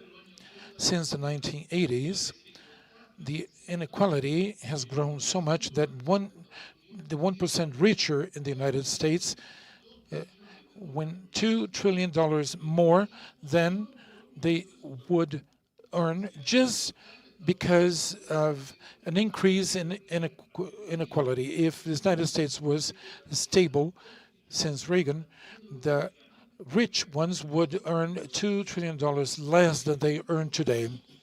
So the point is not only inequality, and what have they done with those 2 extra trillion they received for inequality? If we look at investments as a percentage of the GDP, the investment as the GDP ratio is 1 trillion less than it would be if the percentage in investment in GDP would be the same that existed during Reagan era. In other words, the problem of developed country, which follows a neoliberal model, has been a toxic combination of increasing inequality and diminishing in investment. If we look at European countries, Germany, for example, the situation is the same. In this world where 1% in the case of the United States received 2 trillion extras of awards because of the inequality of the country. In other words, year by year, the 1% richer in the United States win extra equivalent to the GDP of Korea and more than Brazil's GDP. And this is what the 1% gets extra a year just because of an increased inequality. The question is, what have they done with this money? An investment is $1 trillion less than what it should be if the investment rate were the same as that the United States had during the Reagan years. This is a toxic combination that increases inequality with a drop in investment and, of course, a collapse of productivity. This toxic trilogy that we see in developed countries since the 80s. If this trilogy has a industrial policy, the traditional way, the loans and awards and subsidies, who can assure that these new resources be used in the same inefficient and non-productive ways? And not using the resources have accumulated by some groups. A report, a McKinsey report that was just out, shows that the financing in the world, but especially in developed countries, is in such a way that the increase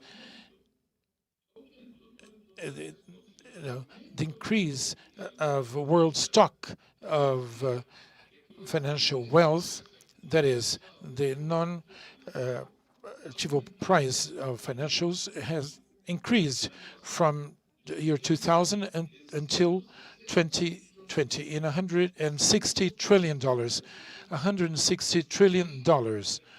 Just so that you see the amount of zeros that you have to add to 160 to get to 160 trillion. The nominal value of wealth in the world has grown at this digit. And of course, we're talking about the Western countries and Europe and the United States and other countries have seen some stagnation in this industrialized world where those mergers and acquisitions have received $140 trillion were equity funds. Today, a group of small investors own 1/4 of the stocks in the United States. So this ratio of rentalization that assures us that if we do industrial policies in terms of subsidies, loans, using the same resources that the countries that use those resources in a non-productive way show where the problem is. The basic point is that today an industrial policy cannot be the type of subsidies or incentives. Today, there are many incentives so that things go better, both in Latin America and advanced countries. But these market opportunities, sometimes people don't use because our economies generate alternatives that are much easier and more profitable. Therefore, an industrial policy, both in the north and south, must have a strong component of conditionality. Any change that benefits anyone has to come with the condition of export rates and investment rates. In other words, that was the secret of the industrial policy in Korea and most of the Asian countries. Now, there are conditions for growth. They had benefits the same as any big companies in Latin America. But the white credits and all benefits that Hyundai granted, it was very similar to grants in Latin America, were associated to conditions. Is this, if they did not report the 1/3 of the products, they would be rid of those benefits. So there was this threat: if the conditions are not met of the industrial policies, these gains could be rid of them. So you see what they did. To be more specific as to inequality, look at this inequality in the market. Germany and Chile. In Chile, it was, or in Germany, it was very equalitarian. In Chile, it was like it was today. The inequality German is worse than the market, and even worse than Latin America's. And this is the average Latin America. And Brazil and Haiti are the only countries, and Germany and the rest of the Latin American countries have rates similar to European countries. It's Gini 50 or more. So what do they want to show with this growth of inequality? Look at the investment rate as a percentage of the German GDP. When Germany had a low inequality rate, its investment rate was about 30% today. With a high inequality, market inequality, such as in Chile, we see the investment rate as a percentage of GDP is similar to Latin America's, no more than 30%. If we look at growth rates in terms of productivity, when you see that when this inequality was low, it was 4 or 5 percentage points. Now that the rate is as high as Latin America's, the inequality growth is almost zero, the same as Latin America. In other words, what happens in those countries is a process that I call Latin Americanization, in the sense that if one looks at the United States, the relation between private investment to how much 10% the richer part of the population takes in the Reagan era, the private inversion was almost half of what the 10% richer received. They are very similar rates of Mexico, Argentina, Brazil. In other words, what happened in advanced countries is that this toxic trilogy of high inequality, low investment, and practically no growth in productivity. So what industrial policy are we to design to rid those countries of this toxic trilogy? It's similar to ours. Low investment rates, low productivity. In Brazil, the last year, the World Bank, it was only 15% of GDP and productivity zero.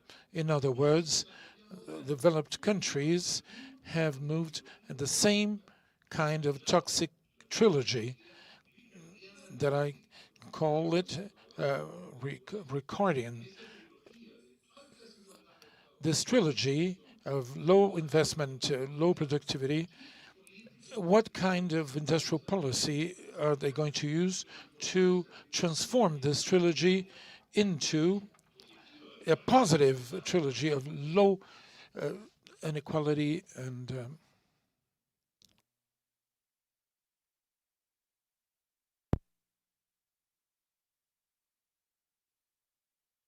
Gabriel. if we look at Brazil, where the 10% richer have 60% of the income, really we need to give more resources, these 10%, to have its share of income go over 6%, just like in Chile, which is over 60%. So really what we need in terms of industrial policy is to give more incentives, transfer more financial resources to the same group that today use resources, especially the added ones that they had during this period, which was not so productive. And here is the challenge we have ahead. My colleagues talked about inequality issues and economic stagnation. Now, of course, they are interconnected. If we look, for example, what is the challenge of Chile in terms of improving the wealth distribution? The blue line is the inequality in the market. The green line is the available investments. If Chile wants to improve its inequality rate, you have to do what Switzerland, Italy, or Germany do. That is, which is a pension kind of funds. They spend 25% of GDP in policies of social security. This is what we need to improve our income and our growth. Brazil should look at Taiwan or Korea. They market unemployment is approximately 30 in Chile, which corresponds to 1.2. That is, the 10% richer earn more or less the same as the 40% poorer. Let's look for a productive strategy that not only takes out of this problem, but generate a more egalitarian distribution. Otherwise, no. Or look for a social democratic solution. They do in Europe, which is to spend a lot of money in social security and let the market as high as always.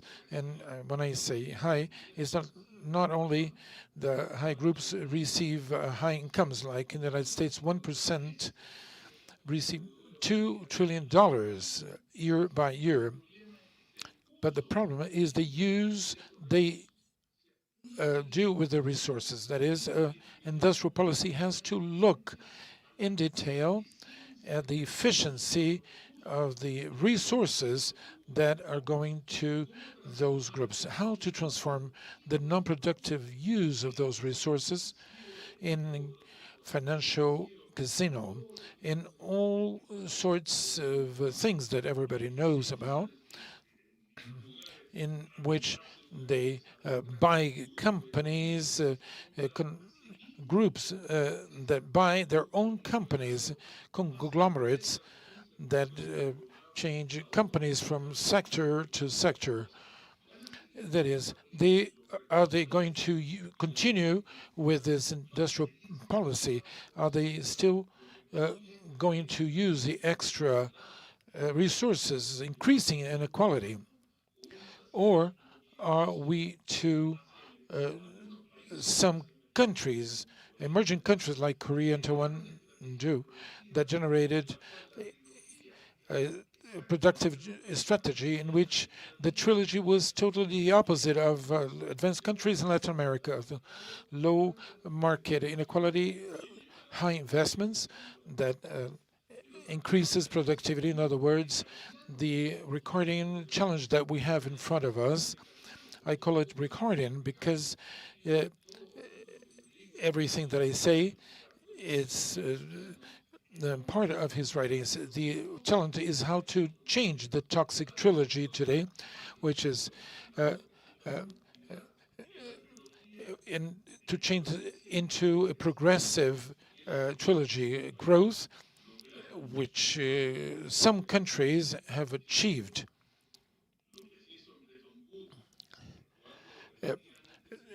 It was similar that we experience, to domesticate finance, to do a macro economy that basically forced capital to be invested in a productive way instead of otherwise. Well, let's transform the economic relations in such a way that we can get to this positive trilogy, which is high productivity, high investment, and high employment? Or should we go and follow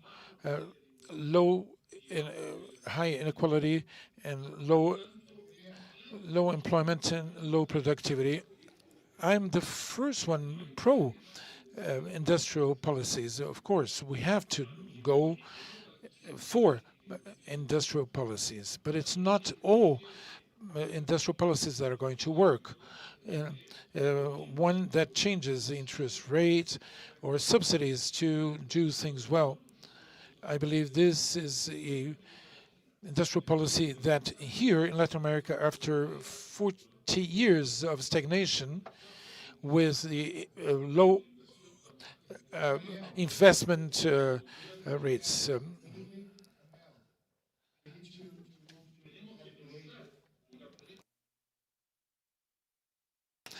should we have an industrial policy that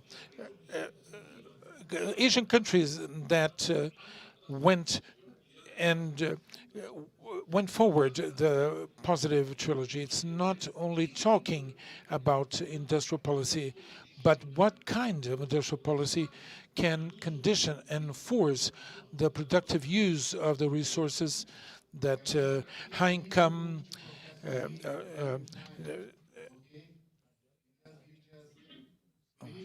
Professor Wade, is that okay? Because he's waiting here. Okay. Thank you, Gabriel. It's a wonderful presentation. Obrigado, Gabriel. Foi uma apresentação maravilhosa. It was a brilliant presentation. Thank you very much.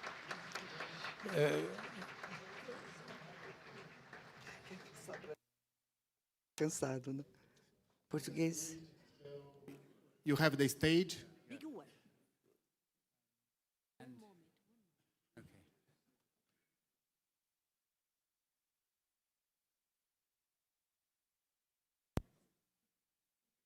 Well, I'm really sorry to cut Gabriel off. He clearly could have broken the world record for uninterrupted speech. I compliment him at the potential. My talk complements the talks that we've already had. I want to begin with what happened when one day in 2015, when I was sitting in my office at LSE reading the Financial Times, and I saw a chart in the Financial Times which really caused me to be in shock. It was a chart of Brazil's export composition in 2020 and in 2014, so only 14 years later.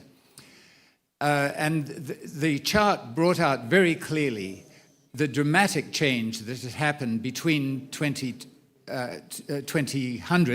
and 2014, namely a big fall in the composition of manufactured goods in Brazil's exports and a big increase in the share of agricultural and primary commodities like iron ore and coffee and so on in Brazil's exports. And I thought immediately to myself, because I'd done a lot of work on East Asia, Northeast Asia in particular, Japan, Korea, and Taiwan, that this case of Brazil clearly makes this dramatic change in the composition of exports, clearly makes the case for industrial policy, for the Brazil government to try to incentivize private producers to move into activities which were more promising for long-term growth in manufacturing than short-term profit maximizers in the private sector were already doing. They were going into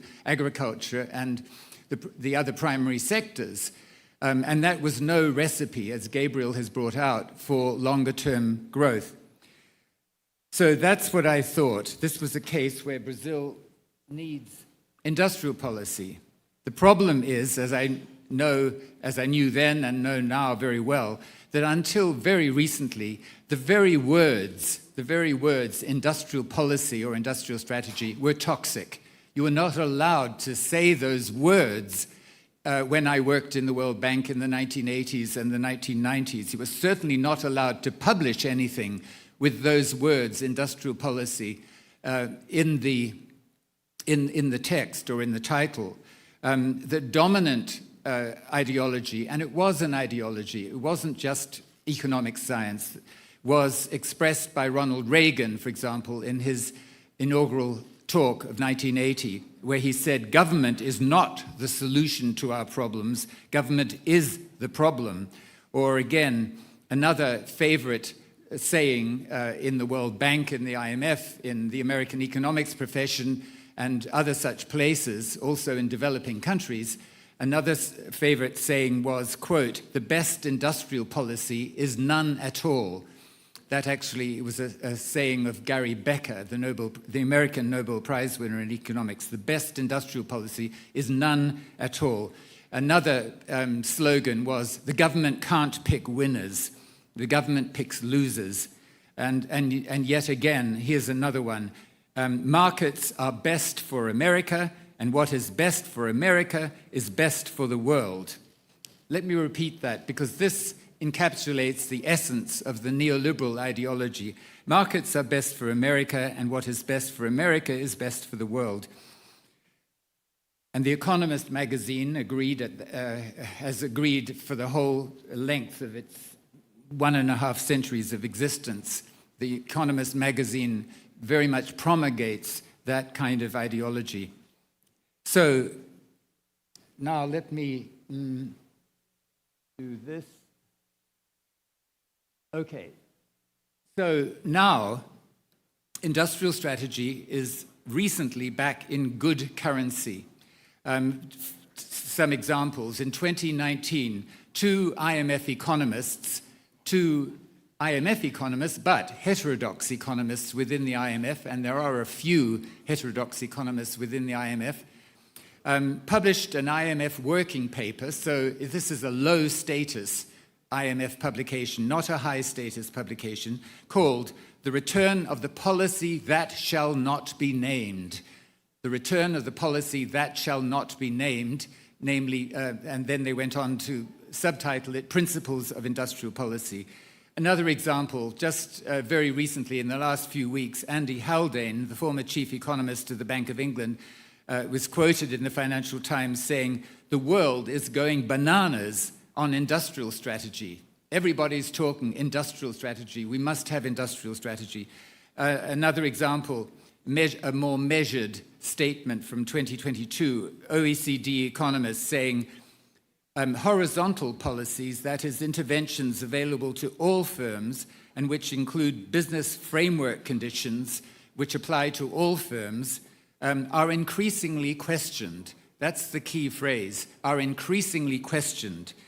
The case for governments to more actively direct the structure of production of the business sector is gaining traction.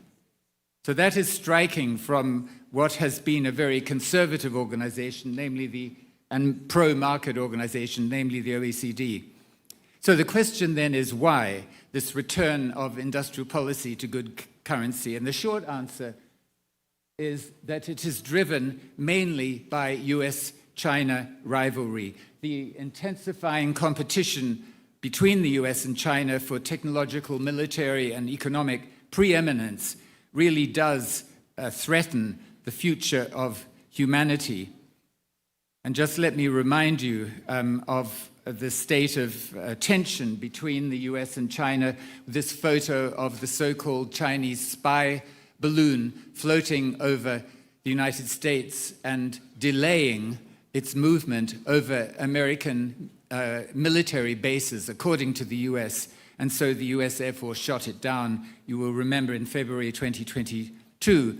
And that just is a low point in the relations between the US and China. Ever since then, communication at the high levels of government between the US and China has almost stopped, with just a few exceptions in the last few weeks.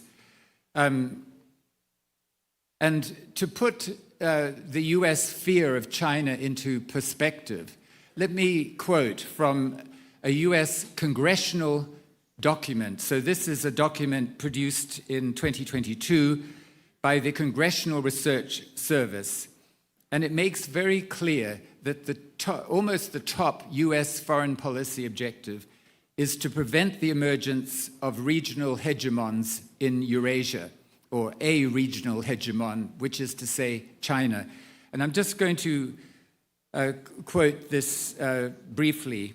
The document says that most of the world's people, resources, economic activity are located not in the Western Hemisphere, but in the other hemisphere, particularly Eurasia. It does not define Eurasia, but it's pretty clear that it means from Britain to Japan. And it goes on to say that US policymakers for the past several decades have pursued as a key element of US national strategy a goal of preventing the emergence of regional hegemons in Eurasia. This objective rests on two key judgments. First of all, a regional hegemon in Eurasia, because Eurasia is so important in terms of people, resources, and economic activity, a regional hegemon in Eurasia would represent a concentration of power large enough to be able to threaten vital US interests. And secondly, Eurasia is not dependably self-regulating in terms of preventing the emergence of regional hegemons. In other words, nobody in Eurasia is going to stop the emergence of a regional hegemon, read China. So Eurasian states may need assistance from one or more countries, read the United States, to be able to do this independently, to stop the emergence of China, basically, is what that comes down to.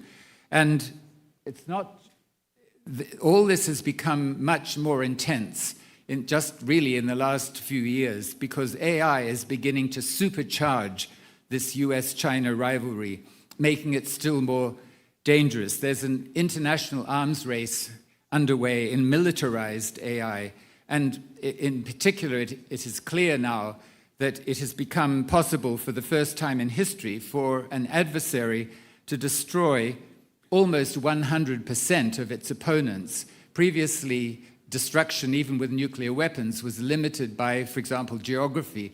But now AI weapons make it possible to destroy on a much more comprehensive scale. And then if you think that the engineering difficulties of quantum computing, making quantum computing accessible at scale, if you think that they will be solved, or when they will be solved, because they will be solved, then this combination between super powerful processing capacity from quantum computing plus very much more efficient algorithms from AI, this will make things still more dangerous for the future of humanity. So I'm aware that time is limited. I'm going to skip some of these slides and go straight on to Biden's response. So Biden's response in terms of industrial policy takes the form in particular of two acts which were passed in Congress in the summer of last year. We've referred to them already. The CHIPS and Science Act, which is about increasing production of computer chips in the United States. And secondly, the so-called Inflation Reduction Act, or IRA, which is actually not about inflation. It's a Green Investment Act to accelerate green investments, such as renewable energy, electric vehicle production, and so on. Biden says that these two acts have three main objectives. First of all, to strengthen the US hand against China. Secondly, to expand middle-skill, middle-class jobs so as to reduce the very dangerous levels of income and wealth inequality in the United States. And just as a figure, the case in point, the top 1% in the US wealth distribution owns 35%. This is the latest estimate, 35% of national wealth. Just imagine that. How can the US be a stable democracy with the top 1% of wealth owners owning 35%, more than 1/3 of national wealth? And the third objective in these industrial policy acts is climate, that is to cut greenhouse gases and strengthen adaptation. So, but the main objective is clearly to slow down China's progress, to contain China, especially in chips and AI and quantum computing, and to accelerate US progress. The Biden administration, also the Trump administration before, talked a lot about decoupling from China, deglobalization. The Europeans have recently persuaded the Biden government to drop this language of decoupling and instead to talk about de-risking, which sounds much more diplomatic, let us say. So these policies use tariffs, investment restrictions on US firms in China, on Chinese firms in the US. They use export controls on high-tech exports to China. But in addition to those fairly standard instruments, Biden has also made huge subsidies available to businesses and consumers to adopt green technologies. Not only to adopt green technologies, but also products made mostly or largely in the United States. In other words, there's a strong Buy American provision in Biden's industrial policies. And in terms of chip production, the aim is to shift chips, advanced chips, in their production from Taiwan and from China and get them into production in the United States.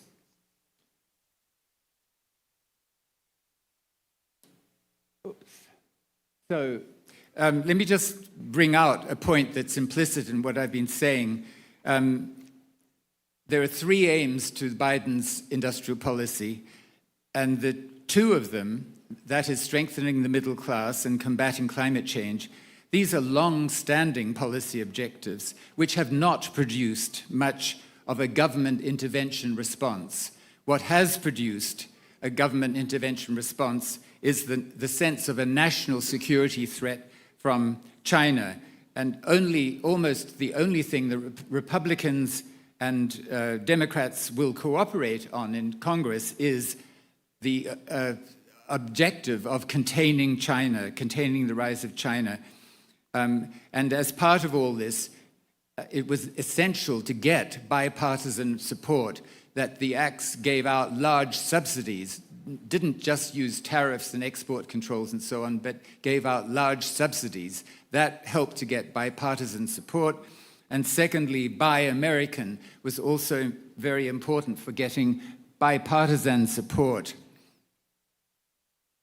So in terms of how this is working so far, it seems to be working, at least in a specific sense. US overall factory construction is flat, but new construction in electronics is really booming. And now the pressure is on in Washington to expand the scope of these industrial policy measures to include other sectors, such as shipbuilding, such as pharmaceuticals, such as other sectors too. So let me talk about the European, Japanese, South Korean reaction to US industrial policy. And in a word, they are angry. They see Washington's industrial policies, subsidies, as a new form of competition that hurts their own economies. Why? Because the US subsidies will draw and are drawing producers in those countries, Japan, Korea, and the EU, to move production into the United States in order to get access to these subsidies. And they worry about the danger of a race to the bottom on tax incentives and subsidies.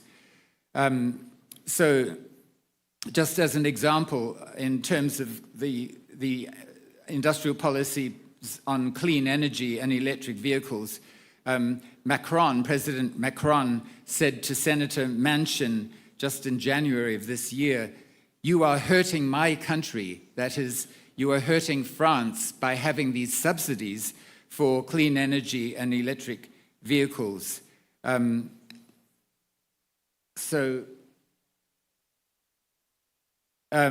Brussels so far has provided very little by way of matching subsidies to compete with the US ones.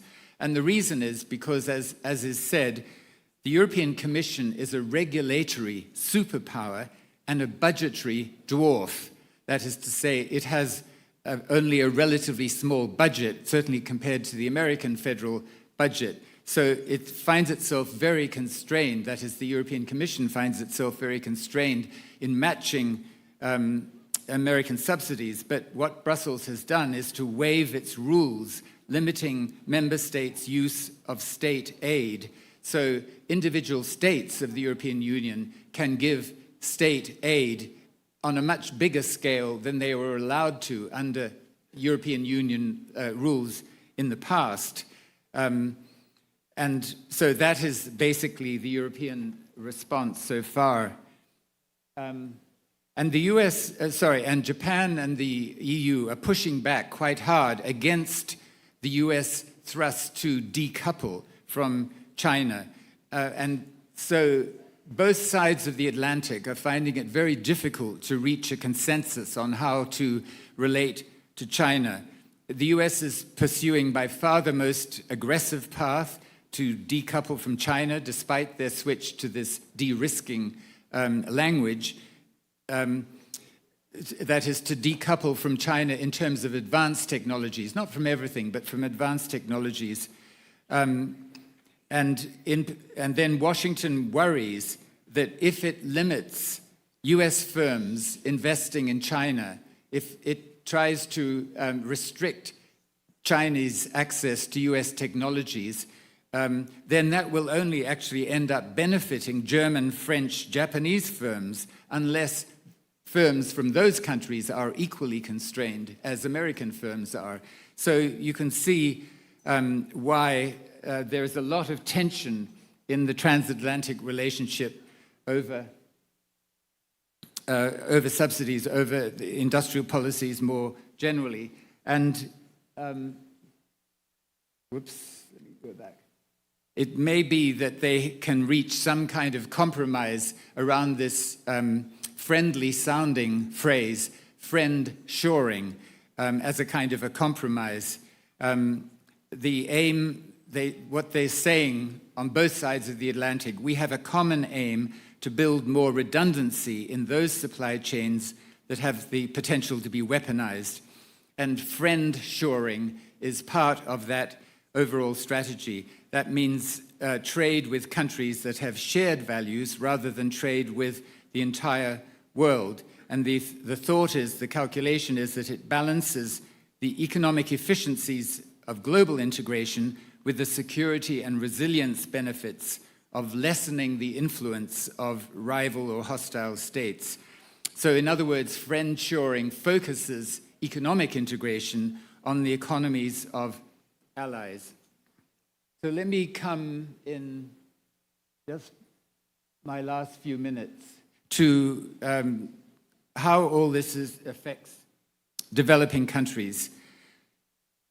And the bottom line is that this change in policy consensus in Washington and in Brussels in favor of the idea of an industrial policy gives scope for developing country governments to use industrial strategy with less hostility, less censure, less criticism from both sides of the Atlantic than was the case in the past. Also less criticism in particular from the World Bank and the IMF.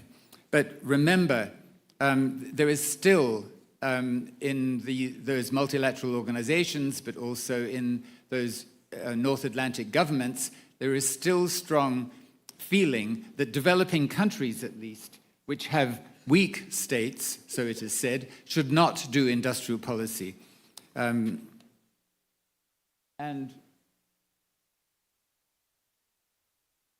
So this is the bottom line. As I just said, the power in the North Atlantic, say to developing countries, still, you should not do industrial policy. And that raises the question, what is the record of developing countries in general under the influence of the Washington Consensus, under the influence of structural adjustment lending, under the influence of neoliberal economics, which developing countries have been under for the past 40 and more years. Let me just show you some charts by way of finishing, which substantiate what Gabriel Palmer was arguing about. So this is another one of those charts that caused me a great big shock, because let me just explain it. It shows the percentage by region, by 6 regions of the South. It shows the percentage of their regional average income relative to that of the average of the North. So the North being Western Europe, North America, and Japan. So if over this time, 1970 through till today, if there was catch-up, if there was income convergence, if the South was gaining, or even if any one region was gaining on the North, catching up, reducing its income gap, then the lines would go from the bottom left through to towards the upper right. Well, you can see the trend. There is no such trend. The lines are flat. That is, developing country regions in 1970 developing country regions today have the same relative income to that of the North as they had in 1970. And that is absolutely shocking in terms of all this talk, half a century of effort at economic development, but it has not produced at this very aggregate level any degree of catch-up. And the second main point to take from this chart is how low all of the regions are relative to the average income of the North. That is, all of them. Latin America is the top. I think it's green. I'm colorblind, but I think it's green at the top, not the yellow line. That's Latin America. Latin America is the highest, and it's only about 20%. It ends up 20% of that of the North. So only a fifth of that of the North is the average income of Latin America. Let me show you Brazil. So while Latin America as a whole has been flat from 1970 through till today, Brazil has made a slight gain in terms of its average income relative to that of the average of the North, but it's a gain from about 7% in 1970. So let me repeat. In 1970, Brazil's average income was 7% of that of the North, and now it is about, it's less than 20%. So there's been some increase in Brazil's average income relative to the North, whereas Latin America in general has been just flat, no increase. So you can say that Brazil has done better than the average of Latin America, but it's a very small amount of doing better. And I'll just show you now, just very quickly, these slides show not regions, but individual countries grouped by region. And it's basically the same measure. That is the percentage of each country's average income relative to that of the US. In this case, it's the US, not the North. And I'll just go through these very quickly. And the basic message for you to get across is that essentially over the past half century, there's been very little economic development in terms of income in the whole of what we call the South of the world economy. The world economy remains highly bifurcated into 2 tiers, the North and the South. So this is Latin America. This is South Asia. This is Africa. This is Russia and Eastern Europe. And here comes the one partial exception, which is East Asia. The top 4 countries are Northeast Asia, that is Japan, Korea, Taiwan, and Singapore, and the bottom ones are Southeast Asia. So there's been some catch-up in East Asia, but in Southeast Asia, not very much. Okay, so I'm going to stop at that point, but I leave you with this basic point that after half a century of all this talk, all this investment in economic development, there's been remarkably little catch-up in the South in terms of income. There's been catch-up in terms of non-income like life expectancy, but not in terms of income. And that suits the interests of the North very well. Thank you.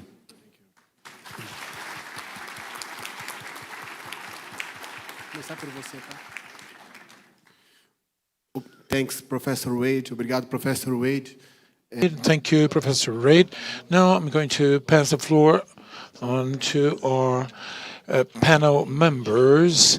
Besides comments, there will be questions both for Professor Palmer and Robert Wade. I'm going to begin by Luciana. Luciana, please. I would like to make some comments regarding some advantage that Brazil has currently.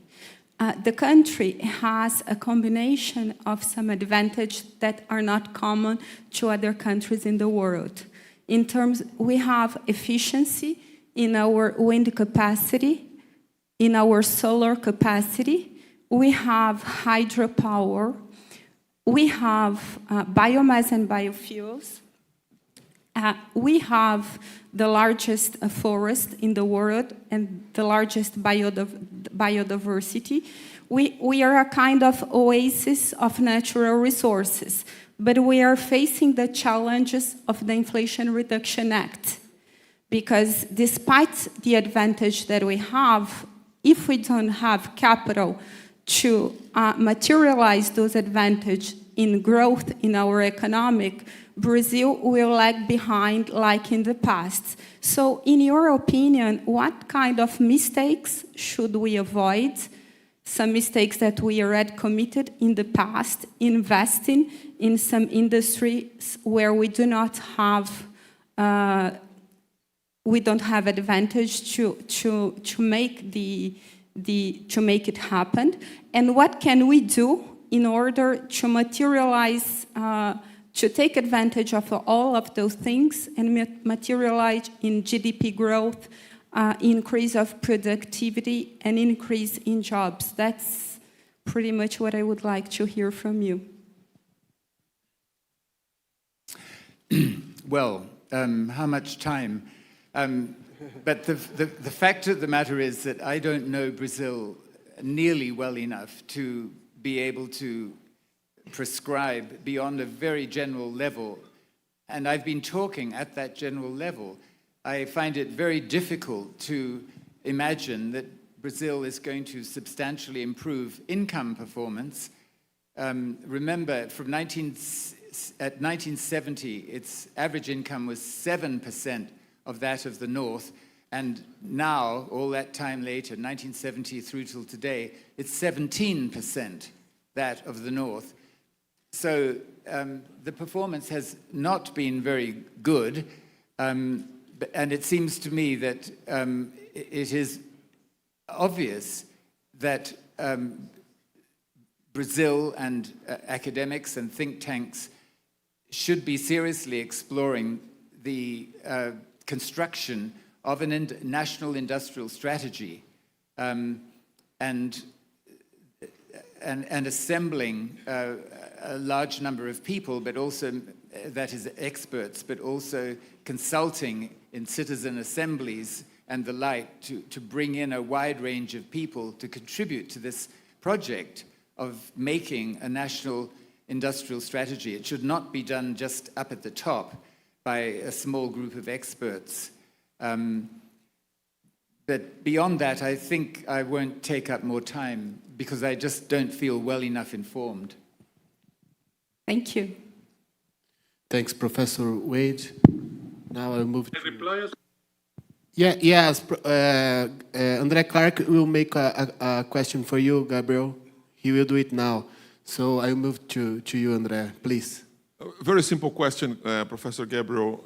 Would you believe that, the new situation that Professor Robert just mentioned, which is the global tension, let's call it, plus the climate change tension is a way of designing new industrial policies in the way to reduce the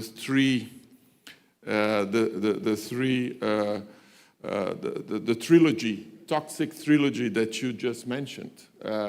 Is there a way or a hope to design new industrial policy that makes us more equal, more productive, and certainly do a lot of investment when we look at fighting climate change and certainly protect our country's sovereignty by being able to produce what we want?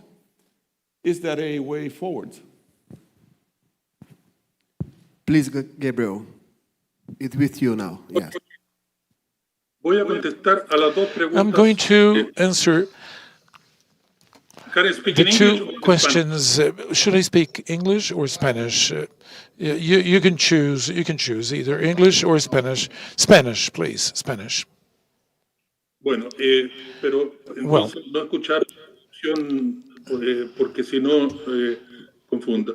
Mira, voy a contestar las dos muy brevemente. Primero, I'm going to be very brief. First of all,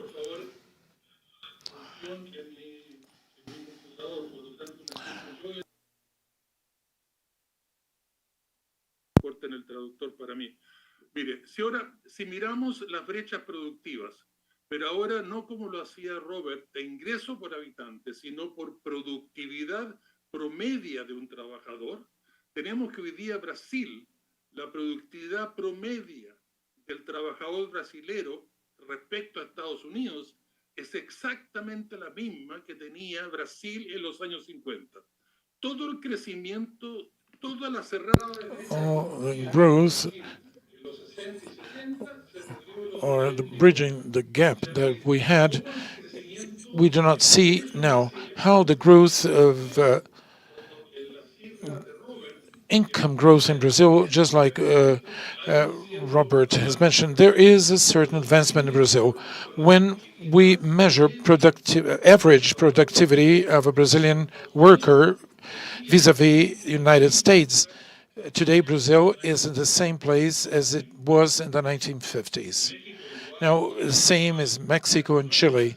It's not that Brazil is different from the rest of Latin America. Look at how these Asian countries have bridged the gap. So the question is, Brazil has so many advantages, and of course, Brazil has a lot of upsides, but the question is why Brazil has not used them, and why Brazil produces the same thing as it produced in the 1950s. If we do not understand the dimension of the challenge, I don't think we're never going to get out of the quagmire we've been in. And the second question, if this change, geopolitical change, is this going to help us? Well, the only advantage we have, I guess, is that we can look at the China-US conflict and maybe profit from it. Remember that it was $220 million or billion dollars. Today is $500 billion. That is the trade between those two countries. And the trade with China was from $12 to $500 billion, almost $1 trillion. China has lent over $150 billion to Latin American countries. And some of the Central American countries are under the Chinese infrastructure plan. We have to know how to get most of both sides, China and the US. Thank you, Gabriel, for your answers. We are about to wrap up. I'd like to thank Professor Robert Waite for his brilliant presentation. Also to thank Professor Gabriel Palma for his very comprehensive presentation, and to thank Luciana and de Klerk for the great comments that helped grace our event today. Thank you so much, everyone.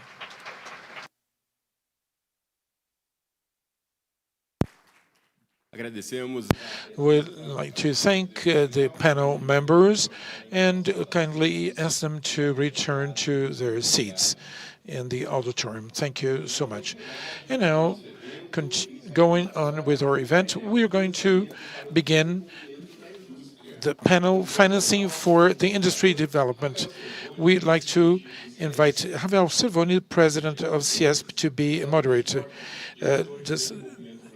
Debaters, José Luis Gordon, Director of Productive Development, Innovation, Foreign Trade at BNDES. Ronaldo Gomes Carmona, Advisor to the Innovation Board of FINEP. Ricardo Brito, President of Desenvolve SP. And Gabriel Galípolo, Secretary of the Minister of Finance. So the panel is going to be discussing financing for industrial development.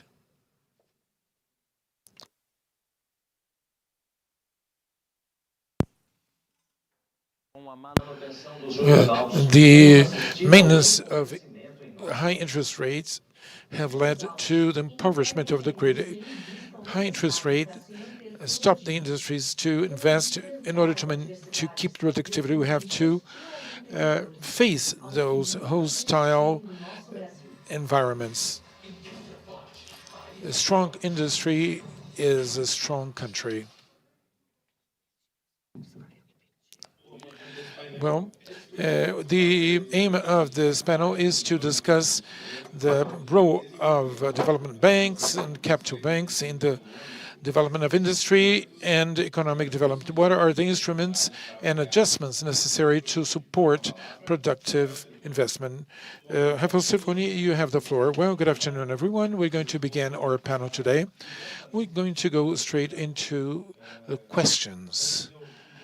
But before, I'd like to say that we have conducted a survey about investment choices that can serve as a backdrop to all of us. We have consulted over 500 industries between March and April, and industry investment tends to go down this year. Companies said that they should reduce investments by 5%. Last year to 4.5% this year, remembering that the average on 22 was below the average, historical average between 2018 to 2022. Investment in machinery and installations should be the most responsible aspect for this lowering. It will go from 4% to 3% this year. Although this perspective of involvement reduction, it should increase in some companies. They are going to double the investment of public investment from 4.5 to 9%. We also surveyed the perception and knowledge of companies about our bank. Within the main results, companies that use or try to access the bank, which 57.5% need more grace period, 44% capitalization with the interest rate together with the real capacity to pay, 34.1% want a more agile processes of hiring, 34% wish to have a pre-approved limit to finance projects like BNDES card. So we're going to begin now with Galípolo.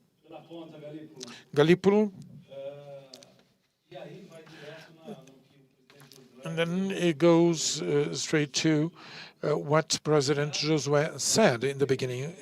The market has had wrong expectations as to inflation. For example, for the 12 months of May 22, April 23, the expectation was 5.5%. Nonetheless, the PCA was much lower than that, 4.2%. Even with this result, better than expected, the reduction of Selic has not gone underway with this tax reform being passed by the Congress. What do you think the expectation of government will be as to when the central bank will reduce the Selic interest rates? Well, we don't have plenty of time, so we decided to go straight to the questions. Well, I'm trying to think of a politically correct joke. As executive secretary, and I'm going to, I was invited to work for central bank, so perhaps it's not so proper to make a comment here. But what I want to say is that I'm still a secretary at the Ministry of Finance of São Paulo. What we have seen since the beginning of Fernando Haddad mandate, there was a skepticism which is legitimate. If we take, for example, the 12th, that was the first time that said that reduced primary deficit to 1%, from 2 to 1%. The market was skeptical with the liberalization of fuels, with this tax framework and other things. The skeptics were overcome. What we have seen today, and I like to look at those surveys, but also to look at the prices of assets. And that's where the money goes really into. If we look at what has been happening with the exchange rate, and of course we can see that the real gained value, the interest rates that have been dropping day by day. If we look at the second half of next year, we're going to see a rate next to 10%, which involves market expectations with 350 base points in interest rates in the next few months. That's market expectation. If we look at implicit inflation, if we compare bonds, it's below 5%. So when Minister Fernando Haddad talks about harmonizing the tax and other policies, he means that we should have an environment where the prices of assets allow the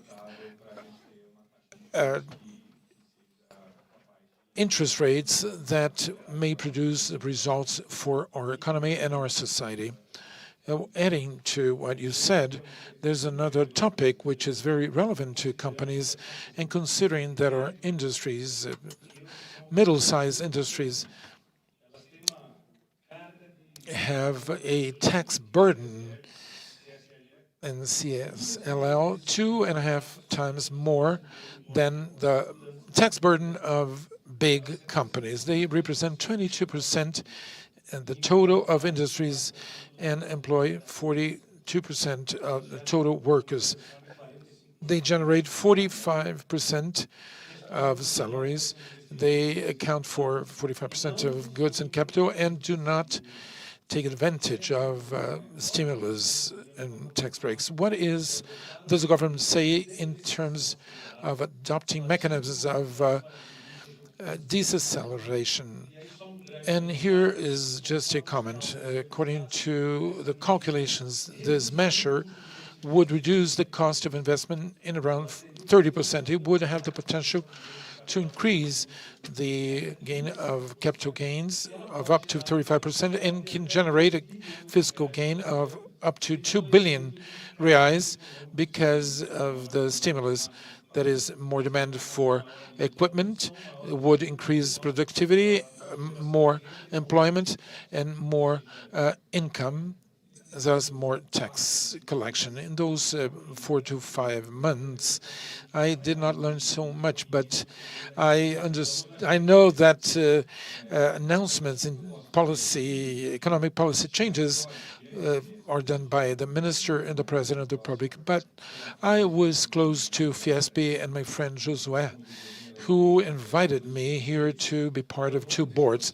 And along this process, we have discussed together with my friend Igor a series of topics that are relevant to the country, among them the topic of tax reform, especially addressing and see how disproportionate it is in its GDP participation. This is something we have discussed a lot here in Fiesp since the arrival of Minister Haddad.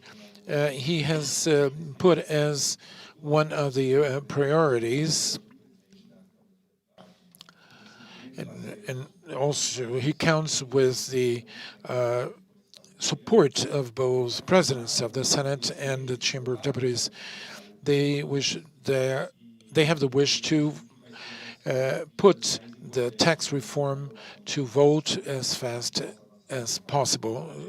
So we want to guarantee with this more competitiveness to the Brazilian industry. Now, Brito, you know that we have a project, and Senai, Sebrae, Fiesp, Ciasp, it's a joint project, which is the journey of digital transformation. Here we are inserting 40,000 companies in digitalization. It is a path that since July to now was able to insert 4,000 companies. Certified projects by Senai have lower rates. There is a way to extend this model for ESG projects? And is it possible not to charge such taxes that is in terms of 60 months on average, 5% the size of operation? This is valid for Digitaliza Line São Paulo and for other lines, credit lines for Desenvolve São Paulo. Well, before I'd like to talk about long-term interest rate. There is an exercise that I usually do, which is the following. The recovery rate post-default is 81%. After 1 year, the recovery rate post-default in Brazil is 18%. So it's 81 in reverse. What does this basically mean? Well, if the agency in the United States wishes to have to run the risk, he needs 2 points percentage of spread to preserve the capital. If the Brazilian financial agent is willing to run 10% of risk of default, it will need 9 percentage points of spread to preserve the capital. So the actual interest rate in Brazil is high because of legal uncertainty. The problem here lies not on the banks. What I'm warning here basically is that the long-term interests in Brazil are not going to drop a lot while legal uncertainty is not addressed. What us as a development agency can do? Let's leave this problem to a national agenda, and because we are a national agency, may try to solve this problem with this guaranteeing fund. This fund acts like this. The financial agents can be assured that he or they will have this money back. So they can have lower interest. But this guarantee fund has a cost. So we can do different things. We can have a guarantee fund that guarantees 80% of the loan. We can leverage this fund by 8 times instead of 100 in a traditional loan. We can go up to 1,000 in terms of credit line. So this guaranteeing fund does this miracle, but it has a price. If we do not charge a rate, this fund will be extinguished. It is necessary to have a state policy. Let's foster innovation, and it makes all sense. Fostering innovation, if FINEP is here with us, if we do that, we are going to increase productivity, generate employment and income. So this is an agreement. Let's do it as a state policy. And then we are able to study ways to subsidize these guaranteeing funds, which I think it's a very adequate and timely action. This has to be done together with other secretariats. Otherwise, we cannot preserve our capital in the agency. Well, FINEP, now Carmona, a question for you. How do you see the strategy of BNDES for FGI? Or, sorry, he says,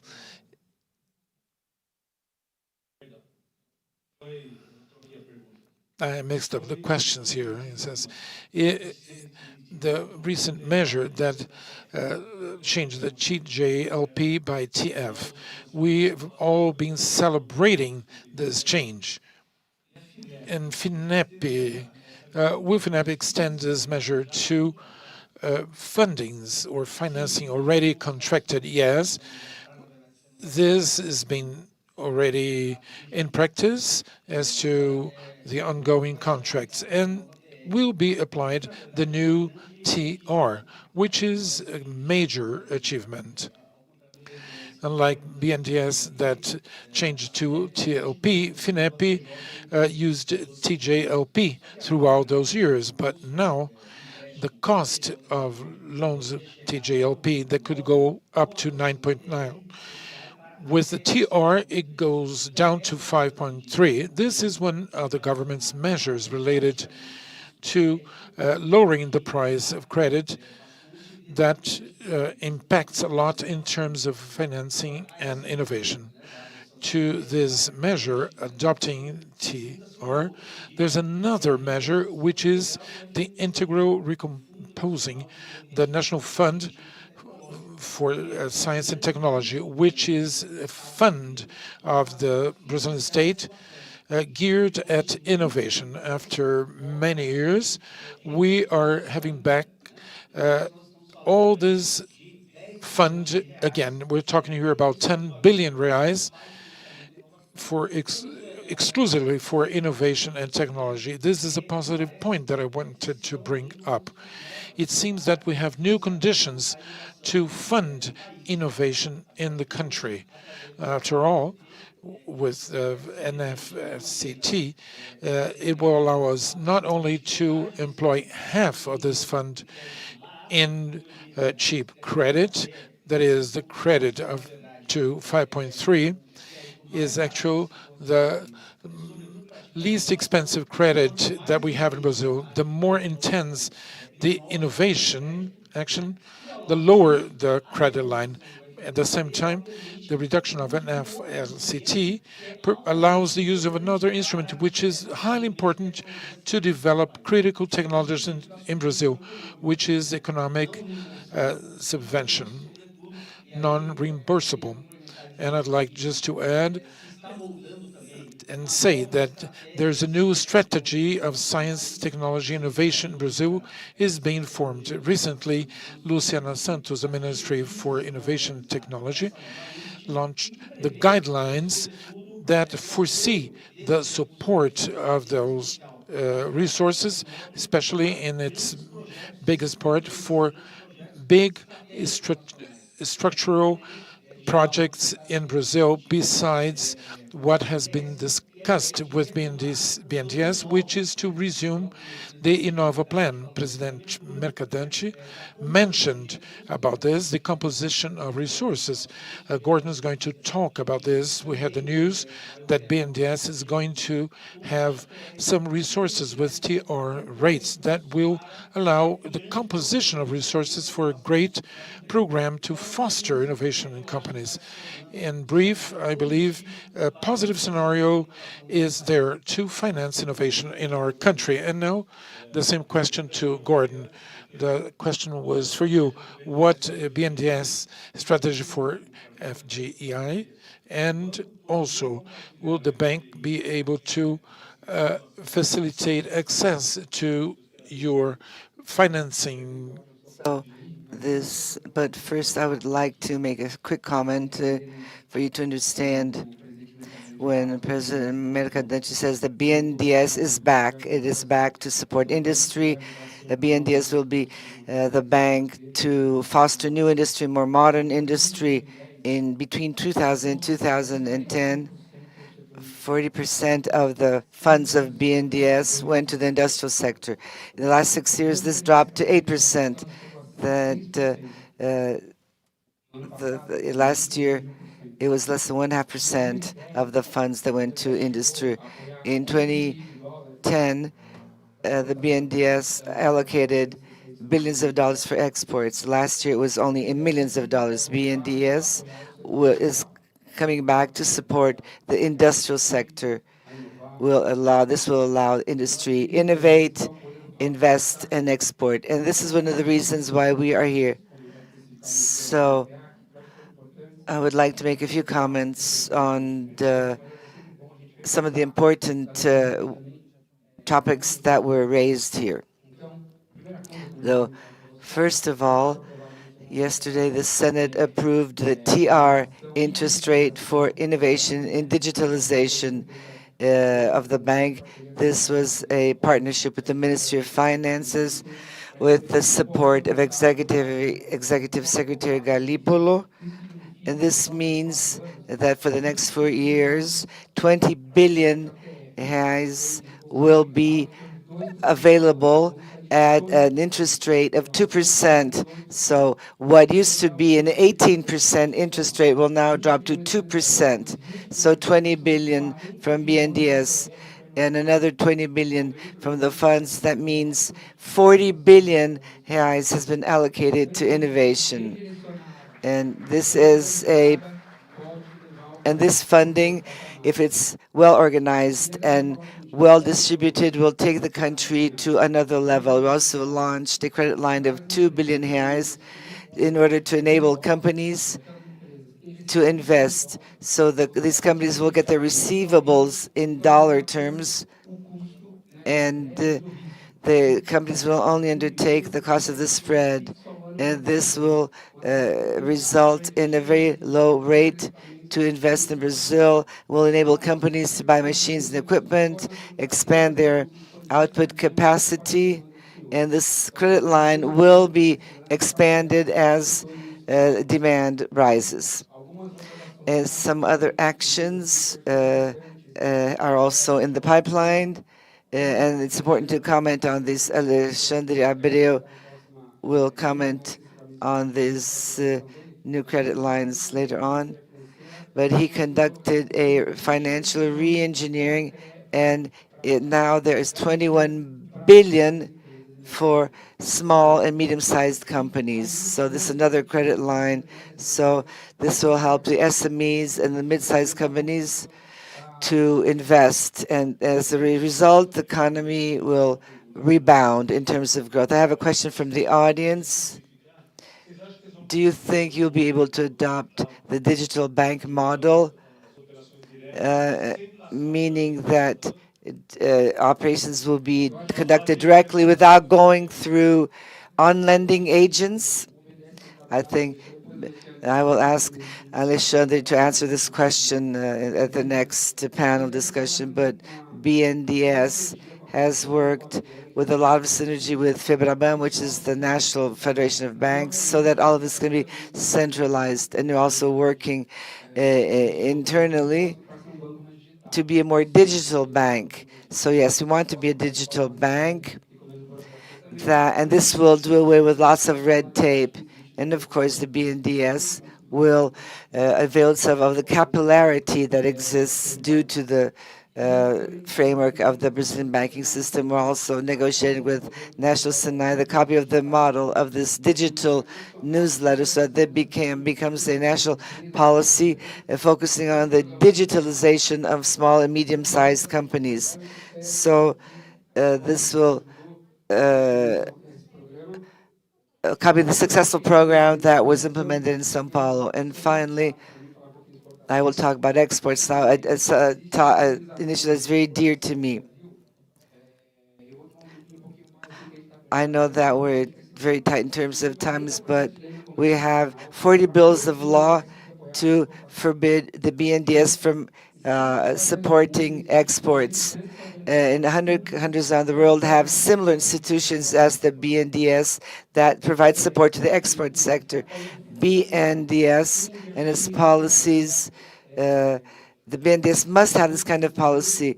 India, China, Korea have the public support, which corresponds to more than 10% of the export industry in countries like the US, Canada, and the developed countries. This means 2 to 3%. Here in Brazil, the support of the government to exports is 0.2%. So how can the industrial sector will be able to gain market share and export without some kind of support from the government? And this is what the BNDES intends to do, is to provide more support to the export industry. Well, I would like to go back to what you said, because these are part of the discussions that we have. This is an ongoing discussion. This is a great question, but we have to solve this problem. The president of the Senate was here last week, and we're analyzing a mechanism via the Senate that would allow us to finance our companies so that they could export products to Argentina and get paid in reais, in reals, the Brazilian reals, and not in dollars. Okay, this is in line with what you were commenting. No, I would also like to tell you that BNDES cut in half the spreads for exports. This so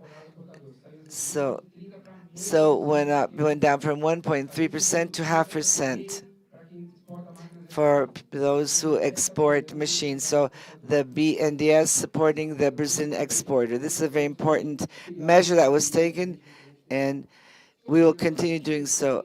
About the negotiations with Argentina, we're still thinking on how to do this. The Ministry of Finance is also working on this, so we're going to see what we can do. There might be some demands, there might be some important projects in this respect, especially the ones focused on the exporting of Brazilian products. We can sell machines, equipment, plates, to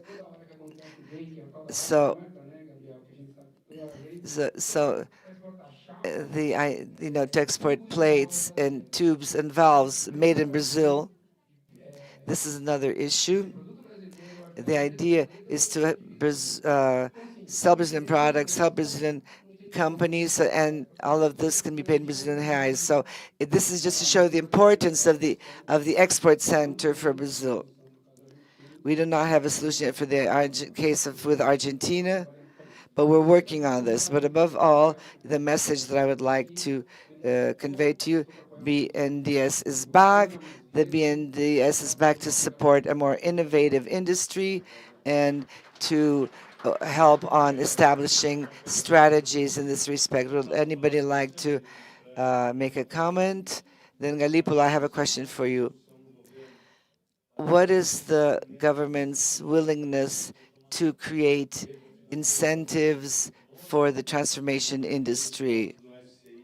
Could be something in the form of the LC, so certificates of industrial product receivables, which is, and also debentures for infrastructures. How does the government see this? This is a very special day.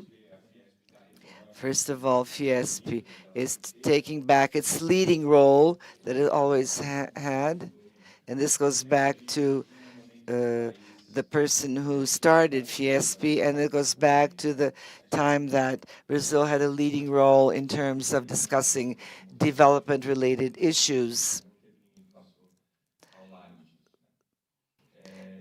And during a part of my life, a more amusing part of my life, I was a professor of contemporary Brazilian economy. And in those times, we used to learn how we would narrate this story of the Brazilian economy. It was sometimes amusing, sometimes it was boring, because there was all these repetitions where Brazil would get debts pegged to foreign currency. There were restrictions related to international liquidity, and this was the history of the Brazilian economy in the 20th century, going from one debt to another. Nonetheless, in the beginning of the 1980s, we had the most diversified industrial complex ever, but which demanded some adjustments and some changes, especially when we think about the format of this industrialization going forward. But these are challenges. We will not be able to produce a social security network because the employment relationships have changed significantly, and ecological transition is an issue that has to be dealt with. So this is what the capital markets certainly is a relevant instrument to think how we will fund all this. The capital markets has grown enormously in the last few years, both for equity and for debt, for bonds. There is a challenge to attract investors that are more interested in different maturity terms and capital-intensive investments. We still have some restrictions to attract investors seeking the long-term gains, but all of this has to be inserted into a reasoning that is to have this ecological transition plan and this green transition plan as well. However, these are the challenges that are faced by our generation. How can we think of industry which is no longer that old-fashioned concept that existed in the past? You know, the industry is a factory with a smokestack in the countryside of England. No, industry now means income generation, technology, innovation, and it's applied to many sectors. We have to think about this under social environmental sustainability, and we have to also think of how to attract the funding that is necessary and avoid mistakes made in the past, and how to attract the appropriate funders that have the duration profile that are appropriate for the needs of our country. With Secretary Jorge Lima, we traveled around the state of São Paulo together with the other sectors of Fiesp, and the major discussion in the state of São Paulo is the following: the new regional vocations. For example, think of a region of the ABCD, which lies on the outskirts of São Paulo, and which was very strong in the automobile industry, but this is no longer true. Cubatão, for instance, has a high concentration of fertilizing and chemical industries, and we're also thinking about the competitiveness, this new globalization, post-COVID, with nearshore and farshore. All of this has changed things, and has also created many opportunities. How can Desenvolve São Paulo, the state program, how can it help to address these issues? And do you think, linking this to FINEP, do you think that other products can be operated under this program in addition to Nova Credit? Yes, we are part of the Secretary of Economic Development. We're totally aligned with the project of the Secretary, and the idea is to tell you the following: count on Desenvolve São Paulo, because so far we have been a small agency, but now we have space to facilitate this new industrialization of São Paulo, which includes innovation and also involves solutions, such as using guarantee funds to be able to multiply our outreach. We'd also like to be more involved in equity. The traditional form has been to go into debt, but not every innovative company is able to have this renovation impetus in the industry of São Paulo. Many companies prefer equity over credit, and we also have to think of other financial engineering methods that are interesting. But our current agenda is count on us, contact us, and we're open to think of solutions that go beyond credit or other than credit, because we want to foster innovation, increase productivity, and bringing back competitiveness to most of these sectors. And of course, we want to discover these new vocations. There are so many of them. São Paulo has all these embedded vocations that could really flourish if they were supported. Carmona, how can FINEP, in your opinion, be able to create a partnership with Sebrae São Paulo along the same lines was done with National Sebrae to build up a guarantee fund for credit operations that could leverage operations in the state, business operations in the state? I think it would be entirely possible to strengthen the partnership with Sebrae. Recently, we had conversations in this respect with the president of FINEP and the president of Sebrae in the sense of leveraging these joint actions. Actually, this has been the overall outlook, which meets this challenging of anchoring reindustrialization with innovation through this broad networking amongst all the agency on all levels of government in relation to all instruments. This is what is in the pipeline for the next period.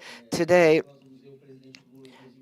we heard President Lula mentioning the novelties related to the new industrial policy, all of these which were handled by the National Council. So in general, we see this enormous convergence of initiatives. We see very clearly that the general agendas are converging towards the same objective, whether it's around issues or whether it's around the possibility of articulating different instruments.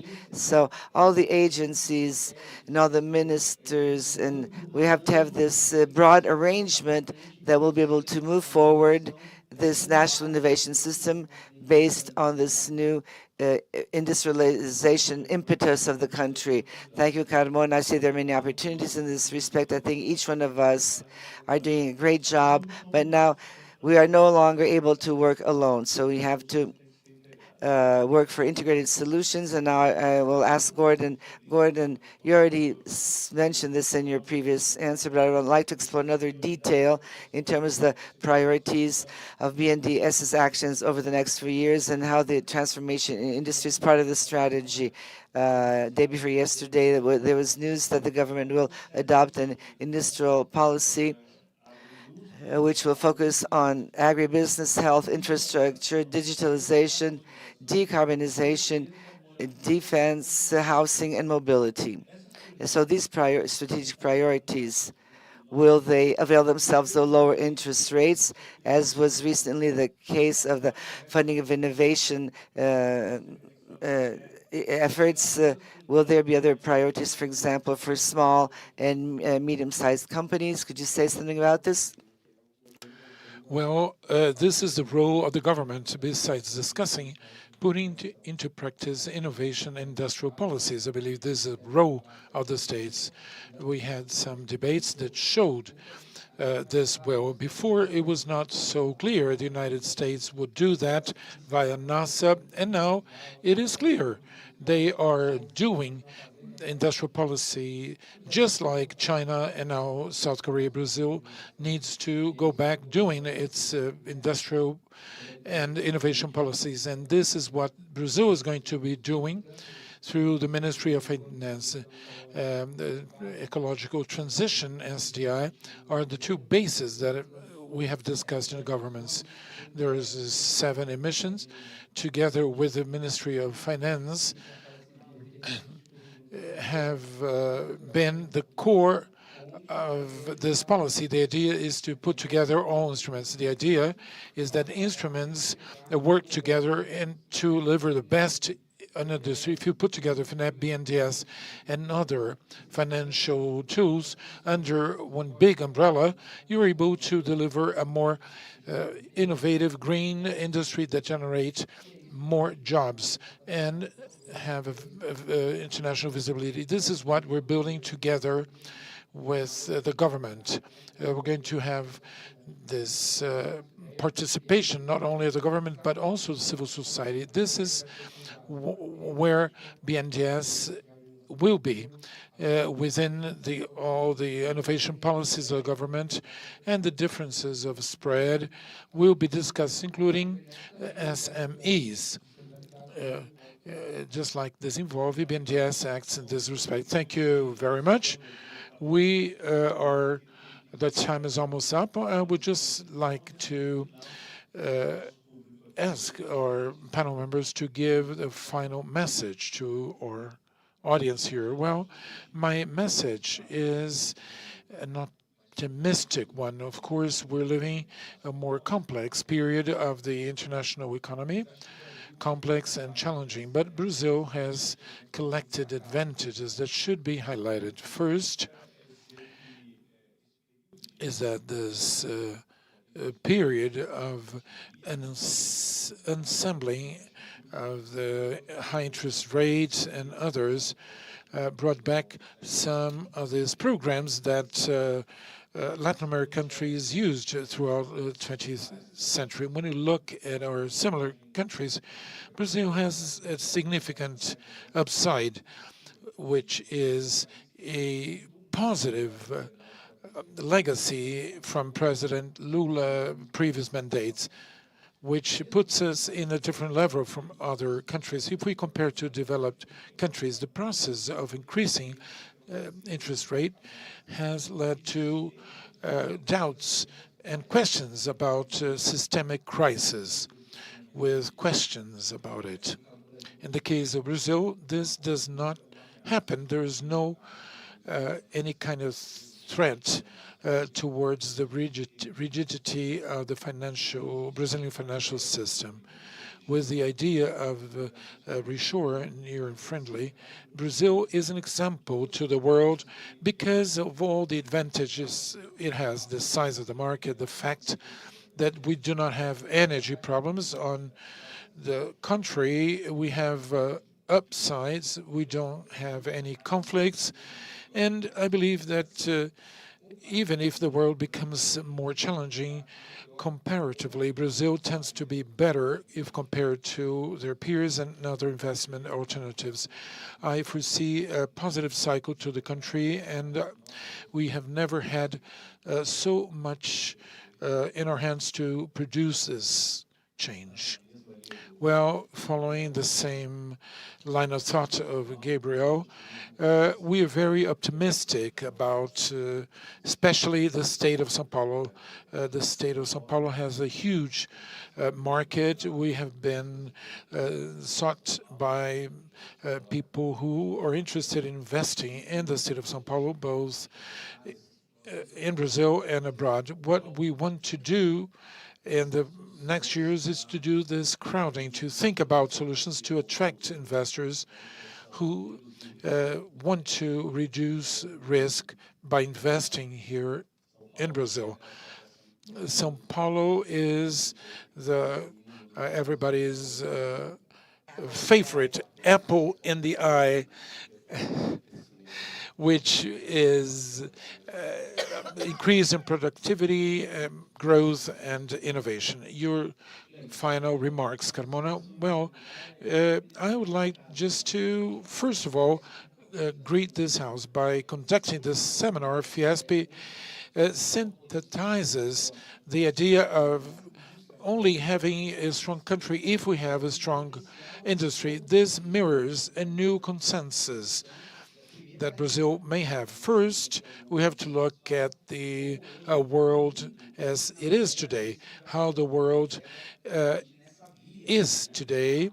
there is an industrial activism or a technological race to dominate some areas that will be decisive for the next historical periods. Brazil cannot give their backs to this world phenomenon. As I said, we are beginning to do our homework in the sense of preparing the basis, not only with an industrial policy which is being drafted in the CNDI under the command of MDIC, but also in the area of science and technology, which is giving the financial conditions, both TR as well as FNDCT, to, in a particular way, be able to offer several exits for some structural challenges. This is a strategy for Brazil. These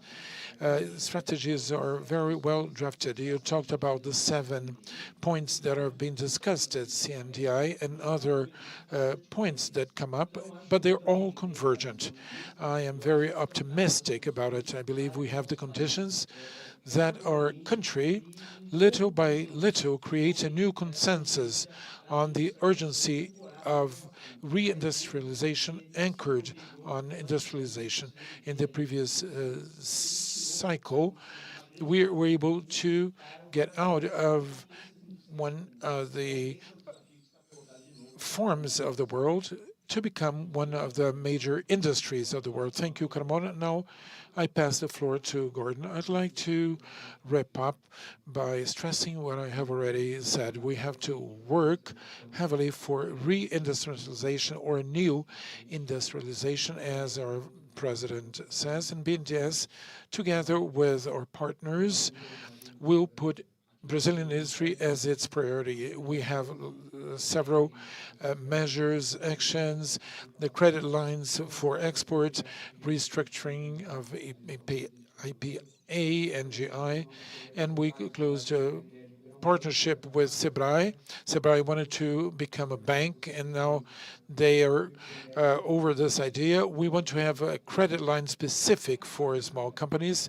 And the final message is BNDES is back, and is back to be the host of the industry, to have a more competitive and green industry. On behalf of Fiesp and CIESP, a round of applause to our panel members, to thank Gordon, Carmona, and Brito for their presence. Thank you for your presentations.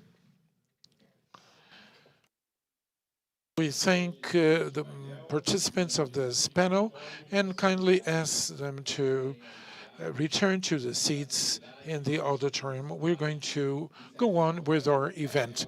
We're now going to go to our panel number 5, which is strengthening small and medium-sized enterprises. Would like to invite moderator Silvio Gomide, president of COMPI at Fiesp. Welcome. And panel members, Alexandre Abreu, Financial Director for Small and Medium-Sized Companies of BNDES. José Roberto Afonso, Professor of the Doctor's Course of IDP and SEBRI. Wallace Moreno Lima, Secretary of Development, Industry, Commerce and Services of the MIDIC. And Clemente Ganslúcio, Coordinator of the Forum of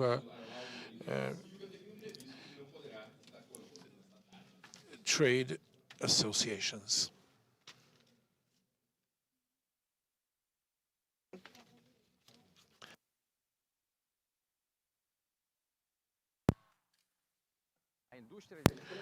The transformation industry has the largest multiplying factor. Invest 2/3 of their investment in research. Without a strong transformation industry, will not be a great nation. Stable inflation and decent interest rates are necessary for a project of Brazilian growth. Strong industry and a strong country. The aim of this panel is to discuss the main challenges and the necessary mechanisms to support and strengthen SMEs. Silvio Gomide, you have the floor. Good afternoon. It's an honor to represent my entrepreneurs friends from small and medium-sized companies. These MPIs, as we call it in this house, represent 99% of enterprises. They employ around 61% of labor, contribute with 45% of the salary mass of the industry, and more than 4.4% of the GDP, which is very important to generate jobs and income distributed all over the country. Small and mid-size industries are a strong country and a strong industry. I thank you all for coming here to the House of the Industry, the House of the Entrepreneur, Fiesp and CESP.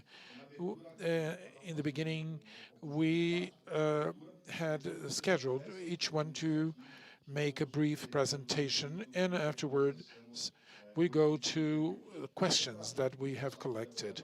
I'm going to pass the floor to José Roberto Afonso. You have the floor, Mr. Afonso. Good afternoon. I thank you for this invitation, and I salute Fiesp for this initiative. I was reading news that called my attention. What happened to the Brazilian economy in the first half of the country? More than 1 million companies have been created. 1 million new companies were established, and 526,000 jobs were created in the country. 403,000 in the small and micro-sized company. What kind of country is this that creates more companies than jobs? And I believe this is all together and mixed up, especially in the time of digital economy. Job is not as synonymous with work. Work means having your own business. We talked about work floor, but I guess it would be more proper to talk about the streets, because those people who work in the streets have to become micro-entrepreneurs to survive, not even to be interpreters or entrepreneurs. You have to give them conditions to go to sub-employment to full employment. The generation of small businesses are crucial for social cohesion of Brazil. We need to have public policies that are realistic and directed to them. Unfortunately, we have not discussed this as we should, because we are still stuck to myths and untruths, like the Simples kind of tax is not as simple as it says. When I look at transformation industry and compare the taxes they pay with what they have as revenue, the Simples tax rate is 5.6, and others are 5.6 and 5.8. So the smaller the company, the more it pays. There is something wrong about it, either the concept, methodology, or debates. I believe we must debate more. The ideal situation is not to distinct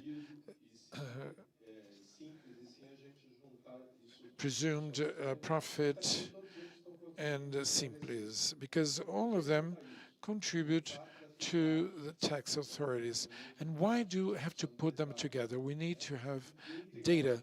Nobody has more data in the economy than the government, but Brazilian government does not know how to use the data they have in their hands. This has to do with credit lines. In order to have credit lines, I need to have information and guarantee. In order to have them, I need data. The data, to have an unified database regardless of the unity of the government, the ministry or the entity. We need to have one single tax identification number, which would be the single identification number for credit lines and also for innovation. Innovation passes through the INPE. Nobody buys equipment. Nobody buys more equipment than the small size companies. We need to strengthen those companies if we want to sell more machinery. If we want to have a new social pact in the country, you have to look at the SMEs. 50% of the workers in Brazil are not protected at all in terms of social benefits or pension benefits. So we have a potential for this. Strengthening micro companies means strengthening the country. Before passing the floor on to Alexandre, José Roberto, I totally agree with what we said. Surveys show that for those students that are in primary education level, within 10 years, 60% of employment vacancies will cease to exist. What are these new jobs? They are the companies. This is what we believe in, and this is what we work for here at the Fiesp. And thank you, Alexandre. Now you have the floor. Good afternoon, you all. Thank you for this invitation. Congratulations on the event. BNDES, talking specifically about SMEs, has a quasi-unknown characteristic. It is well known for the big projects, supporting enormous projects that are absolutely important for the country. Nonetheless, BNDES is probably the biggest funder of small SMEs. 436,000 companies received billions of reais. Currently, 40% of reimbursement goes to SMEs. And this is through loans. When you see that BNDES manages FGI, and FGI today represents a great achievement for this sector because it is able to leverage loans for companies that otherwise would not be able to get it because of risk factors. If we consider this, BNDES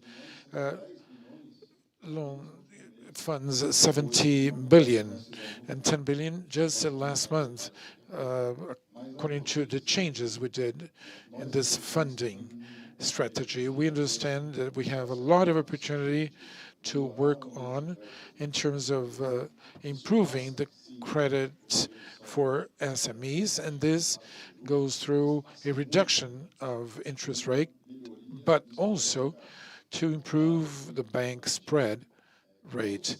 When you take the fourth trimester of last year and you see the average interest rate for companies, Selic is 13.75, and the average rate for companies is 21% a year. When we look only at micro companies, 36% a year, that's average. Other companies pay up to 60%. So in the terms of SMEs, it is very important to reduce Selic interest rate, but even more important is to reduce the bank spread. We need to have an environment in which the spread, the bank spread, will drop. We're talking here 3 times the rate of the Selic interest rate. FGI, for example, what does it do? It takes money from the government and multiplies it by 12, this credit, guaranteeing the banks that are making loans 80% of the value. Is just like a guarantor for that operation. With this, a series of companies that would normally be candidates of the bank loans because of risk aversion, they accept those loans. The Americanas default was devastating for the market because it was a very interesting process that would transfer the risk to other companies, and the loan would get to SMEs in this productive chain. Much lower when, with the bankruptcy of the American store, the credit lines are reduced in the market. It reaches out to several companies, and more challenges arise. So among its main missions, BNDES missions, which is to improve credit lines for SMEs. Thank you, Alexandre. And we have questions that Gordon is going to make. And Wallace, welcome. You have the floor. Well, first of all, thank you all from FIESP and congratulate you on this great event. It's a very emblematic day. It is a day that we have a new government celebrating a new industry day with a very optimistic perspective. We can go ahead with the new industrialization project having as perspectives of missions and the challenges they impose, especially when we think about two elements about missions. First, technological transformation, innovation, and the role they have in this Industry 4.0, the new kinds of jobs that are generated, the challenges to formulate the new innovation Brazilian system to try to face this great trap that we have in Brazil, which is the social contribution. And here is where SMEs come about, how to think about implementing public policies vis-a-vis overcoming these barriers. Of course, there are some barriers. When we talk about these new technological frontiers, understanding the regimes and how SMEs can act and how they can innovate, this is crucial. Also, how to articulate credit lines, since we see how difficult it is. First, these uncertainties that are within innovation and how to contribute that so that SMEs may be able to get into this challenging scenario at MDIC.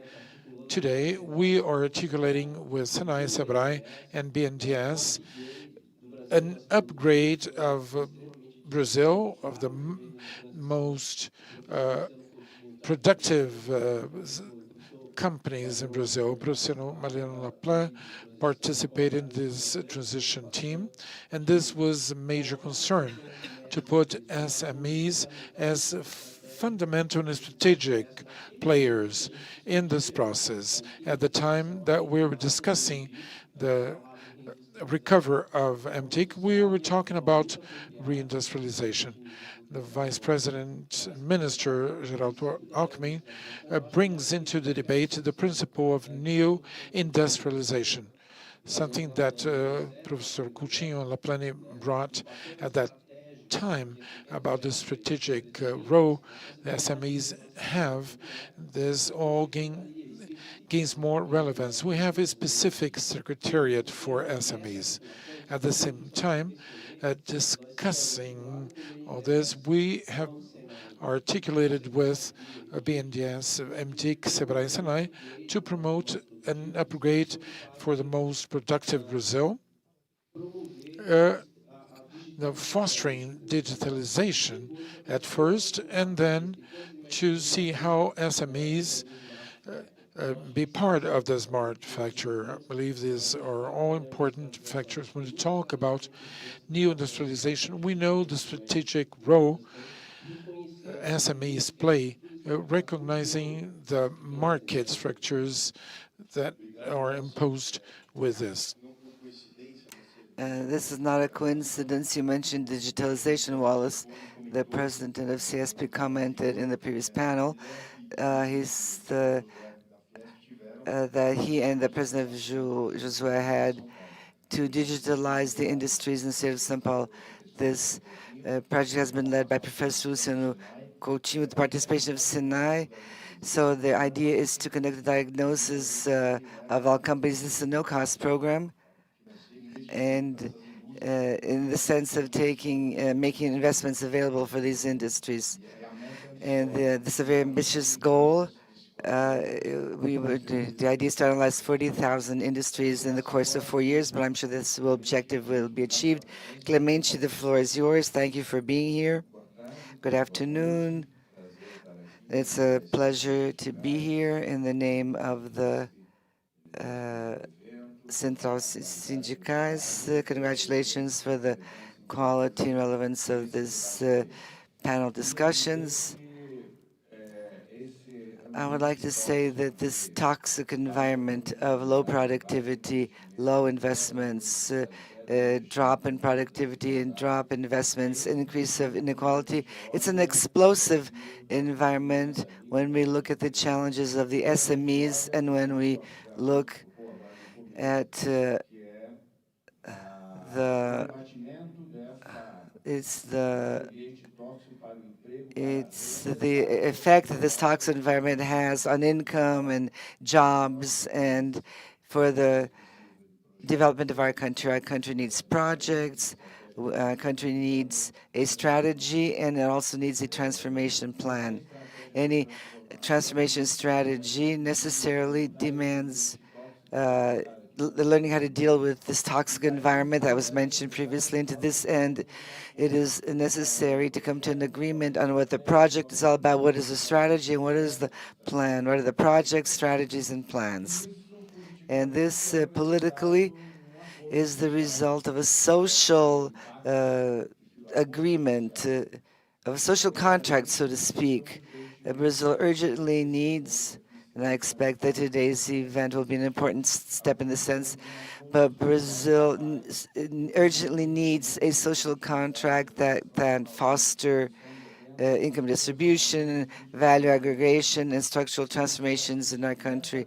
This will have a direct impact on the productivity of SMEs on one hand, because SMEs work in an environment where the jobs are generated, where very often jobs have to go through a deep transformation, will demands increase in productivity and the aggregation of value in this productive space.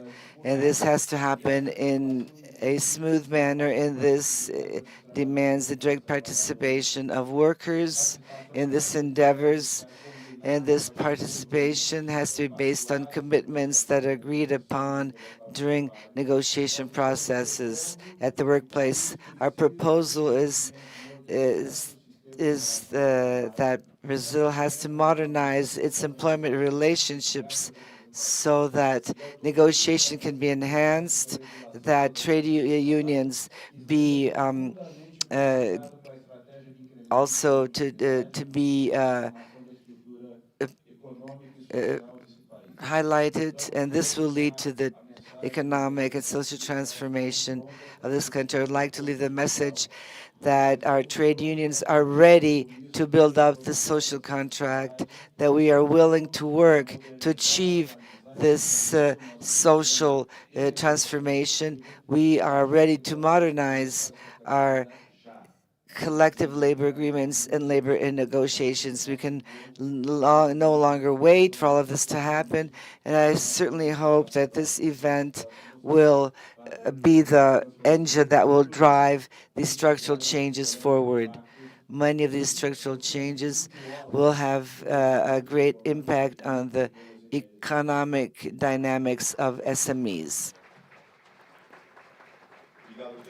Thank you, Clemente. When our panel here was announced, we were swamped with hundreds of questions led by Renato Corona and Viviane.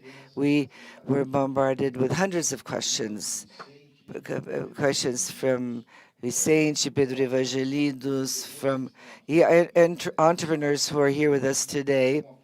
And I am representing these entrepreneurs here, so that we have a very important mission, and we are sure that this will be a historical date after the President Lula and Vice President Alckmin will be here at the closing of this event. So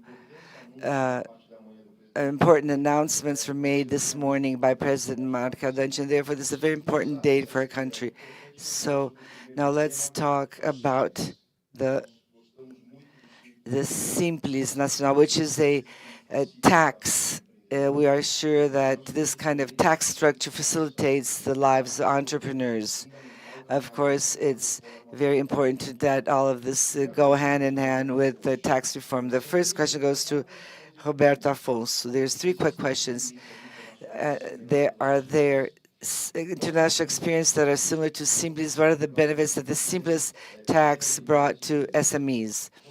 Do you agree with the fiscal with the tax waiver data announced by the federal tax authorities? Yes, most of the countries around the world have simplified tax structures for SMEs that change according to the objectives. In general, more advanced economies seek to peg these incentives to innovation, has already been mentioned today. Now, this advanced economy issue is something that I would like to comment on, and I will answer your questions shortly. But the limit of the Simples tax is way above that of the wealthy economies. And when we look at the CDE and the related data, the SME is entitled to have the special tax regime, the Simples tax, if the billings amount to 50,000 reais a year. But this threshold is for you to waive companies from paying taxes or from doing their accounts. Our Simples tax regime is much tougher than the regime of the advanced economies. Those who are in the first bracket of the Simples pay at least 2% tax, in some cases pay 4% tax. There's another issue, which is the following. Most of these SMEs do not have employees, and when they decide to go under the Simples tax regime, they contribute to Social Security program, which is calculated according to the billings or to the invoices. It's just a negative waiver. So this is a question that has to be answered. And this question holds true for the countries, the companies under the Simples tax regime and the companies under the deemed taxable income regime. So all of this has to be addressed to provide the environment with legal certainty. And but there are so many uncertainties that surround the standard tax regime in Brazil. And in my opinion, the Brazilian Simples tax regime is a success. There is no waiver because we're talking about a tax treatment that is differentiated, and it is so nobody talks about the waivers granted to churches. But as I mentioned here, according to statistics published by the federal tax authorities, in many cases, this goes according to the sectors, but as a general, those who are under the deemed taxable income or under the Simples tax regime pay more taxes in proportion to what is paid by companies under the actual income regime. Once again, when we read international literature, the Brazilian case is considered as a success case in terms of formalizing the informal economy, especially when compared to other emerging economies. However, we have to take a step beyond to reinforce what has been said here. Companies have to become digital, but above all, the government has to go digital. So it is necessary to digitalize the government, and that has nothing to do with placing the government on the internet. This is all to do with using the digital tools that are out there. So, and this, of course, entails dealing with corporations and with individual taxpayers. And this will lead to the need of building up a single database. And the single database will have a great impact not only on tax collection, but also on credit granting. But in this, if you have a single database, it will allow us to take advantage of new technology. Our artificial intelligence will bring many more benefits to SMEs than to the big companies. And we have to reduce the symmetry of information. And all of this will provide the guarantees. This will allow the credit grantor to improve the guarantees, because if you have this single database, you know who you're selling your product to, and you will pay you for this. So this is a transformation that can materialize if we use this new technology and if we really embrace digital transformation. And finally, when I say we have to make the government to go digital, Brazil has timely success cases. To begin with, the electronic elections is the biggest election process in the world, the most modern one, and above all, the least expensive one, and it's based on technology made in Brazil. The electronic voting box is something that is totally Brazilian. So we have the technical capacity and we have the resources to make this transformation materialize. What is lacking still is the political will to do so. So the members of civil society have to put pressure on the government for the government to modernize itself and bring together big corporations, SMEs, and civil society. Still about the simplest tax regime. What is the position of your secretariat to the issue of the increase in the simplest tax? So I would like to hear your opinion in this respect. We are totally in favor of the tax reform, with the perspective of increasing competitiveness, profitability, and so on. And in this sense, the Vice President, Mr. Alckmin, has acted very actively to make tax reform happen in this country. And when we talk about tax reform, one of the aspects, and is being discussed, one of the elements that we always address is to take into consideration the specificities of the size of companies. We know about the difficulties and the limits when we consider the market structures, and we always think how a tax reform, even if we have under the perspective of a single tax, of a VAT-style tax, the supposition has to consider these specificities, not only in terms of the size of the companies, but also it has to take into consideration regional specificities, because SME in the South, the Southeast is not the same thing as talking about SMEs in the Northeast, because these are entirely different realities. And the same holds true for these major productive structures. So these companies face difficulties in entirely different manners when we talk about different regions. We have so many Brazils inside one Brazil. So this is our positioning in terms of the our ministry. And so this is not, I would like to highlight the participation of Professors Paulo Feldman in the transition team.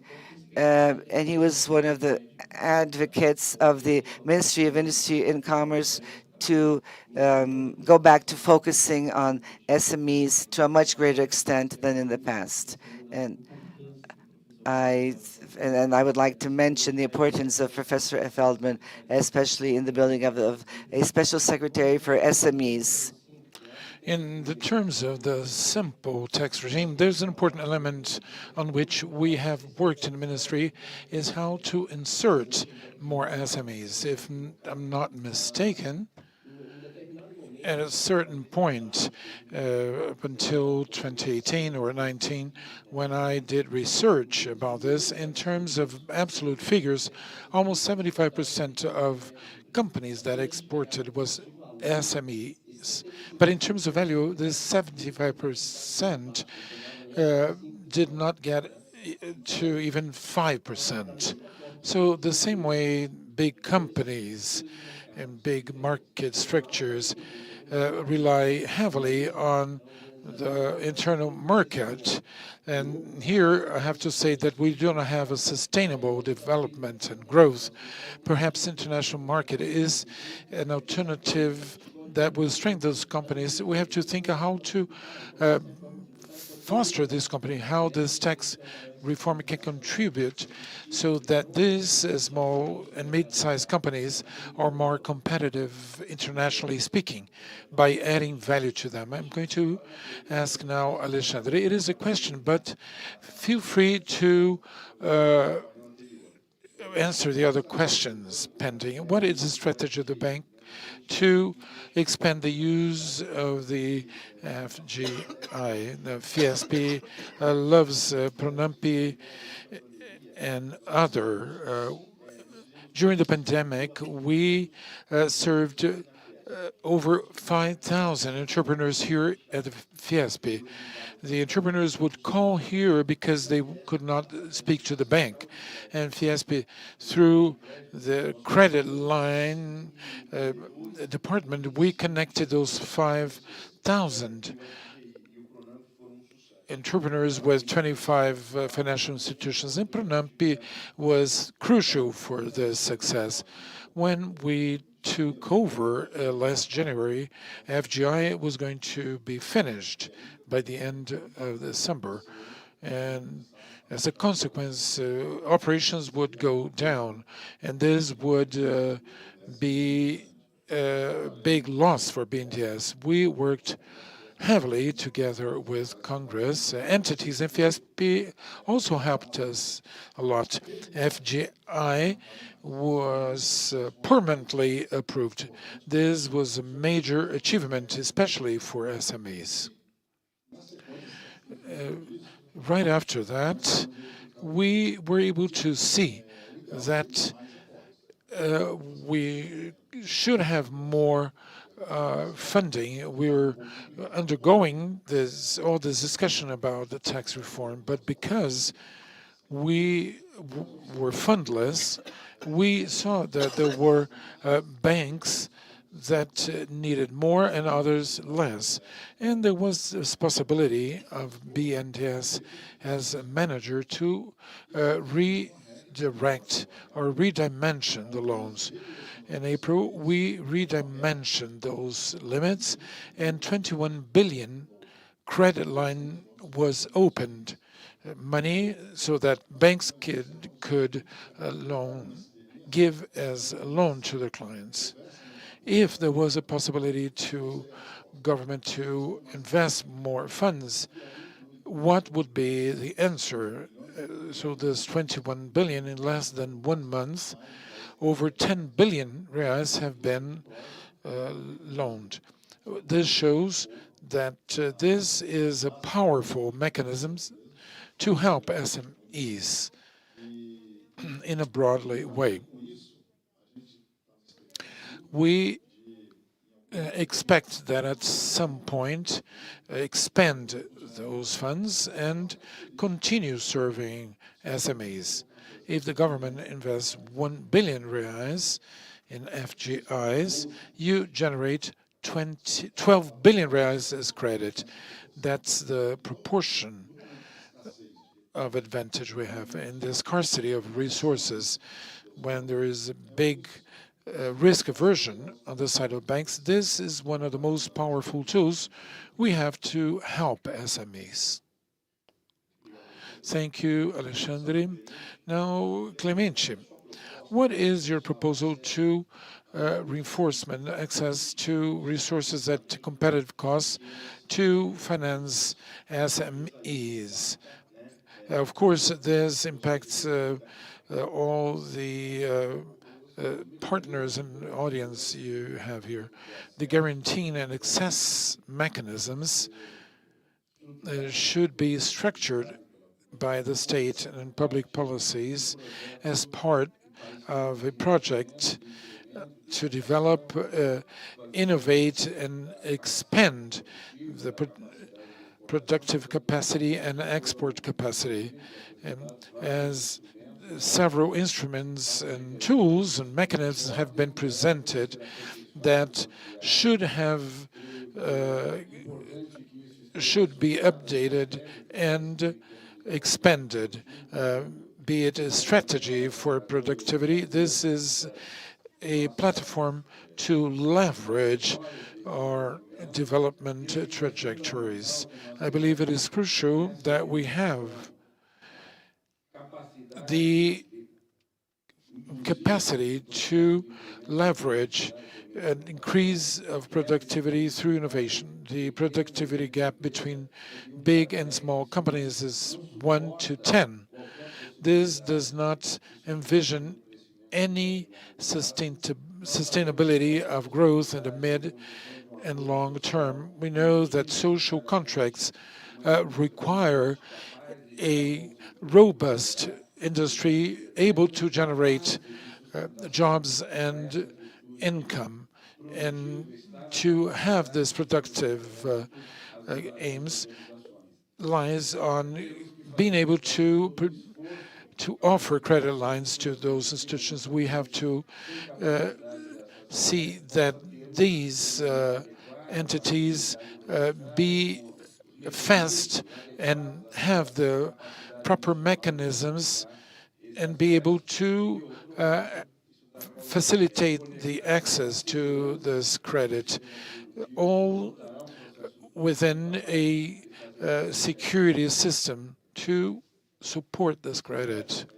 José Roberto, we know that you have researched several countries around the world. Our role is to strengthen SMEs, and the main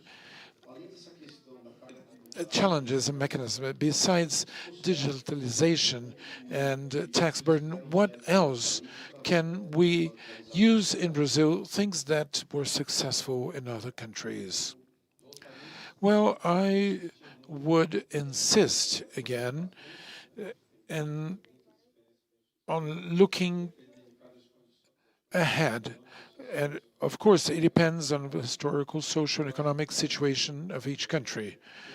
I believe that Brazil, with its characteristics of big dimensions, should look at India, what they did in terms of credit, and not only credit. India and also China, and I insist to use new technologies and new digital tools as innovation instruments. Innovation begins not only on the labs, people researching vaccines and others. It begins when you do the accounting, when you organize the management of the company. So support in this direction combined with technical assistance, financial assistance, using the new available tools are fundamental so that you can get the most out of it, because of the bad aspects, the massive destructions of qualified labor. It's not the unqualified. The ones that are going to lose jobs are qualified workers. That is why we need to think about new ways of thinking. And in this respect, I would like to invert the question. Brazil has an advantage that the rest of the world does not have. You're talking about social security. The only country that has social security in its constitution is Brazil, and diversified different sources, labor, profit, and different credit sources. It was a problem in an analogic regime, but now it is a solution in the digital world. I can have profit. Well, I have to hire labor with formal jobs and also outsource jobs. Why don't I award those who hire formal labor, deducting from the profits they have? We need to award and thank those who hire former labor. And the other problem, which was essential, or is essential, and it's not discussed much in Brazil, is high-paying salaries. They're based of our protection. It is a state of welfare. It's crossed subsidies. Those who hire paying high salaries have to pay more to Social Security to help paying those who hire paying less. This is over in the Brazilian society. If you take the data of Social Security and see those who contribute to Social Security with over 43,000 reais a month, there's not even 53 people in this country. Is there only 53,000 people who do not earn over 40,000 reais? Well, there's only public service that earn less than that. And philanthropy workers and public servants. Cross subsidies is over. Last year, the tax collection of public sector, it was bigger. There's 8 million public servants. It was higher than all workers, former workers in Brazil to Social Security, because you contribute only up until 7 salaries. Over that, you don't need to contribute. I believe that we have to use the technology we have, simplification, rationalization, to have a data-based economy and seek solutions in our own country, and to be really concerned about this issue that involves Social Security, income.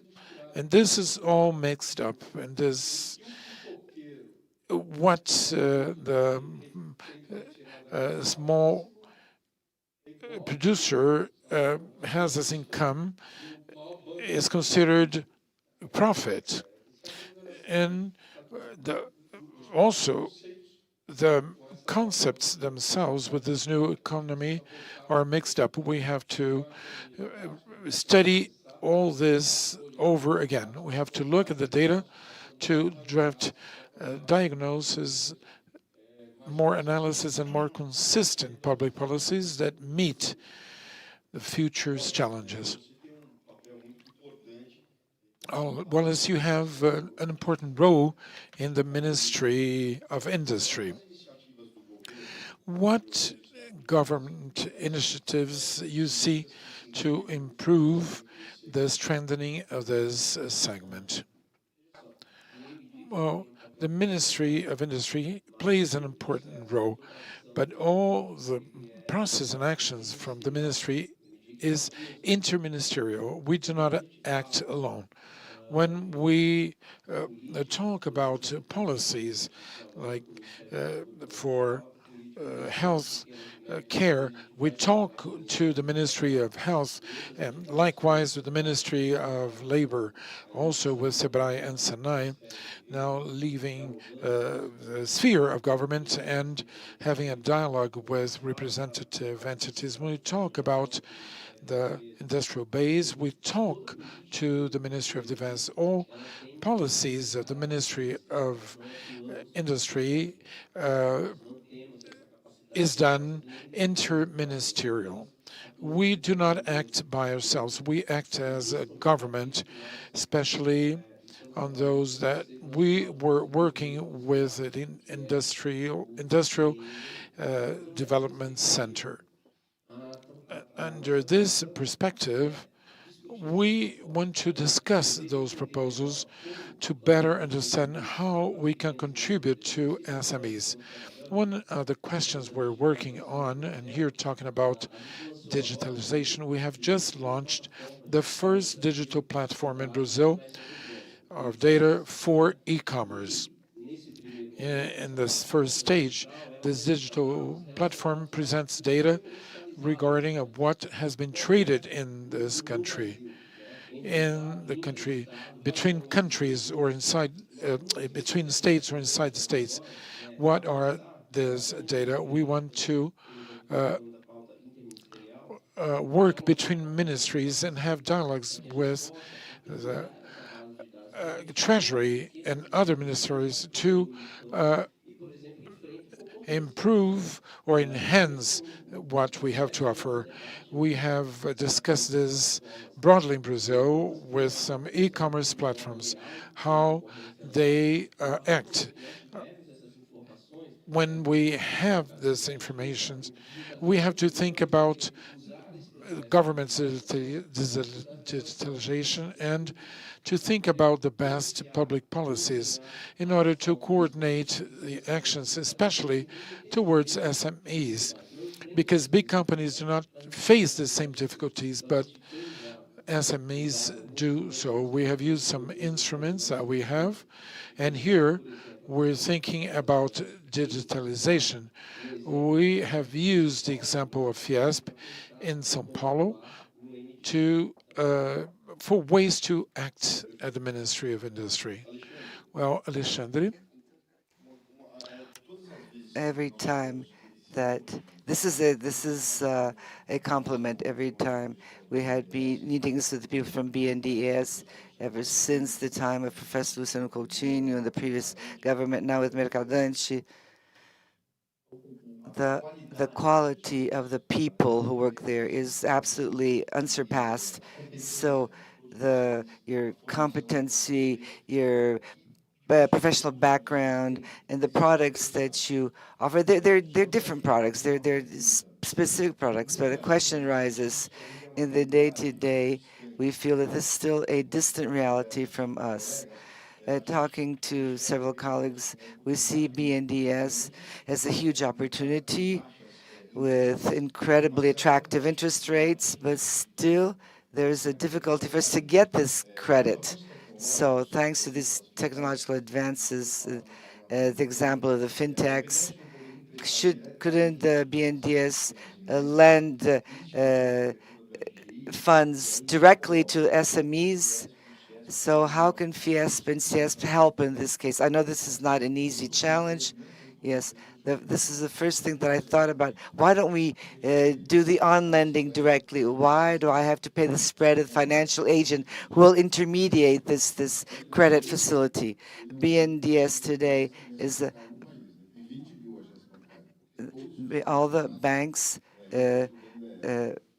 on-lend the funds that come from the BNDES, and therefore BNDES has over 20,000 bank branches, so to speak.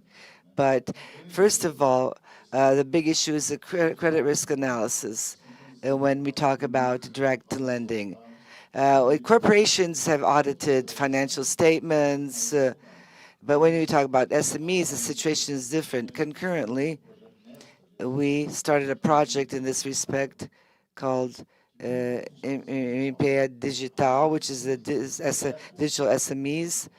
the companies have direct access to the BNDES portal and mention their need, and these needs are analyzed by algorithms that are always being improved and developed, and as a result, this credit can be redirected not to single agents. All of this is done under a bidding regime, and in this case, the spread is considerably reduced. But we have fintechs that help provide aid in for tax issues and management issues. So this is helpful for the company not only to get credit, but also to help the company improve its management practices. As we get more data and as we are able to reduce the size of the ticket that we work with, this also depends obviously on the improvement of the business environment in general. You know how difficult it is to collect a debt here in Brazil. It's a problem for all companies, whether they're big, small, or medium-sized. 81%.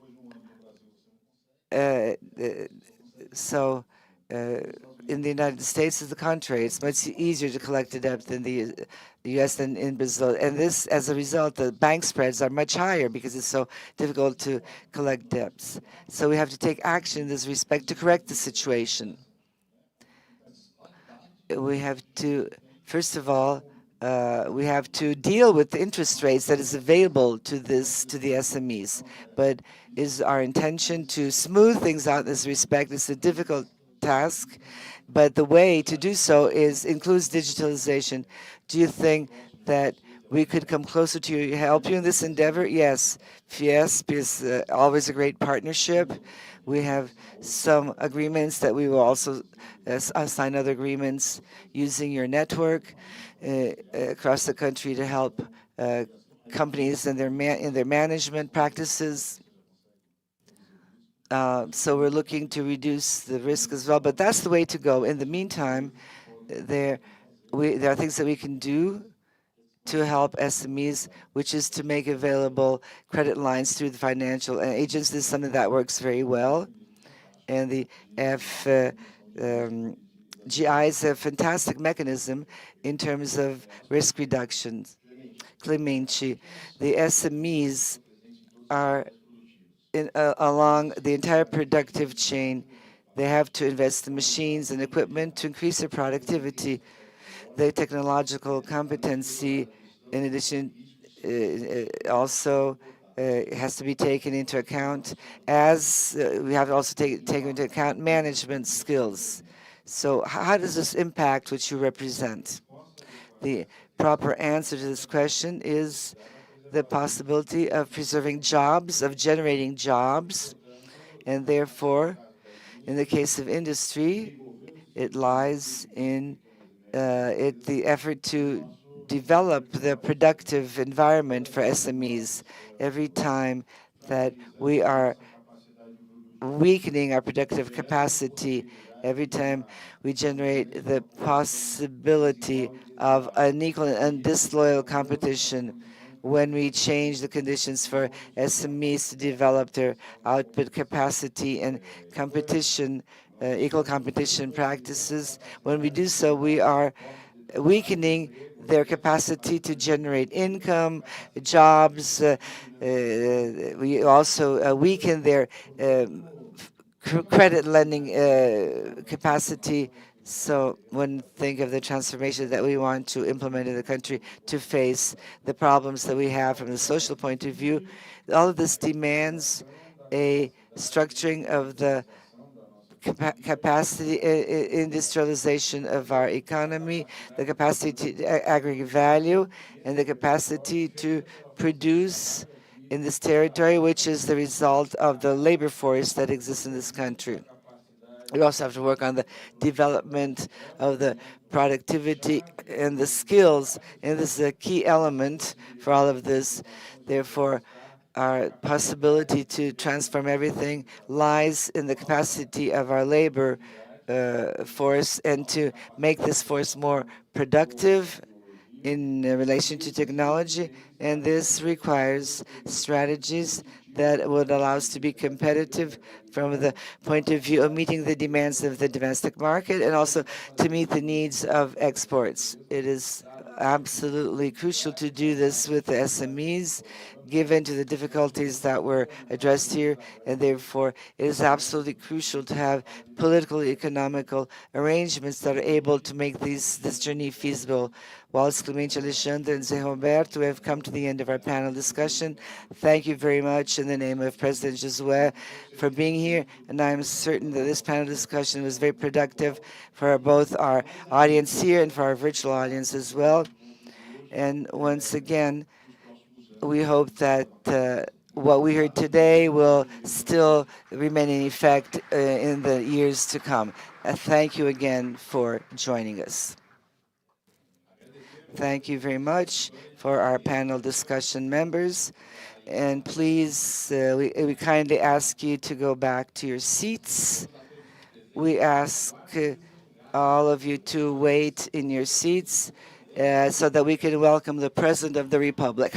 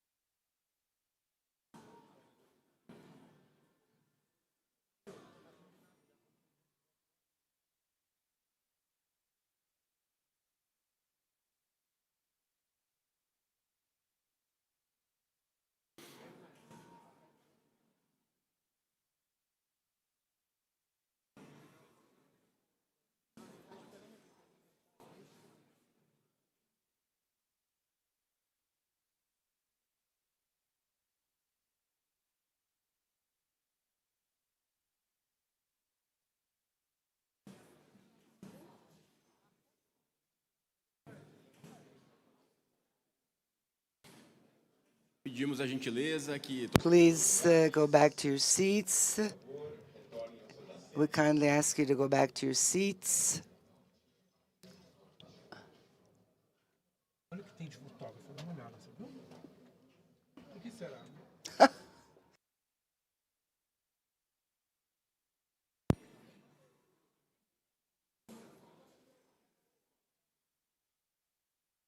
pedimos novamente a gentileza. Again, kindly go back to your seats in this auditorium.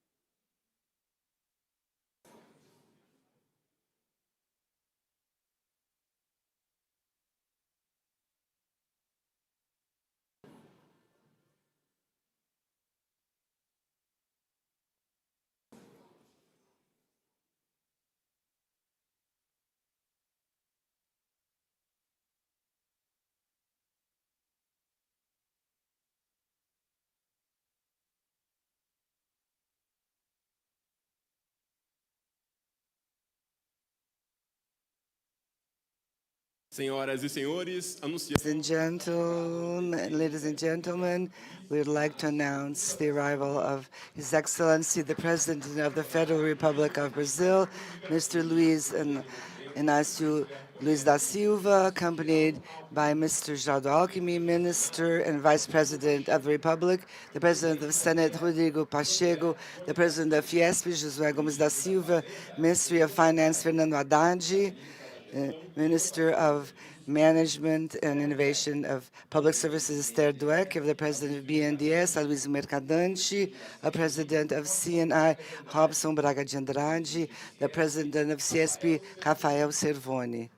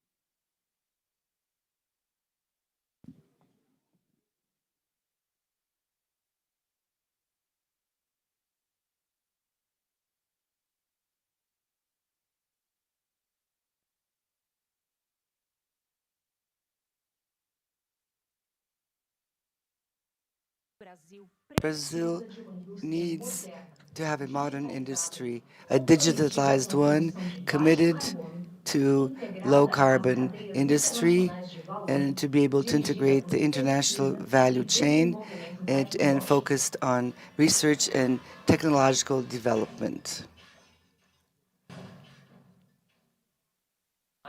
Industry needs a business environment that is motivating. Industry needs accessible credit at proper interest rates. Industry needs good infrastructure. Industry needs a simple tax system. Industry needs less red tape.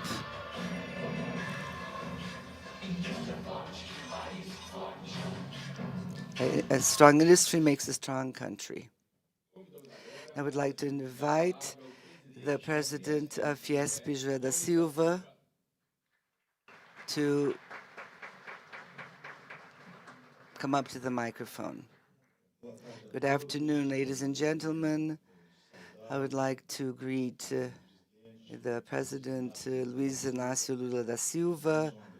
President, it is a great honor to welcome you here on the Industry Day, together with our Vice President of the Republic and Minister of Development, Industry, Trade and Services, Mr. Gerardo Alckmin. I would also like to greet my dear friend, President of the Federal Senate, Senator Rodrigo Pacheco, and I would also like to congratulate President Rodrigo Pacheco for having promoted last Tuesday a meeting which actually those who had the opportunity of being there, everybody was felt very optimistic in relation to Brazil in view of the existing harmony between the two, the executive branch and the legislative branch, represented at that time by Minister Fernando Haddad and by the Executive Secretary of the Ministry of Finance, Mr. Gabriel Calibi. I'd also like to greet the Ministry of Innovation and Management of Public Services, Mrs. Esther Dweck. I would like to greet the President of the BNDES, who is totally committed to making sure that BNDES goes back to being the Bank for Development Industry. I would also like to greet my dear friend Robson Braga, President of the National Confederation of Industries, Julia Dias-Leite, Director President of CEPI. I'd also like to greet our partner. We have worked, President, on conducting studies and analysis that were strongly based on facts to allow Brazil to have an interest rate that is compatible with productive activities. ISEC has been a great partner in this respect as the president of FEBRABAN, the Brazilian Federation of Banks, and all of this focused on measures that can be taken to reduce not only the basic interest rates, Selic, but also bank spreads. I would also like to greet the congressmen that are present here, the presidents of trade associations, of trade unions, all the people present here. Ladies and gentlemen, my colleague Rafael Cervoni, president of CSP, and also like to greet all of you members of the press. This morning, Mr. President, I focused on the press. I asked the press professionals who are here today, I asked them to to advocate for industry and to share this news of society, of the importance of industry. All the biggest countries in the Western world that grew and that became prosperous countries that distributed income and above all created everything that strengthens democracy, which is a rising and strong middle class. All these countries grew thanks to industrialization processes. Brazil as well, between the 40s and the 80s of the 20th century, we had the biggest global growth. This was motivated by industry, Brazilian industry in those times, through policies that were appropriate for that specific moment. And nobody can criticize such policies, which resulted in the growth of Brazil. Brazil at that time grew at an annual rate of 7.2%, in which allowed Brazil to become ranked amongst the biggest 10 economies of the world. And industry is what led this growth, when the industry accounted for nearly 30% of the GDP at that time. Unfortunately, in the last years, with some years that were exceptional, and industry shrank. Industry went down, and today industry accounts for 11 to 12% of the GDP. It is no wonder that Brazil in the last few years grew at a rate of 0.4%. If we had grown in the last 30 years, comparatively speaking, to the global average, and I'm including the developed countries together with developing countries, today, President, our GDP would be equivalent, per capita would be equivalent to the GDP of Portugal, which would be $20,000 to $23,000 per capita, and not this meager $9,000 per capita income, which straitjacketed us as a country of low or average income, in view of the fact that the global GDP has grown much beyond that. All of this happened, unfortunately, because industry lost its dynamic aspects, and it is necessary for industry to recover, to recoup this dynamic outlook. And it is with great satisfaction that today we read the article that you signed, and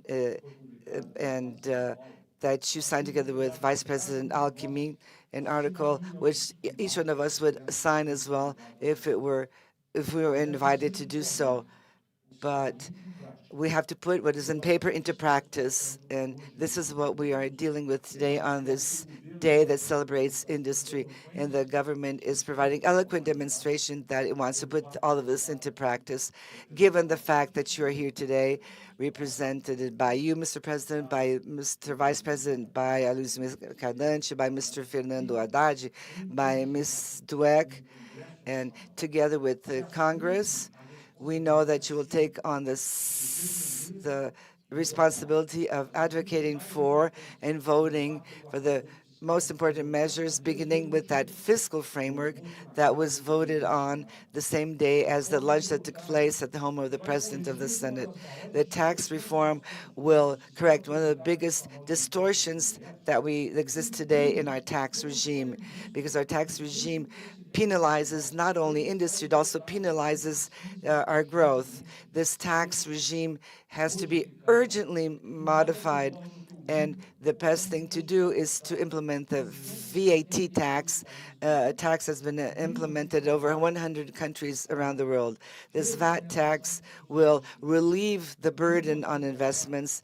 This VAT will relieve the tax burden on exports. The average industrialized product in the average chain, we have approximately 9% of residual taxes due to the cumulative system that has been so long-standing, and which would be eliminated if the VAT tax goes into effect. Once this fiscal framework is resolved, once the tax reform is resolved, once the price of the economy is resolved, which is at a wrong level, which has been the wrong levels for many, many years, again, with very rare exceptions in the last 30 years. The real interest rate in Brazil has always been at a very much higher level than that of the interest rates that prevail in the countries that we compete with. And I can say that once all of this is done, then industry will recoup. The political industries policies, industrial policies are very important, but they alone are unable to to overcome this misalignment of the macroeconomy, which is based on these three pillars: foreign exchange, the cost of money, and taxes. Foreign exchange is adjusted, no doubt about this, but tax reform, which would correct this enormous fiscal problem, tax problem of Brazil that penalizes production, and also the interest rates. And I'm sure that given all of that is happening, interest rates will only drop and will drop quickly so that the authorities that decide on the interest rates will feel, so that they no longer feel ashamed. Once again, I would like to applaud our Congress that approved the interest rate, the interest rate charged on innovation, and President Aloysio Mercadante said that of the 20 billion that BNDES will have in the next 4 years, another 20 billion for FINEP, which will be the sum of all this funding. We'll be able to reindustrialize Brazil. This will be absolutely crucial to strengthen again the middle class and also to make sure that our democracy will be strong and flourishing. Therefore, Mr. President, we have to follow what countries in the Western world are doing. These countries have also realized the application of neoliberal policies for too long have destroyed the middle class in Europe and in North America. And there's no wonder that totalitarian experiences have come up in these countries. We cannot take the same train. We have to recover industry. We have to recover national growth to resolve social issues. We have to recover our development. We have to recreate our middle class that always flourished and had always been strong when Brazil went through this growth over those 4 years that I mentioned. And this will allow us to place Brazil at a level and enable Brazil to be amongst the 5 strongest and biggest economies in the world. Thank you very much for being here, Mr. President. Thank you very much for what you wrote in this article. Thank you very much for the actions. We're going to put everything into practice, and we're sure that Brazil will have all the answers. Thank you.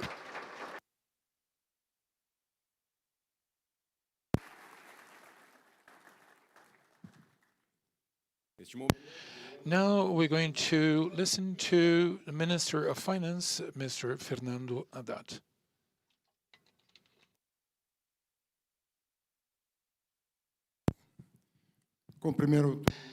Well, I'd like to greet President Lula and Vice President Alckmin, President of Fiesp, José Silva, and other leaders present here today, and the President of the Senate, Rodrigo Pacheco, and all the members of the Senate present here today.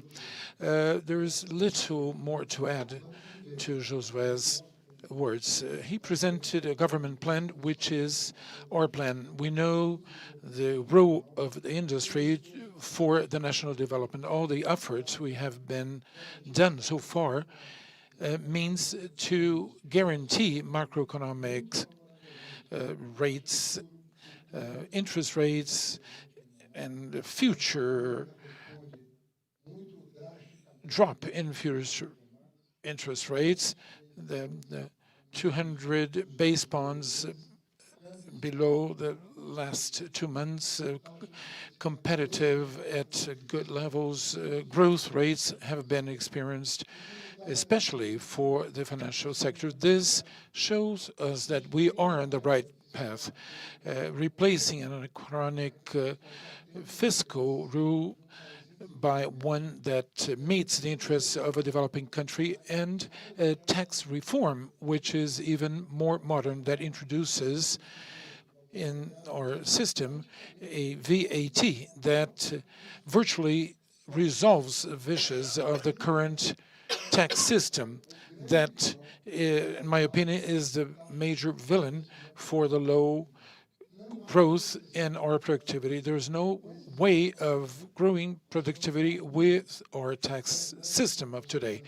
We are mature, and I agree with Mr. Pacheco's words. Congress is mature enough today because it has worked on these topics in both houses, and the society is anxious to see something that gives legal security for investors. But I would add that as important as that, legal security for the state. The thing is so bad that even the state doesn't know how much is going to be collected in terms of tax, because many times we are in a permanent state of insecurity when we want to have stable rules in which the state knows how much it can invest and how much it can spend. And the business community may be able to plan at long term. Investments today require a planning period and previsibility that the current tax system is not able to offer. I'd like to finish by focusing on education, which was part of Ministro Mercadante's role. The legal framework that was approved yesterday under the leadership of someone who must be mentioned, which is President Arturo Lira. He guarantees the reposition of 100% of the funds that were diverted from education to other means. I would say that if we have resources to do those investments, above all the PPPs, all of them will be guaranteed by the National Treasury. If we have resources to educate our people, you know that under your government, it was the biggest investment in public education in the history of Brazil. I'm not talking only about higher education, which was a record. I'm talking about the primary education. The Northeastern is a proof of that with the Fundesp. If we give the sense of anticipation for investors, if we tidy up the room, so to speak, at the time of the ecological transition that we are working on at the federal government, introducing reindustrialization based on the future perspective that look at the fiscal, environmental. I am sure, President Josué, that Brazil is going to grow again, as it has, above the world average, as it happened during those 8 years, the presidency of the Lula mandate. For 4 years, we grew by 4.1% against 2.5% growth of the world average. I am totally convinced that if we go on, persevere, and not let smaller doubts harm our confidence, if you work together, all entities together, Treasury with Central Bank and other entities, I'm sure we're heading for a virtuous growth in Brazil from here until the future. Thank you. Now we invite the President of the Senate, Rodrigo Pacheco.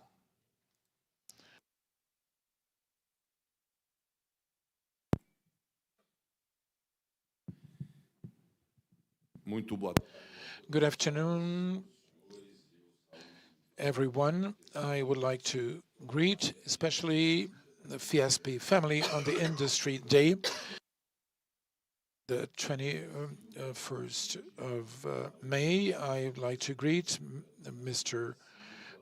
President of the Republic, Luiz Inácio Lula da Silva, the Minister of Industry, Commerce and Development, Mr. Alckmin, President of BNDES, Aloysio Mercadante, and a special greeting to all of you that make up this audience today, and all of you from the industry. My friend Robson Draghi, President of CNI, on behalf of the National Congress and the Senate, to recognize publicly about the importance of this economic segment for the development of Brazil in terms of generating income, generating jobs and dignity of everyone that are part of the Brazilian Republic. Some days ago, I was here in Fiesp, and we were able to discuss national topics, those from the past, present, and also discuss perspectives on the future. We had a long discussion with the board, with other segments of the industry. The view we have about Brazil, solutions that would serve our nation. Today, we have a unique opportunity and a challenging time that we faced in terms of democratic questionings and radicalization and polarization. Now we have a time to reconciliate, to create an environment that interests us, which is our economic development, which presupposes a social and human development. I have always preached in terms of actions and gestures. In the past days, a peaceful alignment for the whole nation is fundamental so that we can achieve our good deeds. The alignment of the parliament with the executive power represented by President Lula, the alignment with the legislative branch together with the judiciary and executive branches. Of course, with different and separate powers, but all in harmony and inside the Congress, in harmony with the Chamber of Deputies, despite some divergence and differences in thinking. Today, we have a good environment of harmony and union to do what Brazil needs. But there is something really fundamental in this harmony. It's not enough a harmony in Brasilia, the harmony of three powers and their institutions. It is crucial, and it was not for another reason that I promoted a meeting at the House of Senate. It is very important to hear those who produce in Brazil. I was there as president of the Senate, the president of the Chamber of Deputies, Haddad, the Minister of Finance, Mr. Galipo, who will be director of Banco Central, Roberto Campos Neto, the current president of Banco Central Bank, and other representatives from agriculture, communications, construction, to talk about Brazil. And we came to an agreement that we have to join hands in order to become a great nation. And this understanding I would like to reproduce here and reaffirm our commitment. We have been doing some very important reforms in Brazil, and that we want to do even more to keep those that are important for our country and may be able to advance with measures that serve our country. One of them being the new tax regime, which we call the tax structure or the tax framework.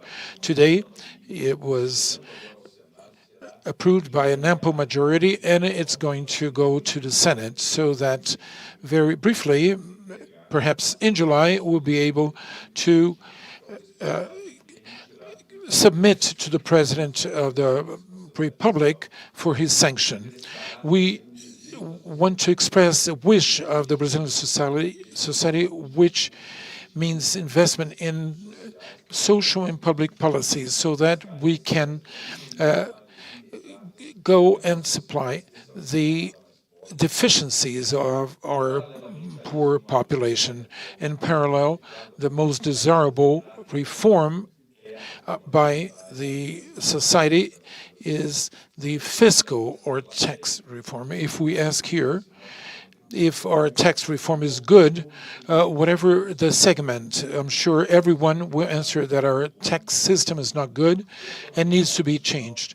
If this is reality nationwide, we are imposed by civic obligation to approve tax reform, to give a new time and environment for our country. This is our commitment, a commitment that we had previously in the past, like the pension reform in 2019, different changes and reforms that we did. We have this commitment with the fiscal regime, the tax reform in the chamber, and hopefully in the Senate, so that we can give it to the Brazilian society, and together with the executive branch, in alignment with other projects. That does not mean a further tax burden and more taxes, but we want to generate new wealth for the nation. What I want to leave you today is with the thought that today we know that our democracy faced challenging moments, but it came out stronger. Today we have an environment with a lot of balance and respect between powers and between members of these powers. We are about to pass reforms that are so important to our country, what we cannot miss. And in this case, I call on every single one here is the optimism and the hope of Brazil. Believe in Brazil, invest in Brazil, give the time to our national policy to build an environment which is favorable to correct the chronic distortions we have in Brazil in terms of fighting hunger and inequality. But there's a way to get there, to eradicate hunger, which I know it is the most genuine wish for our president, and our wish, which is to help the poor ones. But there is a long way to go, which requires previsibility, legal security, responsibility, and also to have peace and harmony, and to listen to those who are there on the day-to-day. That is the day we are today. Today we have the President, Vice President of the Republic listen to a category and a segment which are fundamental for our development. This is industry that were hurt for so many years and need projects to come back. Congratulations to Brazilian industry, and congratulations, Fiesp.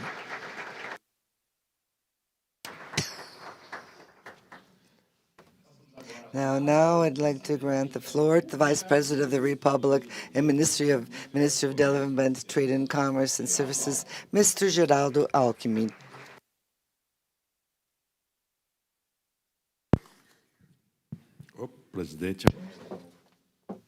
The President is taller than I am.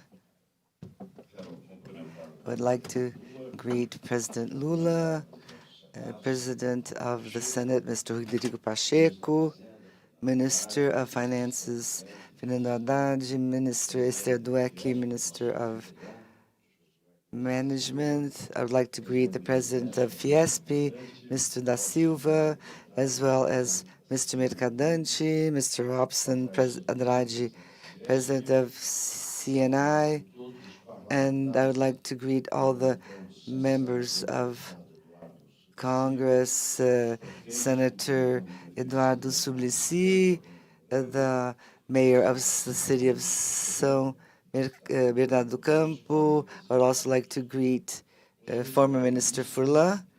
Today is May 25th, the Day of Industry, but more than the Day of Industry, I would like to remind you of a great Brazilian, who spent his life working on Brazil's development. Your father, José de Alencar.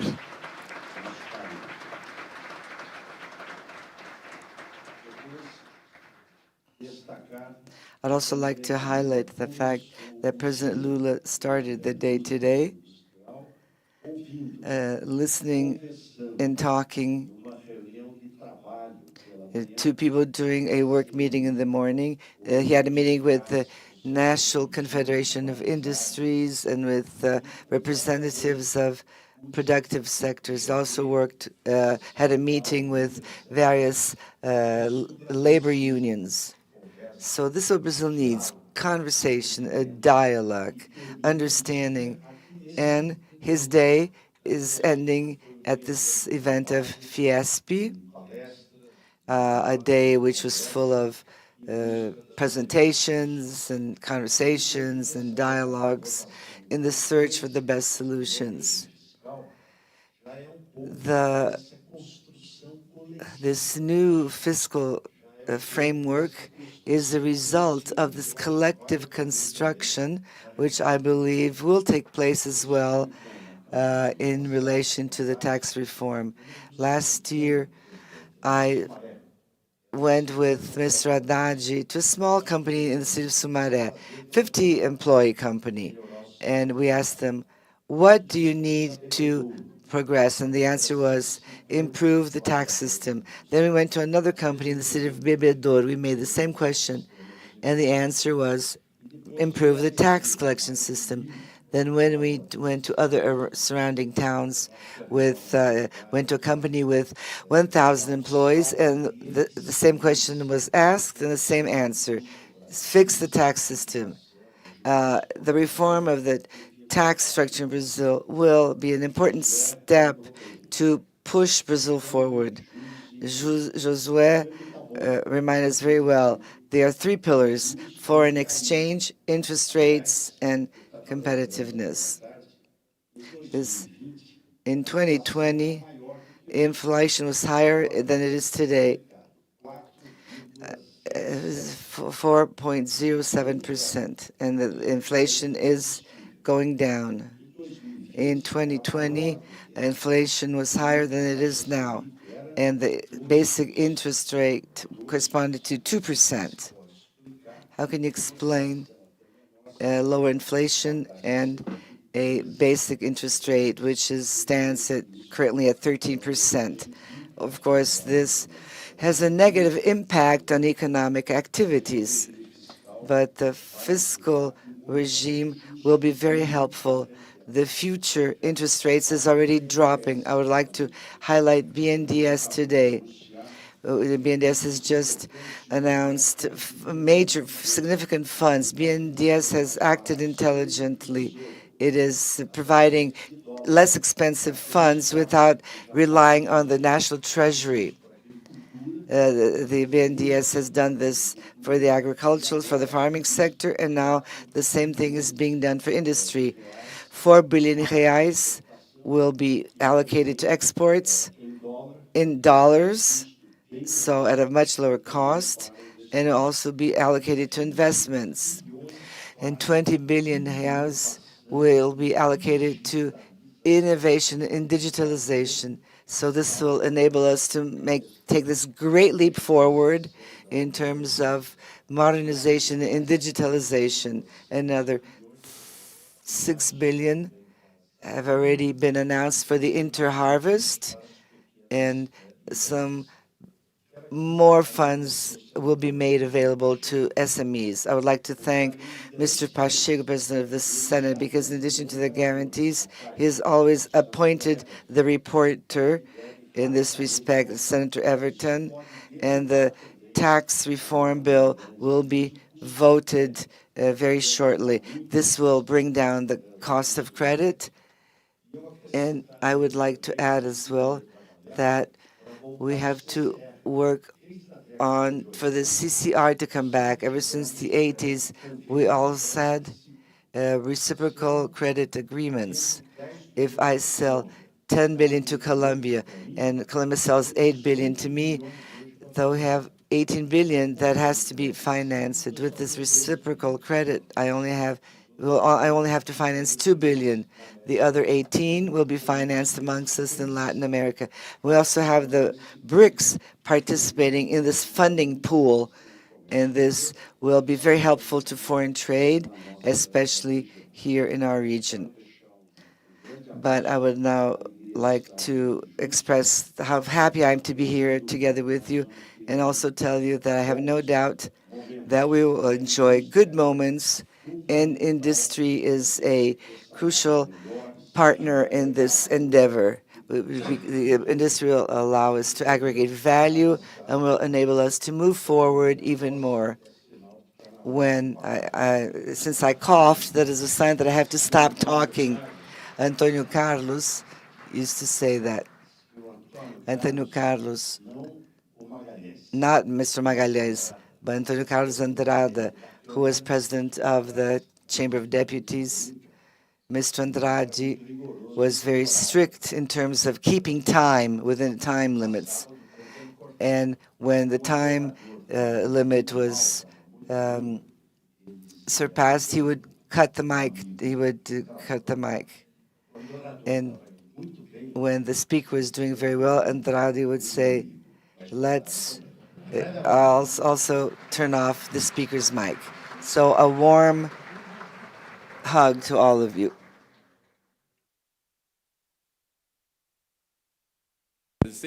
Ladies and gentlemen, now the floor goes to the President of the Federal Republic of Brazil, Luiz Inácio Lula da Silva.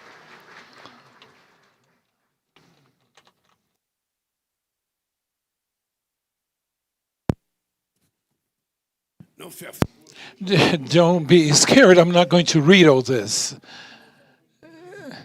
Because if I read all the speech, I'm going to really be different from all our previous speakers. I'd just like to remind you of two things.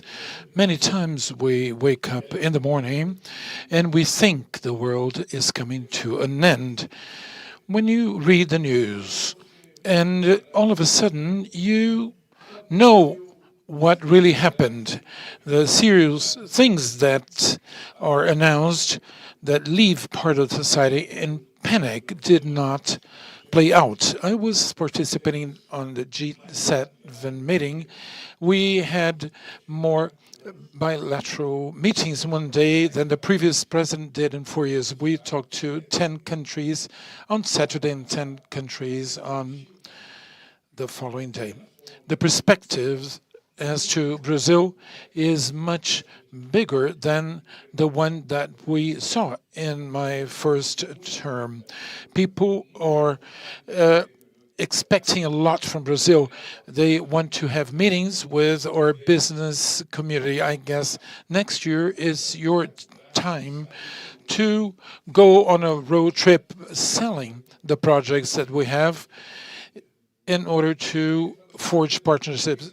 I came back on Monday and I didn't work. The first day work was today. Usually my assistants give me bad news. When I saw the news, when I read them, I thought the world had ended. No more ministries, and there was different things happening.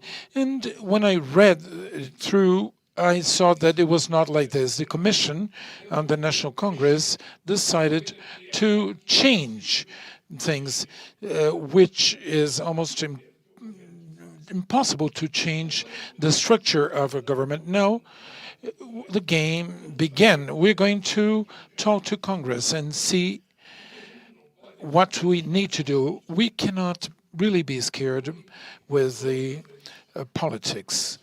Every time the society is scared with politics and they start blaming the politicians, the results are much worse. We had lessons before, and it's important to remind them. Regardless how bad politics is, it's in politics that's where we solve small and big problems. The second point I'd like to address is that you probably read on the newspapers the news that Brazil wants to help Argentina. Yes, in fact, we do want to help Argentina more than willing to help Argentina. We want to help Brazilian exporters who export to Argentina. This is the real fact. China invested $30 billion in Argentina so that Argentina can buy their products. And there's no point in complaining. Well, they should be buying our product and not the Chinese products. But we need to know what we're going to do to guarantee our exporters. And this is a talk that Haddad has to take ahead. We're talking with the BRICS so that they can help us to help them, because it is important that our market export more to Argentina. And the third aspect I'd like to talk to you today is that I would not go back to being president of Brazil to be lesser than I was in the previous terms. Don't be fooled. I came back to the presidency because I believe it is possible to recover this country. This country has to go back to growth. The city, people has to have 3 meals a day.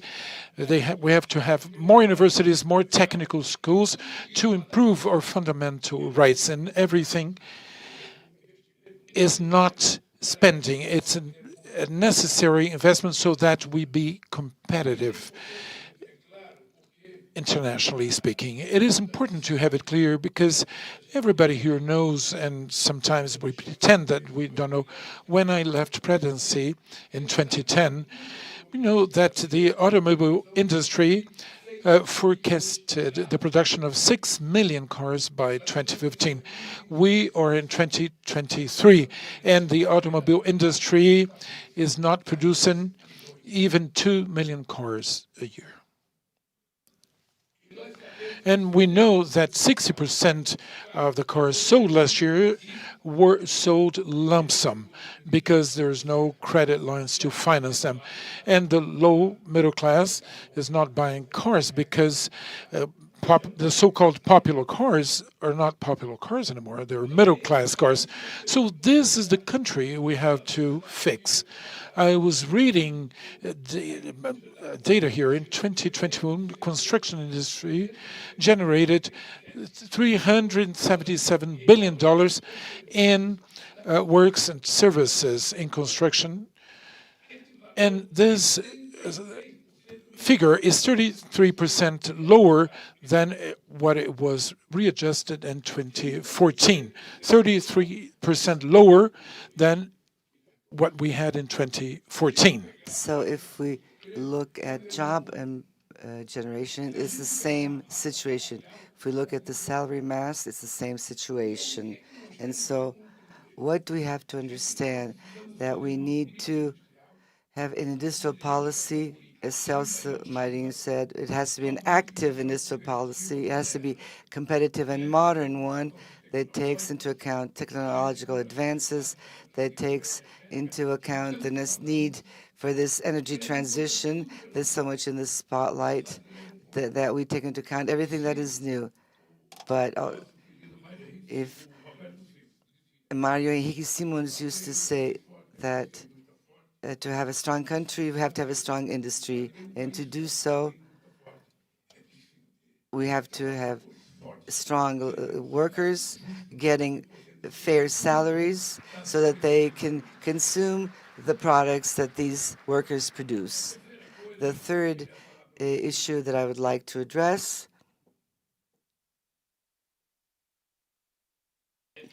is that many people talk about the industrial development and put all this in as a minor issue, which is related to commodities exports. We want the Brazilian industry to grow, but we also want to our commodities exports to grow as well, because it's important to know that Brazil also needs to be an exporting country to a greater extent, to export more and more grain, to export more and more beef, to export more and more everything that we produce. And the idea is not to impair industry, because a competitive industry will have to buy more machines, will have to buy more science and technology. people look at agribusiness without taking account how much technology is entailed in producing soybeans or poultry and in cattle raising. So we have to have this very clear in our minds. Brazil has everything, and we only have another 1,200 days in my term. So, Mr. Pacheco, please speed up the voting of these bills because the train is moving on. And Jose, first of all, I think Fiesp, I met many former presidents of Fiesp ever since the first one in 1975, and I can say something. Fiesp needed a businessman just like you, Josué, someone who is modern, who is courageous, who is familiar with all aspects of business, and above all, such a person has to have a strong character. And I think the business community will stand to gain a lot with the current president of Fiesp. I don't want to talk about the interest rate policy. When I was president of the Republic, I would appoint the president of the central bank. And Fiesp would constantly criticize the interest rate policy. And now that the central bank has become independent, I have already criticized this, but the country has been, the financial industry has taken over the Brazilian economy in lieu of industry. And today it is absolutely unacceptable to have such a high interest rate. It is something that this country does not deserve. Remember during the crisis in 2008, the role of that BNDES took on to recover this country's economy while the developed world, this crisis generated 100 million jobless employees. Brazil did the opposite, and this was thanks to all the money that the BNDES allocated to industry because we knew that we had to keep this country going. And banks such as Banco do Brasil and Caixa Econômica have to put money in the market for the money to move the economy. How can we expect big corporations and SMEs to continue their business activities if they do not get credit? So, Josué, please pay attention to the fact that we are close to trying to have a conversation with the European Union so that the agreement between the Mercosur and the European Union actually materializes. And the most important thing the European Union wants from us, they want us to sit down and give in to the current situation, because we have an instrument for industrial policy that we will put into place. We might take longer to come into an agreement with the European Union. France, for example, defends and protects its agricultural produce and its wines.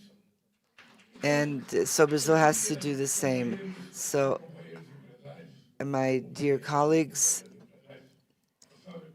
I would also like you to pay attention to the following. We do not have the right to make any more mistakes.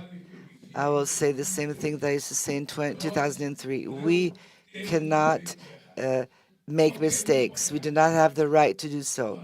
Anybody can make mistakes, but we will not mistakes. We will do everything that needs to be done to make this country move on. Because in our opinion, the poor people that are sometimes treated badly the poor people of our country are our country's biggest asset, because when they have proper food to eat and proper clothes to wear, proper education, they will become part of the middle class. So I ask you to help us, because if you grow, our country will grow, the workers will grow. So thank you very much.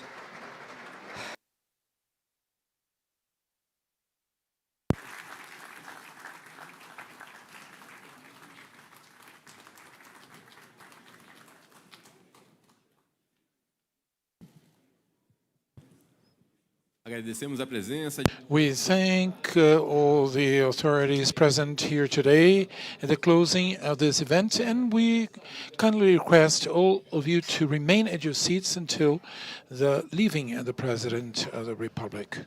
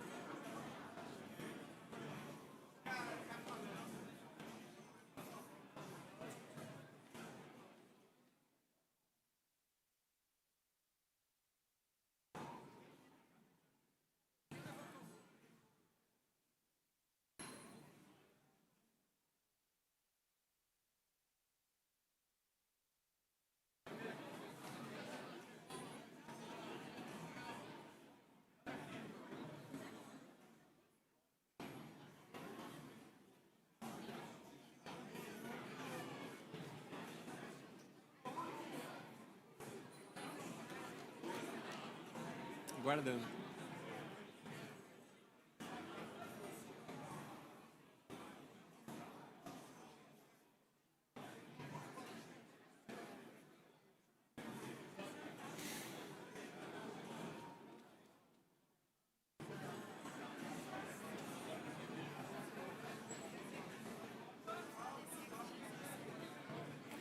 A Fiesp, o Ciesp, o BNDES e o SEBRE agradecem a presença de todos nesse evento em comemoração ao Dia da Indústria.